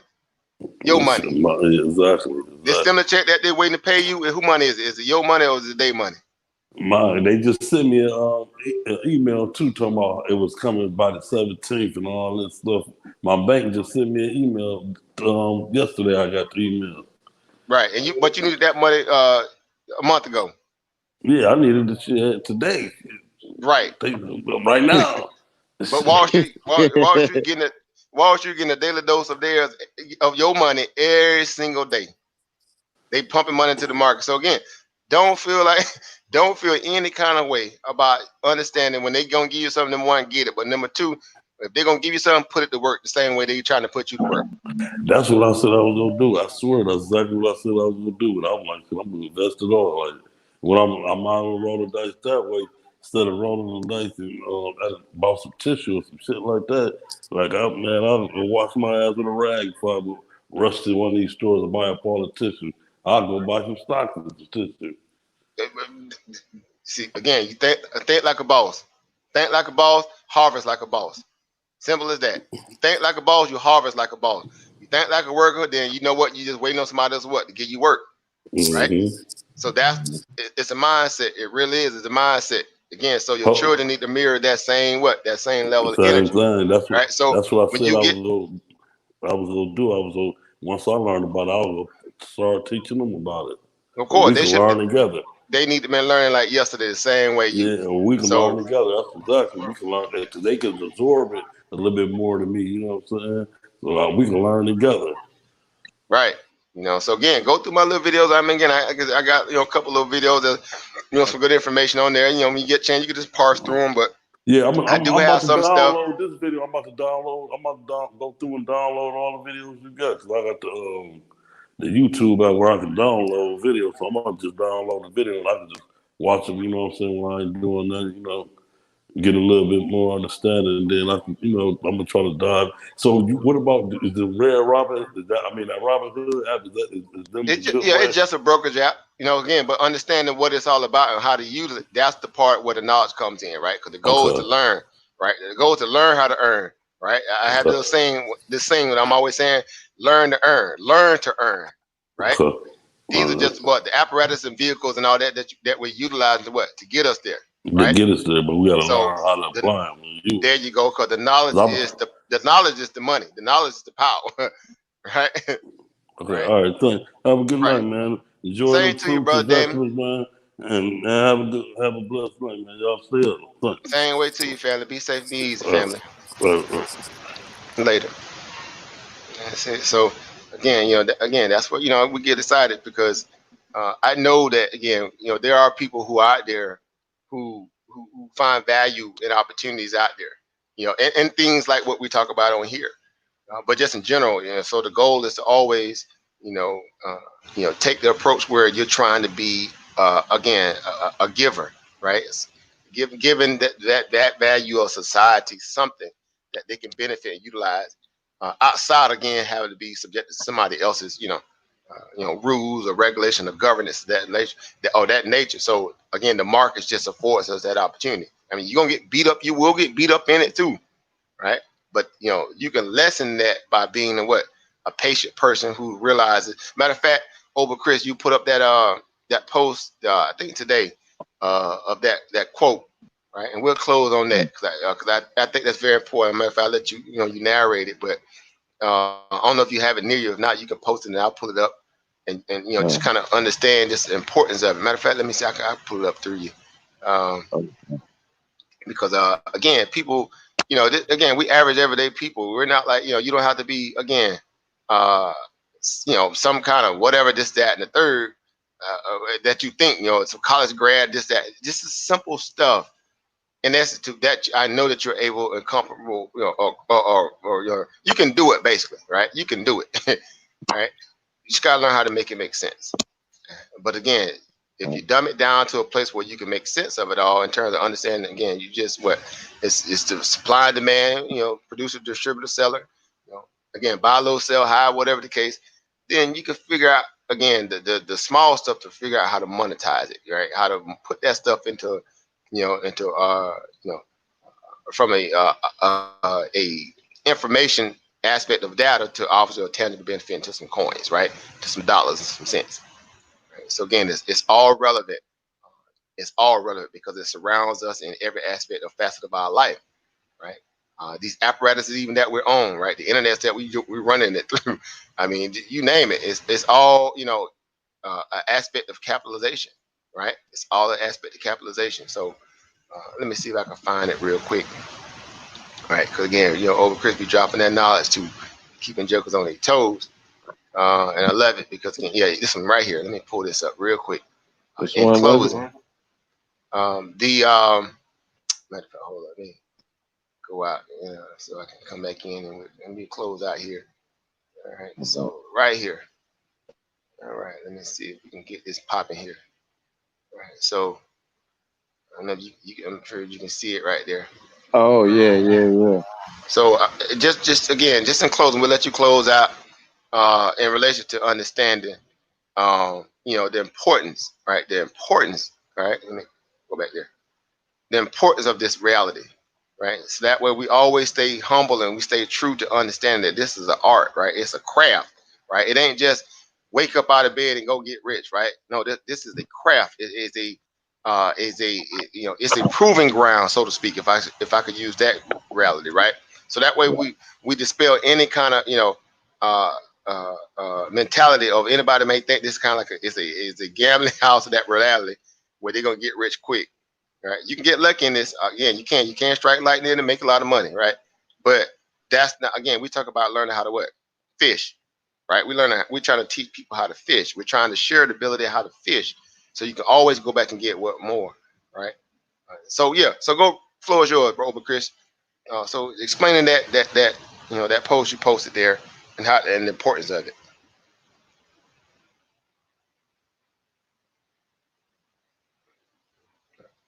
Oh, Chris, you there? Can you hear me? I think he might have an issue with his mic. Can you hear me, Obi Chris? Yeah, I can hear you.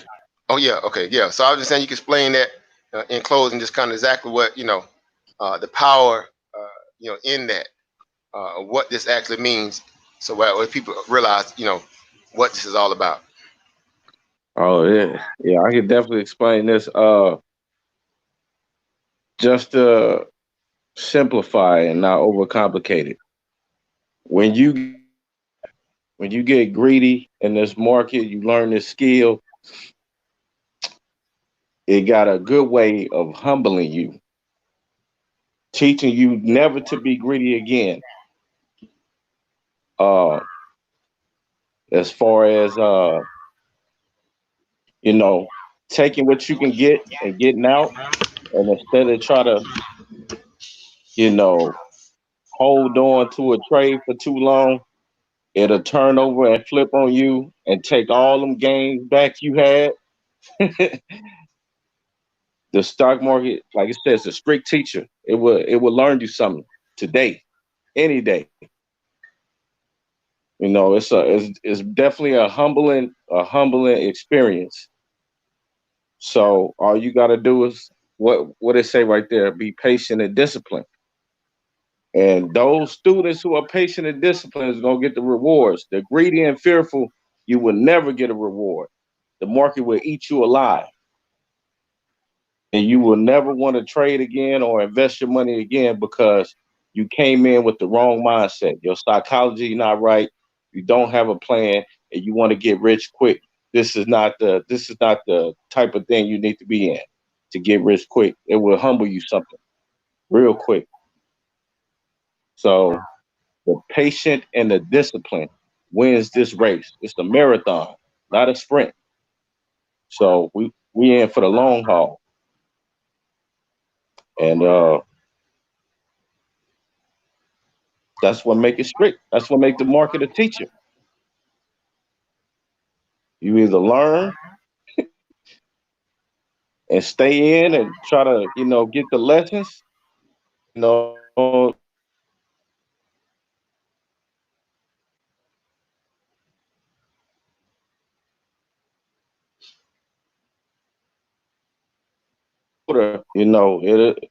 it'll humble you. It'll make you rethink about. It'll get your psychology straight. It'll get your emotions straight. You can never get too high, too low, and that's it. Thanks. So again, that could be used across industry lines, not just the stock market, in life in general, right? Just understanding the power in that, right? Being balanced in a lot of ways, which is pretty much you know, the focal point of this this post here. It punishes the greedy and the fearful students and rewards patient and discipline, right? Yeah, this is a game of what? Due diligence and what? Discipline. Period. That's the secret sauce. People always ask, what's the secret sauce, right? Well, it's simple. It's number one. It's getting your mind right first to realize what you're embarking on, to the tune where you take it serious enough to make sure that you're prepared, right? And your preparation readiness is based upon the value of your what? Your due diligence and your what? Your discipline, Discipline. That's right? People got that same kind of level of intestinal fortitude again when it comes to them analyzing, breaking down sports. They want to be right, right? They want to be forward thinking and thinking what that player can actually do, and that's to the value, the greater good of the team, or where they may go. All these things. That's a part of forward thinking. The market is the same kind of reality. Best thing about it is you get a tangible benefit from it right away, though. yep. You're not having to sit through 3 hours of a game or 2 hours plus of a game or, an entire season. you know, it's like you came out ahead with your team over somebody else. No, we go in and get it done. be it a 5 minutes, 6 minutes, 12 minutes, an hour, 3 hours, 4 hours, a day, 24 hours, 48 hours, 36 hours, right? Et cetera, et cetera, et cetera. So again, just want to leave that with you guys. Again, understand that, it is a strict teacher. And I'm saying that, and that's that if you come in with the wrong preconceived notions in your head, it's going to humble you real quick. Because again, the same way I told y'all, you got a person that's been in the cards for 10, 12 years. Doctors, medical doctors, this, that, and the third. Lawyers are going for their bar exam, 6, 7, 8 years, right? Astrophysicists, Neil Tyson deGrasse, whatever the case, like that. People like them, super, super smart. But do you think they can take that same exact science and information they learn and apply it to the stock market and walk away, with billions of dollars? You would think a person that smart, like Neil Tyson deGrasse, whatever his name, I keep messing it up, deGrasse or Tyson first. Do you think he can take that what he got and just come straight into the stock market right away and be successful? Anybody? Right? No, because it ain't. It ain't. It's a different type of. This is a different type of strategy. You know what I'm saying? So you gotta have no emotions. You know what I mean? You gotta really. Your psychology gotta be A1, 100. Trust me, I know. I blew 2 accounts, and each time I'm like, damn, my psychology wasn't right. I missed simple steps that could have prevented that. It's not a who the smartest game. This is not about who's more intelligent, who got the highest IQ, or any of that. It has nothing to do with that. Facts. Discipline and due diligence. Facts. That's the type of game this is. Not getting too high, not getting too low. You got to go in focused, no distractions, knowing what you're doing. If you do not, you will get ate up in a heartbeat. The market don't care about you know how you feel, who you think you are, how much you know about none I'm of a that. three-time Super Bowl MVP, bro. I Oh went to college man, at that don't MIT, bro. I mean went to nothing. Harvard, bro. Now I went to Cornell, The though. market don't care. Well, my The dad, market don't care. my dad is, It John was D. 3 up. Rockefeller, though, bro. Your daddy get 8 of it. The market don't care The about whole household. See what I'm saying? So, done. and knowing that, again, which is This is a very different vital. right. No, go ahead. What you saying, Hope? No, I was just saying, this is a different ball game. You know what I'm saying? Over said, we all came in with a certain mindset to have to, this entrepreneurial spirit. You know, we can take what our gift and, step about markets, and that can help us hone in skills and our niche, find how profitable in the markets. You can't come in thinking because you're smart that you can, come in here if you want and walk away with dollars. Oh hell no, it don't work like that. So being able to put in the time and getting the proper patience and the proper, technique and based upon Right. how to make this thing more to your ideology and your thought processes. That's how you become profitable. Because again, I always say, find your own niche, but steal from who? Everybody. Right? Why wouldn't you? Why wouldn't you? If the internet is free in terms of, being able to go into it, and extrapolate all the different new data points and stuff that you look for when you research and just go combat somebody and debate, you can do the same thing when they come to find out information about how to utilize this market. Free PDFs up and down it. Free PDFs up and down it. You had not need to go to any bookstore, no Barnes and Nobles, no Books A Million, none of these places and get these hardback books unless you want them for your own personal collection. You go right to the internet and get all this stuff literally for what? Free 99. And then you study, you autodidact, and then you come, to places like this. You go to other YouTube sites, you go to Discord rooms that people that, this is the lane that they travel on a daily basis, as opposed to just sitting on Facebook talking about, whatever, Twitter. You go to find people who out there actually demonstrate, who's putting in work, right? Not that you have to model the exact thing they do to the T. You just say, well, you take a little bit from them. You take a little bit from the next person. Again, you personalize it to your own liking, and then you go execute. Again, find your own niche, but steal from everybody. Right. Right. And then let the years pass you by and watch how you grow, because this is the only industry where you do not have to be certified. You don't have to go to college. You don't have to have a special, kind of level of specialized training. None of that. It's about just realizing your overall global marketplace and exactly how that is intertwined into your life as a consumer. And then start again as a place where you've been born to look at life from that perspective of being a worker. Now you start looking at life as a what? As a boss, owner, operator, distributor. What does that boss think about right now?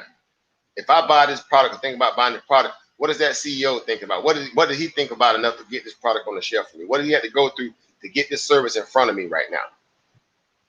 And how well distributed that product or that service is. How many other people might be wanting this product or this service? Or is it just a specialty product, right? Whatever the case, you're looking for other people to have that same mentality, because if they're spending money, that means there's a level of growth happening. Mm-hmm. And if you can, divvy off that opportunity just by coming in as an equity holder or shareholder in that particular company, right? You're just utilizing that vehicle at that moment. Again, we utilize these different vehicles every single day. All they are all these stocks are kind of like an Uber, right? Sitting there talking about Uber, watching the CEO right now on Bloomberg, talking right now on a special, right? But that's all they are. They're just vehicles, right? The same way you lease or rent an Uber to get you to point A to point B, we utilize these stocks the same way. I don't fall in love with them. I can care less about a company. I can care less about the CEO. I don't take it personal. They all of them pump and dumps to me. I treat them that way. That way I keep my emotions in check. Warren Buffett, he'll pump and dump. Berkshire Hathaway, they pump and dumps too. Pump and dumps. People probably don't want to hear that. Man, that's Warren Buffett though, and Warren Buffett was just he was just invested in the airline industry and just took about a 30 million or somewhere around that million loss in the airline industry. Mm-hmm. He take L's too. Right. L and Teva Pharmaceutical. He took an L in Stone company, a little company out of Brazil. He take L's too. So that does it tell you? That this is not an exact science, and anybody can get it. Anybody can get it. Right? The only thing he has over you is what? More capital and more time in the game. That's it. But he still has to wake up and look at the same chart you have to look at every single day when you open up your computer, look at the same stuff. True story. And take an L just like you too. Just like and his L a little bit more sometimes. He got other shareholders involved because they're like, man. Oh yeah. At least it's your money alone. Right? Psychologically. Right. You're 100% right, brother AR. He said trading is simple. It just isn't easy. That right there is it in a nutshell too. That's exactly it. Mm-hmm.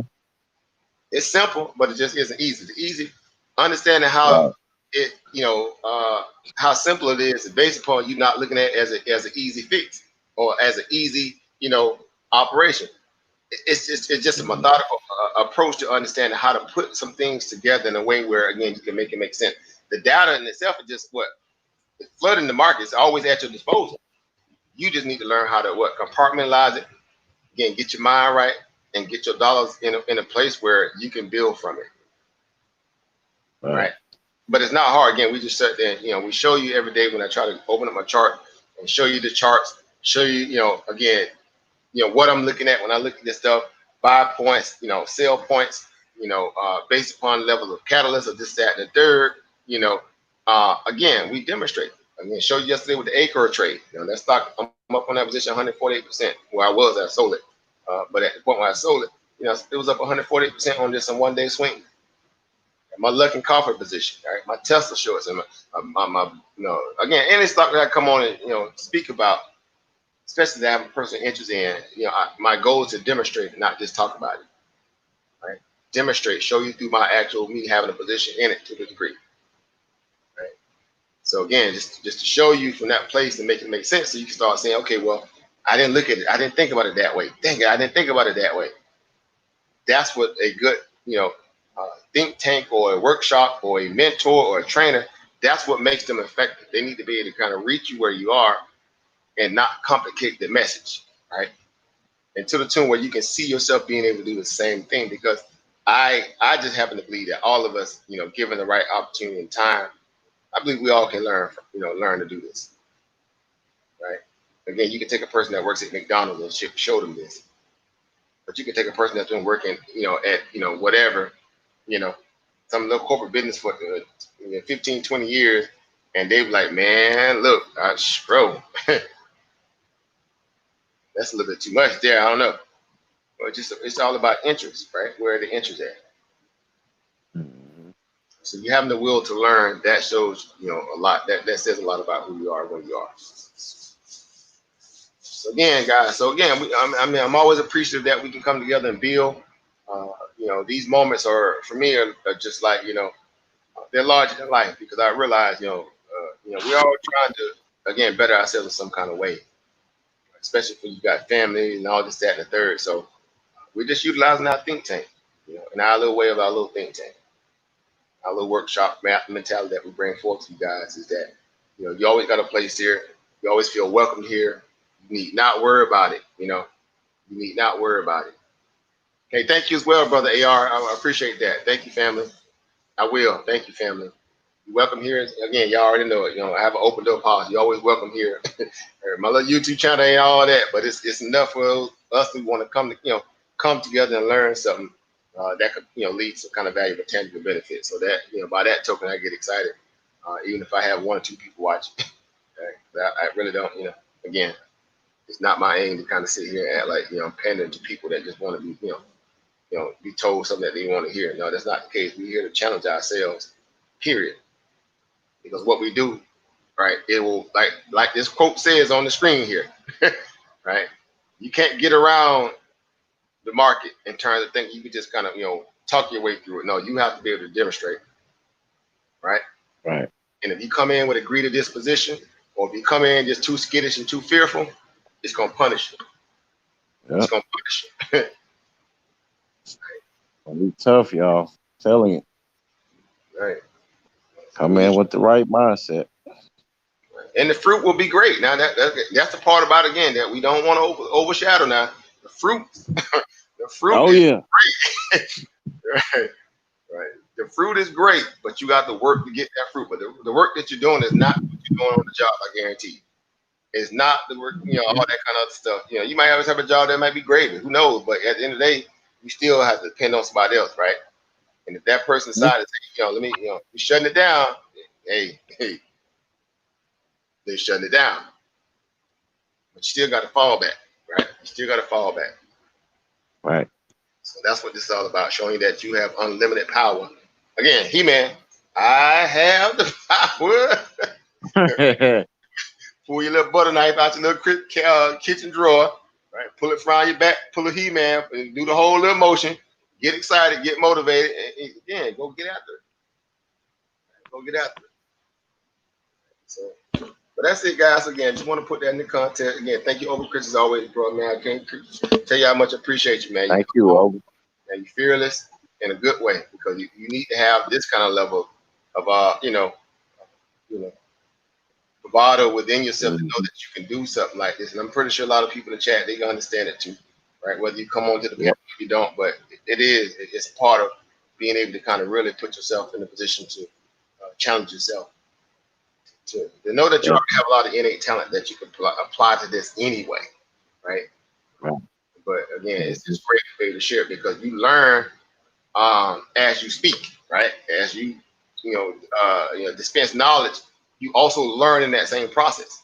So I'm saying how Right. to differ, right? And that's the same way you will be able to interpret data when you encounter it in the future, right? Especially in the stock world, Right. So it's just a given, in that perspective. So again, peace, power, and profit is always open. I appreciate it. And anybody that came on today again, Sister Monica came in and out there, and she was trying to get her apparatus together, but I always appreciate her. I always appreciate you guys in the bad chat. Again, for everybody that came through today, again, can't say enough that I'm always humble and appreciative of you guys. So peace, power, profit again over Sunline, Brother T, Brother Ebner, everybody over Zane came through tonight. Good to see your family. The family AR came through tonight, from a Discord. My Discord family came through to show love. Appreciate him as always. Everybody that come through, right? Anytime again, you see me on live, you're welcome. You're welcome to come on. You're welcome to come on and share your screen, share some knowledge, share some, your questions. I'm here. So Brother Trade Doc in the house, see him came through today. Thank you for coming through, family. Over David came through as always, family. Peace, power, and profit. Thank you for coming through. Everybody, brother Brandon came through. Over Brandon came through tonight. Peace, power, and profit. Over. All right. Who else we got coming? Came through good. Brother Matthews always too. Peace, power, and profit. Brother Eddie C's in the house. Good to see you, family. As always, peace, power, and profit to you. Right? Let's see who else we got in the building. I mean, yeah, everybody. If I miss you, definitely you already know how I feel.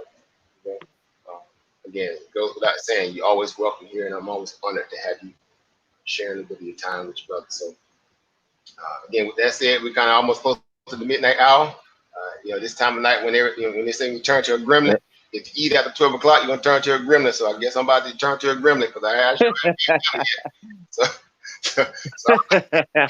I sacrifice for the family, so y'all can't say I ain't sacrifice. I wake up tomorrow, look Right on. straight like That's right. Yeah. Already. Already over. So we got some stuff to study for. We got some material. We got some energy, right? That's what this is supposed to be about. It's about energy. And again, let's just go apply, guys. And I hope that I get a chance to come on live again tomorrow. Share some more information. Again, let's build it. Right? Let's build this village. As I keep saying lately, let's build this village.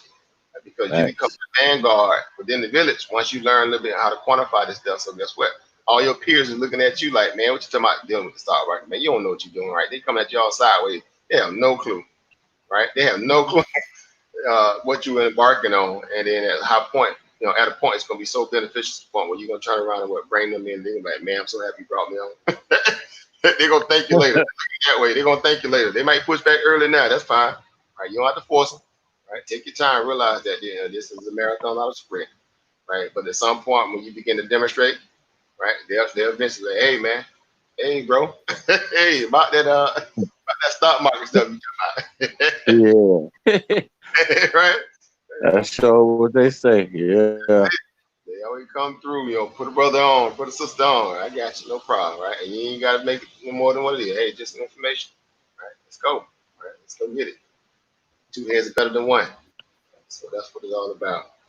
All right, guys. So again, until we come on again. So tomorrow, if I do get a chance, do come on. Again, I know I missed doing it today and yesterday. I will try to go over. Again, we'll break down the paritarism of the monetary system. Right, the video I put out the other day, that documentary. Again, I definitely want to go deep into that because we've been hammering that lately about understanding the financial system, right? The monetary system of this planet, this world, this whole capitalistic, juggernaut, machine of what it really is, and how these people, again, making a mockery of your life every day, all day, about this, the money that's being printed and being distributed, and then a lot of us have no clue about it. They have no clue about how the monetary system is set up, and people making billions and billions and trillions of dollars, And again, we're convinced that we're supposed to go work hard for it, right? The whole idea of sweat equity and all that dumb stuff that they pumped your head up with, and that's not how people that really making money that know how the system works, living, right? They waiting on you just kind of fall into the fold of believing that foolishness, and while they sitting around just making in the tunes of just billions and billions of dollars, right? These J.P. Morgan, Goldman Sachs, and Deutsche Banks, and Barclays, and HSBC, and all these different Bank of England, and how it's all interconnected around the global aspect. So right now they're crying and whining because they're losing a few million here, a few billion here, but they worth what? Billions and billions and billions. And here it is, you can't even rub two niggas together because of this coronavirus and the government playing around holding your check hostage and you trying to figure out like, man, what's this all about? Don't I pay taxes? Well, guess what? They got their hand out before your hand and they're utilizing your taxpayer dollars to fund their what? Their greed. And if you don't learn how to out hustle them the same way they're trying to hustle you, you'll always fall for the bull crap. You'll always fall for the what? The okie doke, right? They're buyers and then they're what? They're sellers. Learn how to be a what? Seller. Simple as that. Right? Simple as that. Right? Your time is valuable. Don't, again, learn how to be a seller. So that's it, guys. Again, we'll close on that note. So again, peace, power, and profit. Look forward to seeing you guys again right here in the yeah, always over, Chris. You already know, peace, power, and profit to you, man. Stay safe out there in Texas too. Right. Wherever you guys may be, just, this coronavirus, you gotta stay safe out there in your respective area of the world. We're gonna try to do our part to get us a little bag. Right? We might can't buy the virus out, but it's sure nice to have a little bag while you're going through. You see that coughing up that road. At least you got some zeros in your bank account. Just in case something do go crazy, at least you got a couple zeros in your bank account. That's better than that. That's right. That's it, guys. So again, until then, again, we'll meet again on the battlefield, guys. Peace, power, and profit. Uncle Jocelyn from Bantu, I am because we are, and we'll be back at this thing again, guys. So I see you guys. Right. Have a good evening. All right, you too. Peace. All right. Peace, family. Peace, everyone.